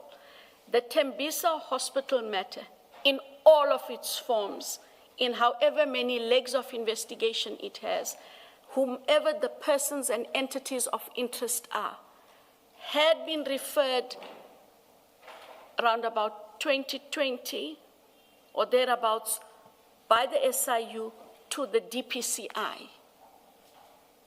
The DPCI has always been vested with this matter.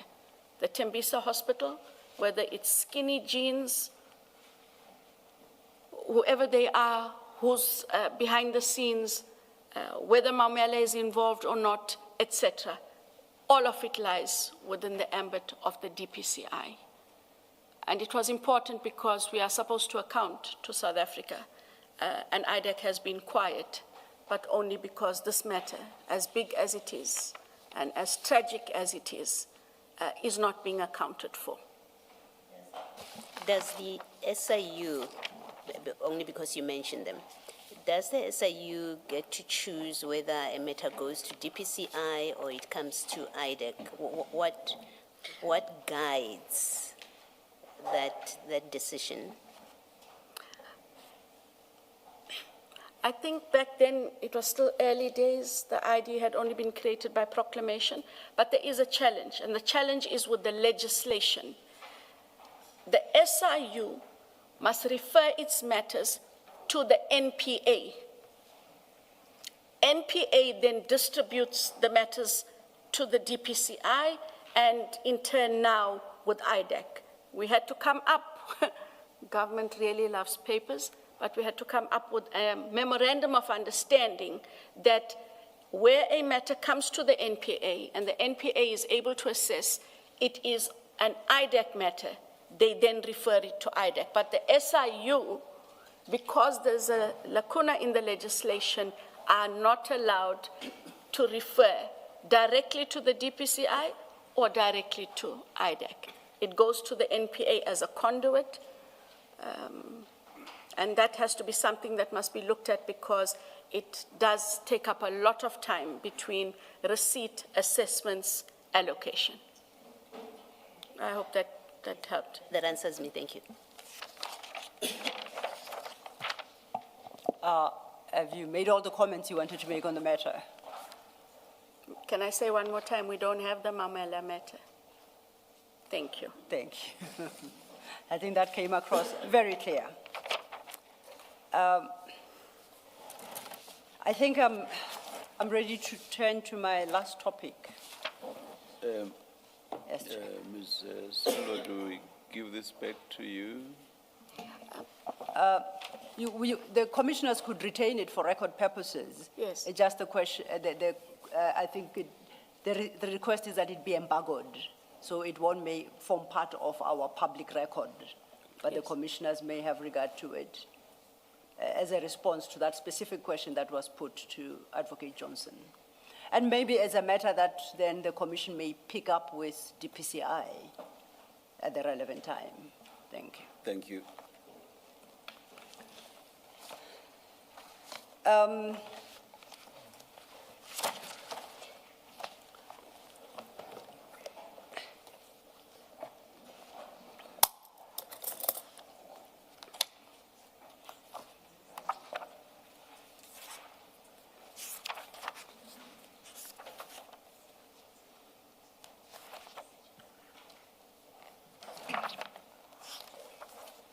Thank you, Chair. Did you say last issue? The one I'm dealing with next. Okay. Thank you very much. But I haven't committed myself as regards its breadth or depth, but it is the last issue. Advocate Johnson, in your statement, your third statement, the statement of the 10th of July 2026, in response to a question posed to you through a regulation 10.6 notice. I'm at page 7 of that statement, paragraph 16. The question had been your relationship with General Khan and how well you know him. Your response was a fairly terse one, stating that you know that he's a general based at Crime Intelligence. Before you became the investigating director, March 2022, you engaged with him in meetings with other stakeholders and attended net joints or other SAPS meeting at which he was present, and to which you had been invited by relevant component heads, Deputy National Commissioner or Divisional Commissioner. So, according to your statement, you significantly played down that relationship. In the course of engagement, we have subsequently established that that relationship is actually deeper than as you describe at paragraph 16. And I think it was Commissioner Kumalo who informed you of testimony before this commission regarding the fact that you attended General Khan's 50th birthday, whenever that was. And I think that shed some light on this relationship, that besides a professional relationship, you have this personal one. As you are well aware, you may very well have heard, the commission is in possession of General Khan's charts, downloads. And for that purpose, I would like to refer you to, I think it's file 9, annexure CJC 388.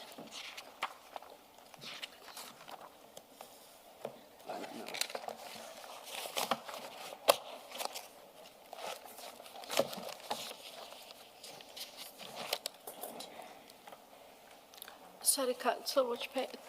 File 9? File 9.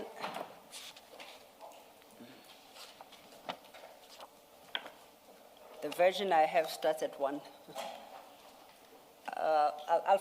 Please bear with me, I'll find the page for you.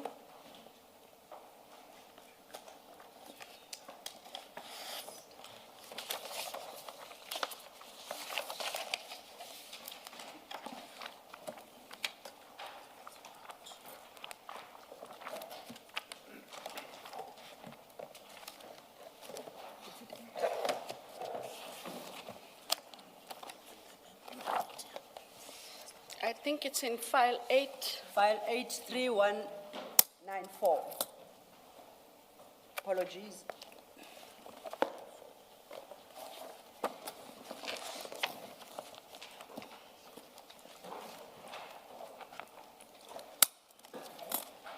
Three one 94.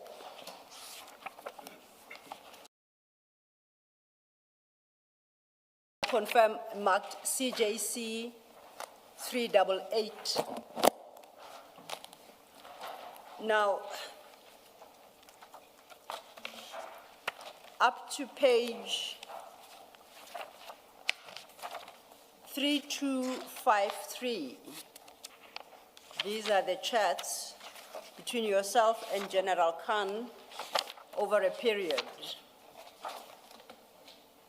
Just as a general note, would you agree that those chats reflect a deeper relationship than just being invited to a 50th birthday celebration by a colleague?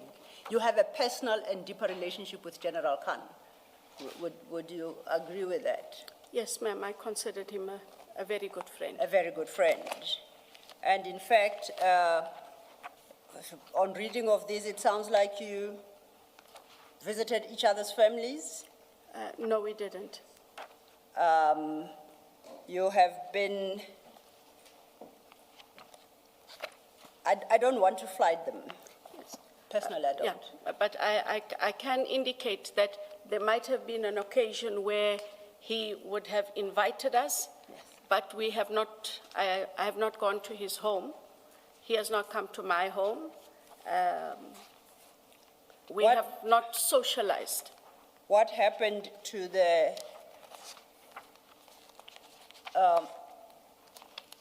you and General Khan had agreed that you, your family, together with your parrot, will visit General Khan, and you agreed what his family would cook for you for that day. Yes, So what, did that not come to pass? it didn't come to pass. But it's the kind of relationship where you have. Where we would talk, yes. I have met him for lunch once or twice, but not at his home, not at my home. And the first time that I attended a social gathering, Chair, was at the 50th birthday, and both my husband and I had been invited, and we attended the birthday. But I have never been to his home, and nor he to my home. I think, I don't want to flight these. They don't take my point. Can I suggest a way? Read it to me. Can you just look at 3245? 3-2? 3245. It might jog your memory. 3245, right at the bottom of the page. If you like, you can go to the next page. And as you answer the question.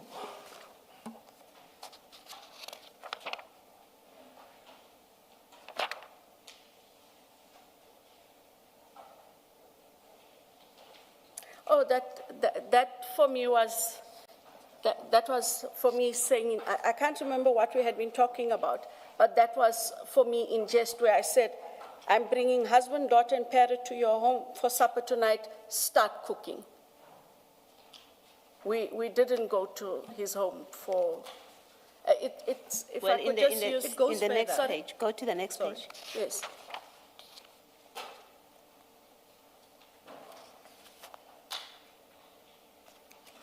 Yeah, he asked us what would we have liked to eat. I indicated what we like to eat.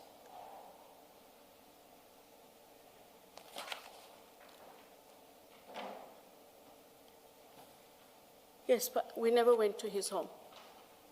I'm dead serious, Commissioner. We did not go to his home. And we talked often like that about what's for supper, what you cooked. I'm coming over for supper, but you don't go over for supper.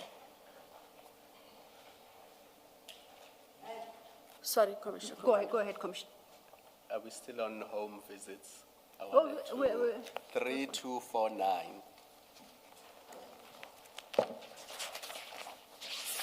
Chat 7, and it continues all the way to 3251.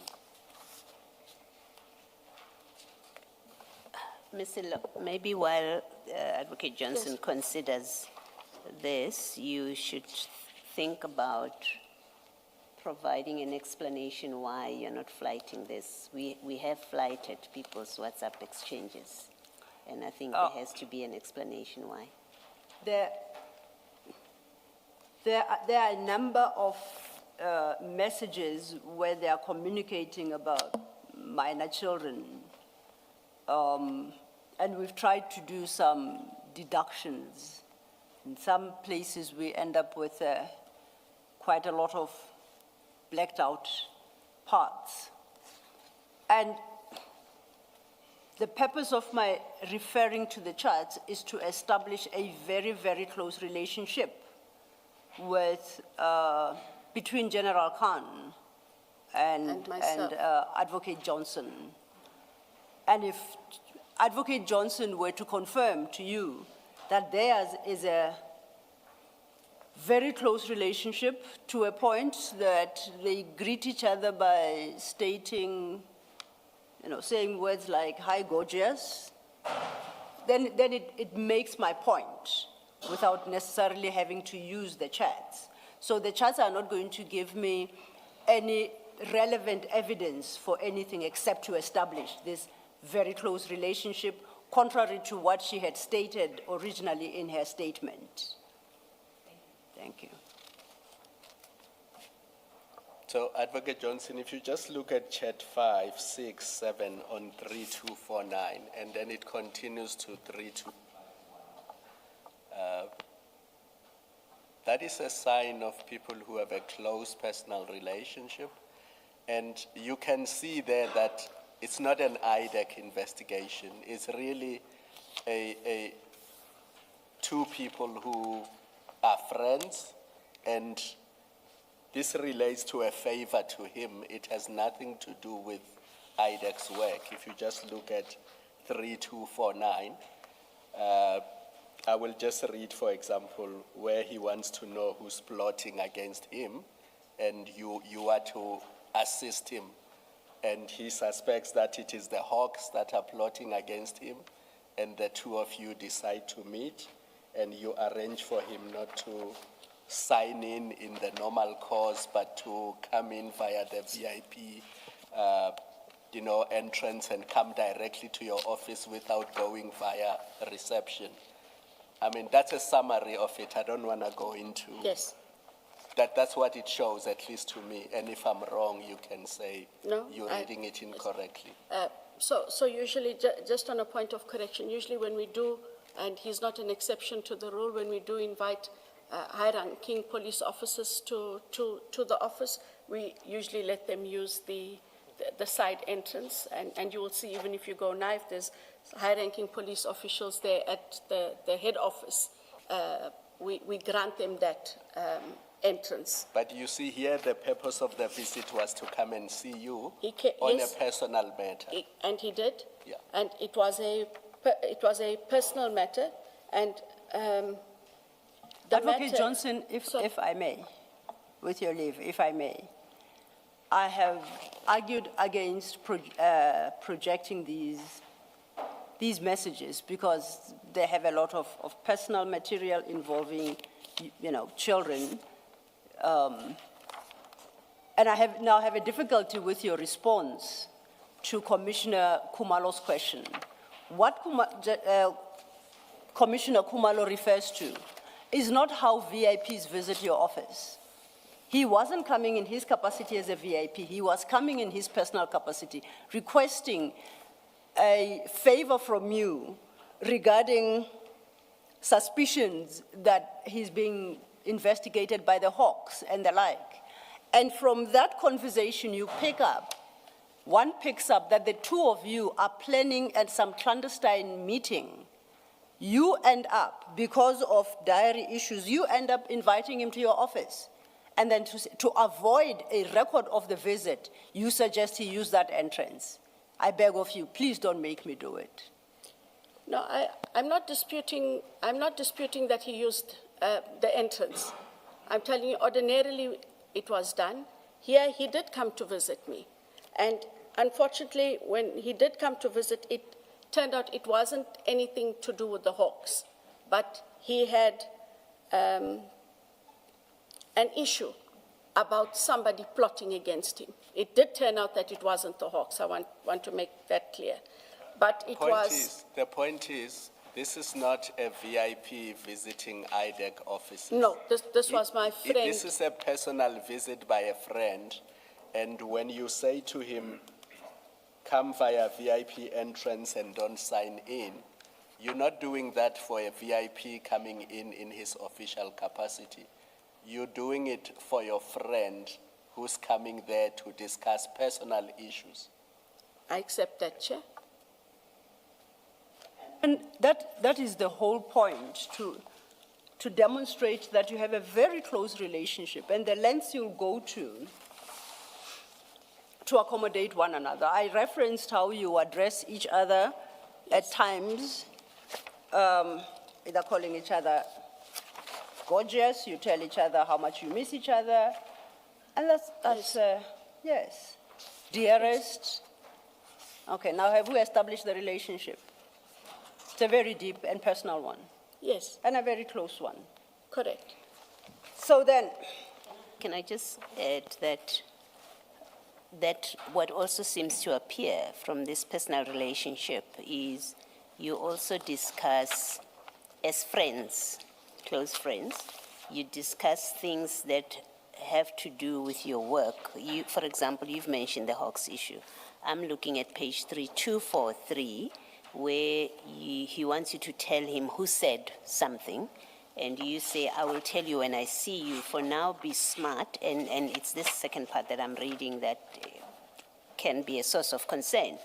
You say, for now, be smart about who you trust at work.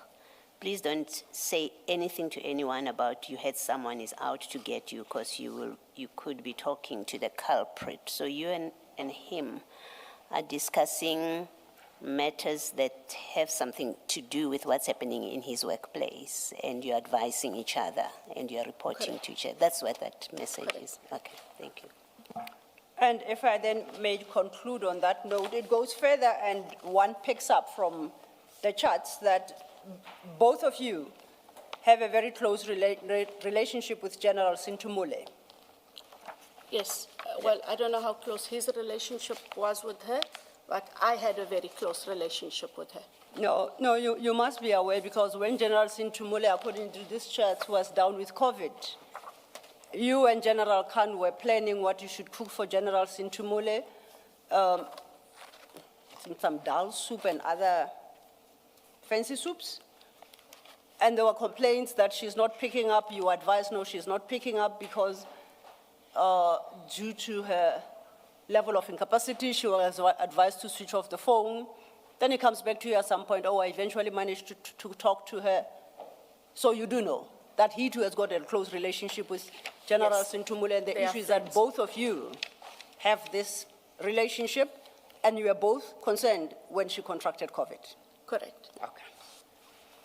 Now, all this is relevant to the testimony of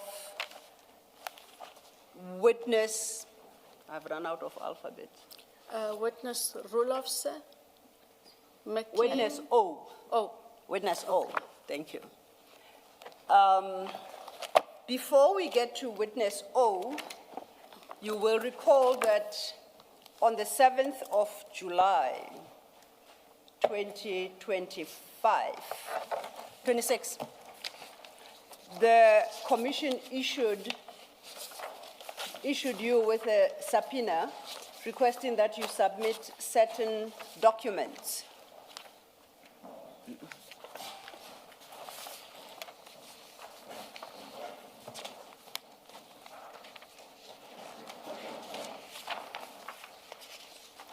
And that subpoena is dated the 7th of July, 2026. I think you've been provided with a copy. The request there concerned certain dockets. Firstly, it was 1.1 recopying an affidavit received, a copy of that affidavit received by IDAC regarding Brigadier Mukwele's appointment. The second was all emails and or other written communication between yourself and witness O, stationed within the Division Crime Intelligence on or about the 4th of July 2018 regarding the complaint lodged and criminal case opened by Brigadier Petle against General Feroz Khan for an alleged assault. The third request was in respect of dockets into the investigation of Mr. Inabath Kistia. I apologize if I mispronounced. Ibanat Kistia. Mr. Ma'am? Ibanat Kistia. Ibanat Kistia, thank you. And the last was dockets in respect of investigations into General Masemola's and General Mkwanazi's alleged receipt of the Louis Vuitton bags from a sub-supplier. So those were the documents requested of you. You were able to provide all the documents requested except for the emails and the written communication between yourself and witness O regarding an incident of around July 2018 involving General Khan, in which he is alleged to have assaulted Brigadier Petle. That is correct. Your response, your explanation for failure to provide that information was that this goes back to 2018 or 8 years ago, 7, 8 years ago, and that your emails do not go that far. My And Gmail. Your Gmail doesn't go that far, and therefore you are unable to retrieve any record of communication between yourself and witness O. I then informed you that witness O has made available certain documents and emails, and I gave you her complete bundle regarding this matter, which is what she testified to, and I asked you to consider whether, upon consideration of these documents, is there anything you dispute, that you take issue with, that although you don't have your own, you do not recall being correct and accurate. And you led me to understand that you have no basis to challenge the accuracy of the documents provided by witness O. Am I reflecting your position correctly? Correct, because I didn't have my own emails, and I didn't have a recollection. I can't dispute what she had. What you recalled was the act itself that witness O testified to, and that was the act of your sharing the docket in respect of Brigadier Petle's complaint with General Khan. You recall? You admitted at least having that recollection. I had a recollection, as I explained in our consultation, that I had shared documents with her. It is when you showed it to me that I realized what it was that was shared. I just wanted to correct. I didn't dispute what was shared. Yes. I could not recollect what was shared, and because of her record, I was able to look at it and confirm. And we engaged about the contents of the exhibits of witness O's annexures, including the statement by Mr. Barry Bateman explaining the circumstances under which the docket was shared with Mr. Khan. At the time, you had an explanation for what transpired there. So, and I point that out to state that the fact that you have an explanation as to what transpired based on documents you did not give means that they triggered your memory. Upon considering and reading the papers, your memory was triggered and you remembered what transpired. Am I correct thus far? Correct. And lastly, you indicated that you cannot shed any further light because of a non-personal relationship you have with General Khan. And you expressed your relationship, at least to me, during consultation in the same terms that you have in your statement. But we know that's not correct. We've established that this is a very, very close and personal relationship. So I say, you must know why and under what circumstances you shared that docket with General Khan. It cannot be, I don't remember because I don't have such a close relationship with him. We've established that cannot be a basis. You've had these documents for 2 weeks now.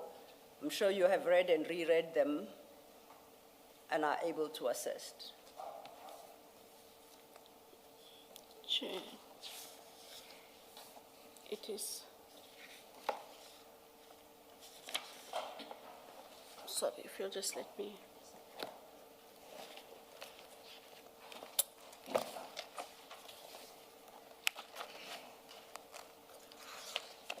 Oh, if you are looking for the documents, it's Exhibit 1, CJC 368, starting from page 1.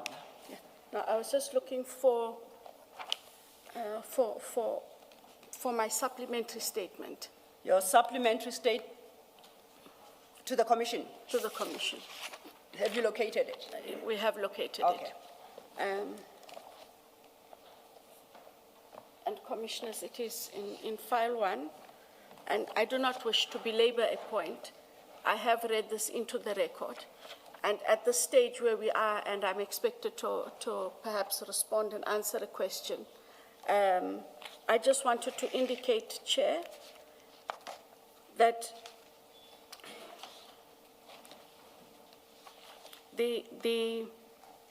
and it would be on, there's a red number 2 on the page, and it would be the supplementary dated the 20th day of July, Chair and Commissioners.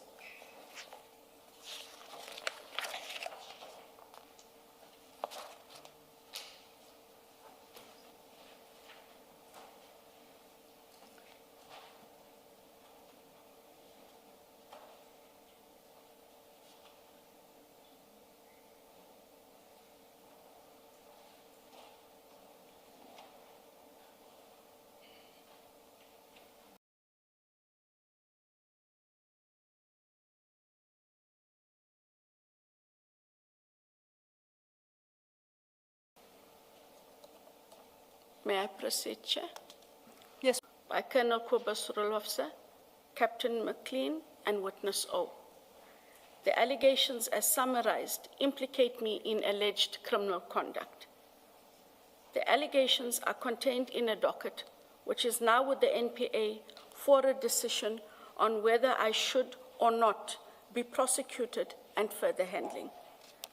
That this is so, Chair, was confirmed by the NPA on the 10th of July, 2026, as well as by the witness McLean when he testified on that day. Now that the matter is before the NPA on the basis set out above, Chair, for a decision on whether I should or not be prosecuted, various consequences emerge. One of those consequences are the need for me to have my rights protected. Thus, when I testify on those matters, should I be called upon to do so, Chair, I will humbly exercise my right not to incriminate myself under Section 35(3)(j) of the Constitution of the Republic of South Africa, read with Section 3(4) of the Commissions Act of 1947. These instruments guarantee my right against self-incrimination. If I could just read the last paragraph then, Chair. I hold the view that the Commission's fact-finding mandate does not override my constitutional protection against self-incrimination under any circumstances, And it is for those reasons, Chair, that this affidavit is submitted to place my position in regard to the testimony of the witnesses identified above formally before the Commission.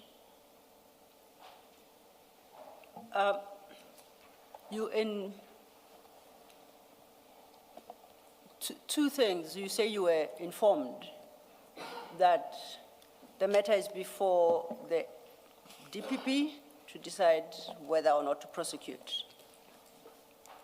Is that correct? That is correct. Or to proffer charges against you. So that decision is not in yet. It's not there. Correct? There is no decision to prosecute right now. There is a docket that has been sent for prosecution with its evidence, meaning that a decision must now be made, Chair, on whether or not I should be prosecuted. And I maintain there is no decision to prosecute.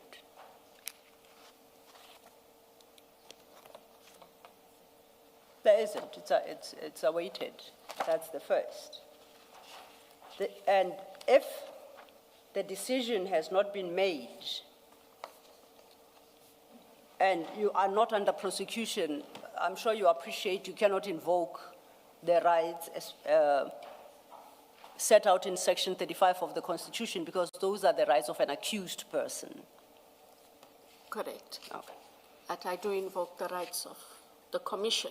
Indeed. And as I appear before the Commission, Indeed. Meselo, I therefore invoke those rights, as those rights are also set out to protect me in terms of my right not to incriminate myself. I have lost my note here, and you rightly refer to Section 3(4) of the Commissions Act. But you know it must be read with the regulation. You are aware that anything anyone states and testifies to in the Commission that has the potential to self-incriminate cannot be used against them in any subsequent criminal proceedings. It can, however, be used by investigators, as has been the case, to roadmap further investigations against you, to enhance and bolster their case. My question remains unanswered. There is that guarantee that anything you say in this commission cannot be used against you in subsequent criminal proceedings. How that information can be used is the second part, and we'll deal with it. But what it cannot do, that information can be used against you. Things that you uttered, they can be used against you. It's a legal position. You have to accept that. It is what it is. I quite appreciate the risks that you highlight. We'll get to them. But you have to accept that that's what the law provides.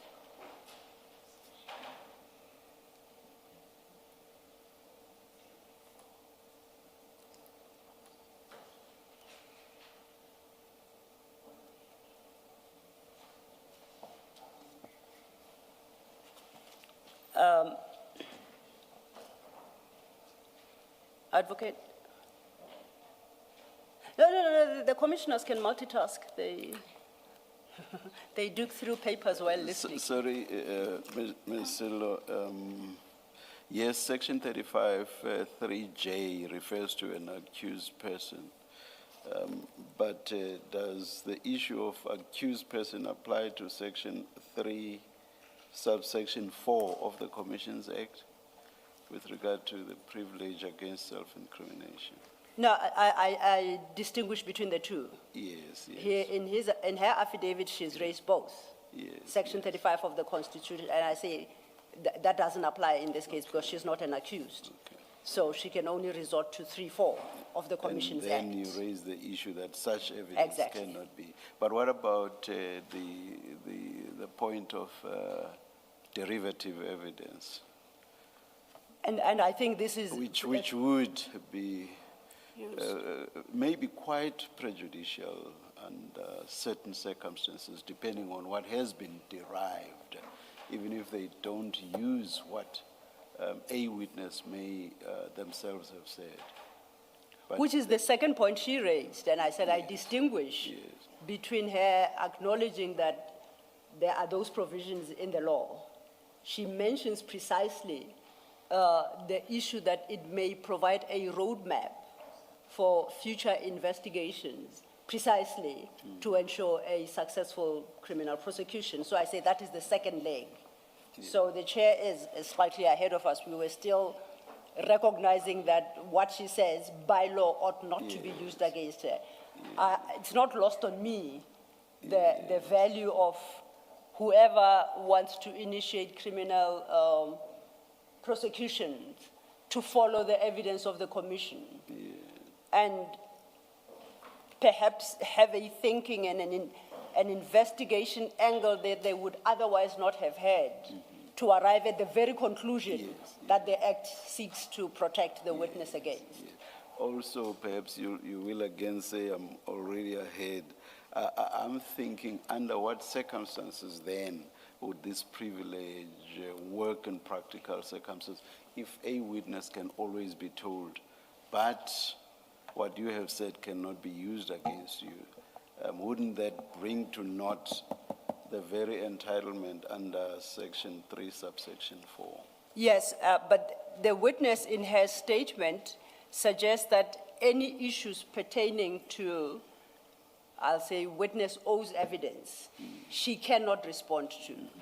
So her invocation of that section is way too wide. Yes. I think she's entitled to say, I cannot answer maybe for fear of self-incrimination, but she may do so only in response to a specific question. Her affidavit suggests, don't ask me anything. Yeah. So that is the practicality of it, as I see it, Chair. That I get, which is why we engaged in the rather schizophrenic approach, which I think was forced on us by circumstances with Mr. Mukhodzi. It was question by question, and he raised his entitlement not to incriminate himself. And But that's exactly what I seek. We still went through the process, and I felt like dying. But that was that. I shall not be the cause of your death, Chair, I promise. No. I'm trying to. No. I understand. I've just made the point that I understood why we had to do it. Yes. So which automatically means that even in this instance, I understand why it should be done. Yeah. In fact, I think we are about all running on empty now. It's an approach I would prefer not to have to engage in. It is laborious, and at the end of the day, it achieves, I think, for purposes of the commission, very little, if anything. In this case, actually, I agree with the point you've just made. Yes. In this case, Advocate Johnson,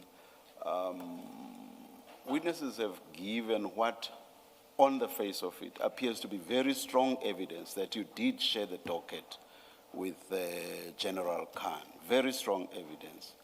What could have countered that would have been testimony from you, which, as we now see, you are not willing to do.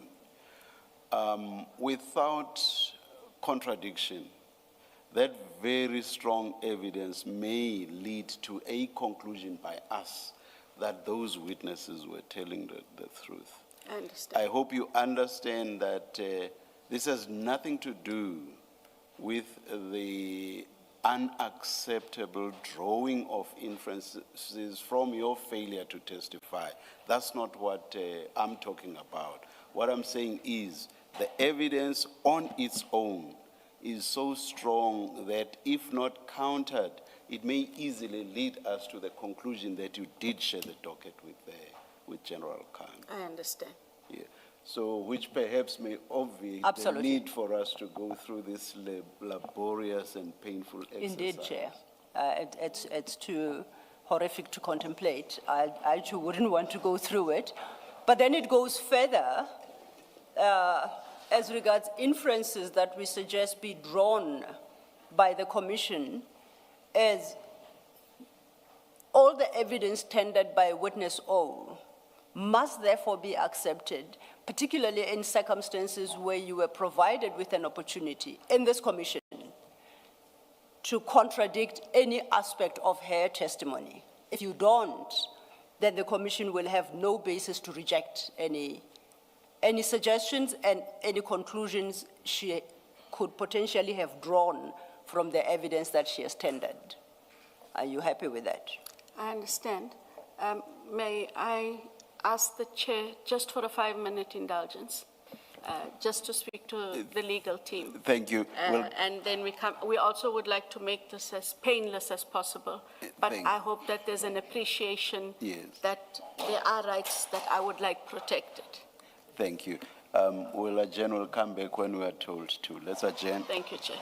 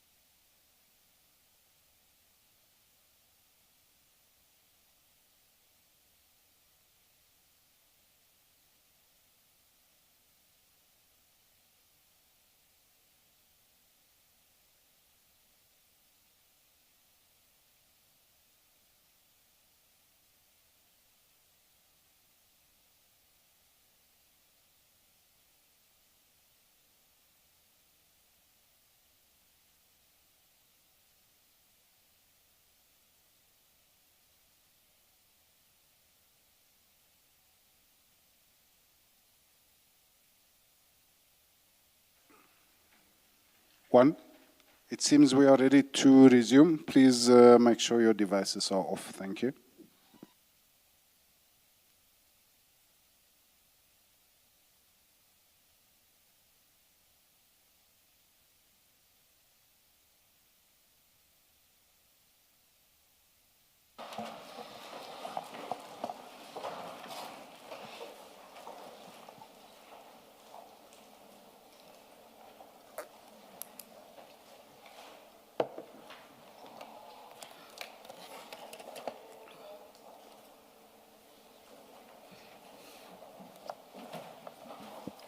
Yes, Mr. Thank you, Chair, and thank you for granting Advocate Johnson an opportunity to confer with her legal counsel.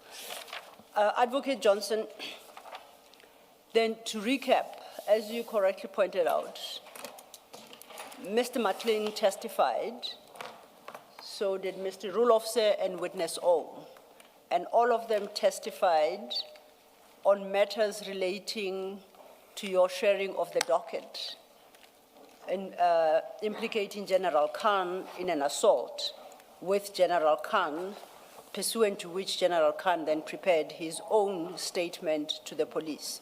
That's in summary what their evidence was about. We are at a point where I must give you an opportunity to challenge any of the evidence that they tendered to the commission. And if you elect not to, I think it's incumbent upon me to draw to your attention that that evidence as tendered by them stands uncontroverted, and the commission would have no basis to reject any aspects thereof. Do you appreciate what I'm saying, and what is your response to the opportunity to challenge any of the evidence of the three witnesses I've named?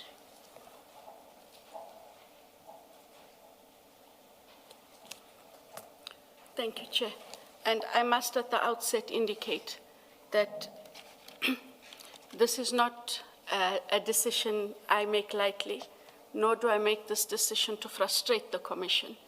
I have come to the Commission, as I have over several days, and have answered as best I could on all matters. This matter, however, affects me directly. I am aware then that should I choose not to answer any of the questions, they remain unchallenged. I elect not to answer questions so as not to incriminate myself.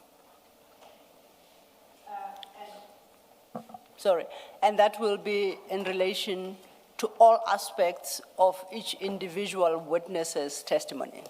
That is correct, Chair.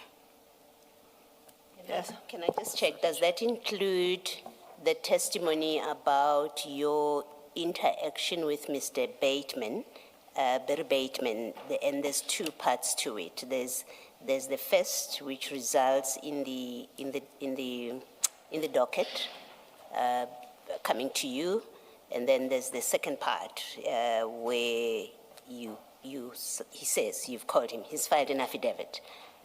He spoke to you, you spoke to him after all of this had come out, when you became aware of the investigation. Is that part of what you say? You accept that, firstly, you take a view, you're not going to speak to it, but you accept that it will stand as testified to by the other witnesses. That evidence. Is correct, Chair. You accept that, okay. And one last question about that for me. At the time, and this doesn't raise a self-incrimination kind of answer. At the time that you are communicating with Mr. Bateman, was he a journalist? I think he's moved on now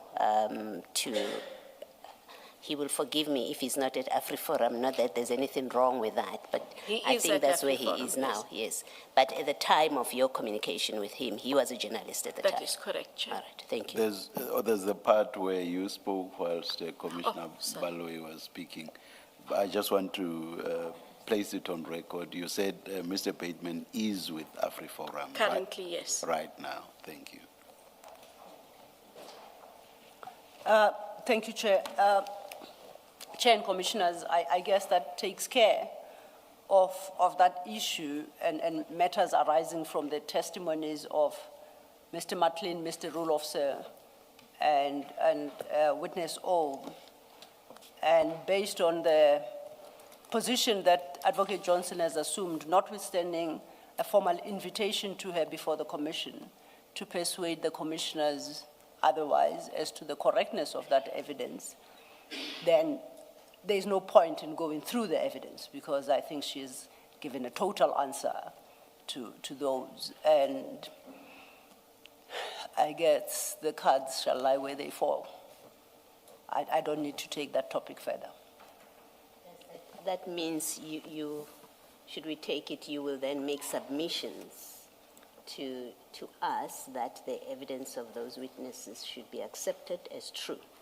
I make the submission now and point out to the commissioners that that evidence stands wholly uncontroverted. The singular witness who could have challenged that evidence has elected not to. The reasons thereof become irrelevant.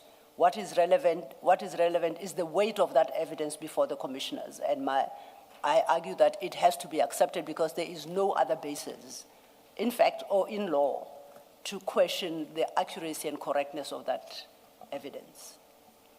Thank you, Mr. Thank you, Commissioner. We'll see what to do with it when we prepare our next report. That's your last issue. No, that is that's my last word on that topic. I just have one small question. And this It won't one, be small. minute. This one, I have to go into the chats and flight it because unlike the position I previously assumed, it really doesn't, it's not necessary to, well, it does speak to the relationship, close relationship you have, but my interest in it is slightly different and it's off your testimony. But I think it needs to go on record. It's a matter that will become relevant to the commission going forward.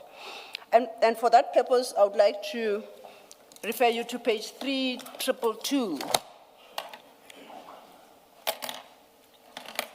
of file 8.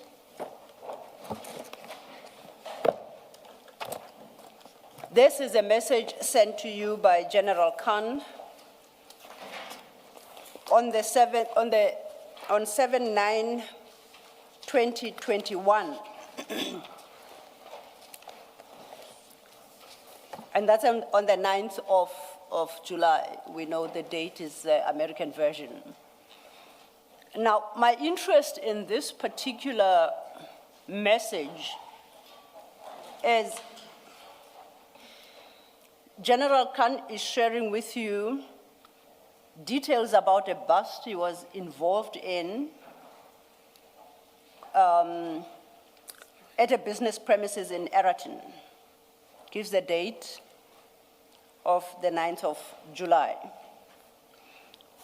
Second paragraph, we've had testimony regarding that bust. It involved on record the seizure of 541 kilograms of cocaine.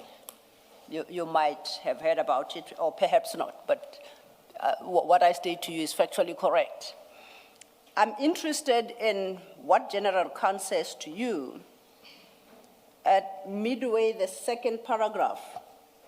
And he states that 552 blocks of pure cocaine were seized with a street value of approximately 200 million. Why it strikes me is we've always known the Eraton bust to involve 541 kilograms, and that General Khan was a part of that eventual seizure. I find it interesting that in a message to you, he's got a slightly different weight of 552 blocks. So just to confirm that you got this message, not suggesting that you know anything about that. And just to confirm that the reason this message would have come is at the time in 2021, we were dealing with organized crime matters. And very often, even General Kadwa, for example, would activate us to say, at the DPP office, there is such a matter, so that we looked out for the matter and we were able to allocate resources.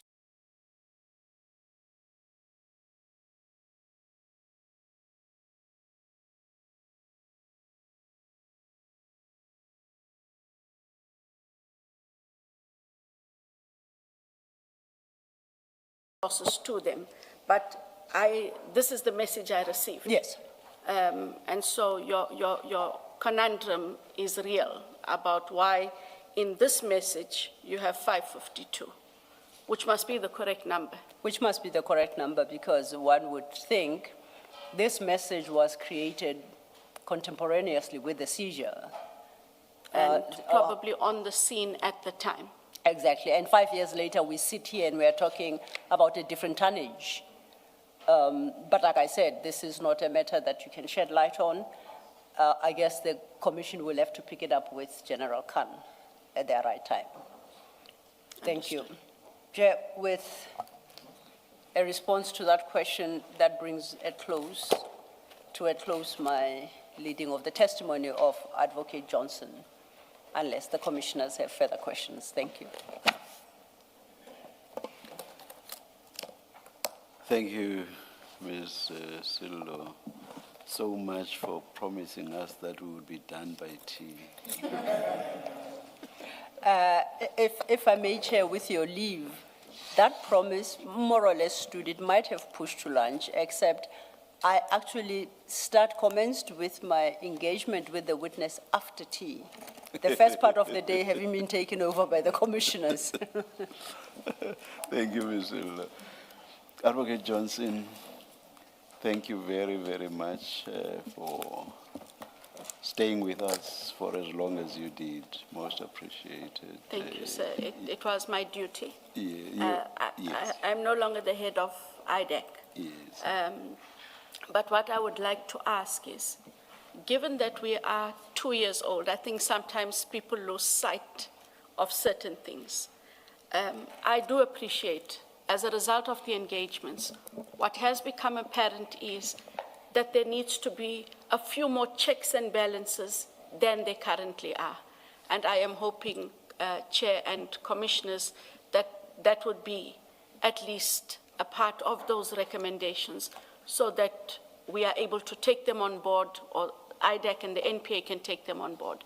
We have a duty to the country. And so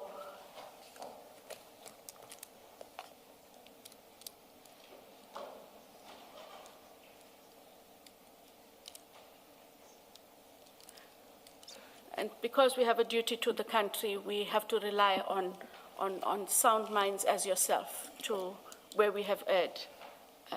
At least point out our errors and hope that we find our space. It was created for a specific reason, and I'd like to think that that reason fulfills itself even in my absence. And thank you, Commissioners, for the opportunity. And I would like to thank Advocate Sello for being as kind and patient as she has been. We've had long days. So thank you, and to my councils as well. Thank you. Thank you, and perhaps something I should say is that despite what may have been a grueling engagement, you still found time to put in a few words of humor. Thank you very much. Thank you. You are excused, Advocate Johnson. Thank you, Commissioner. Thank you very much.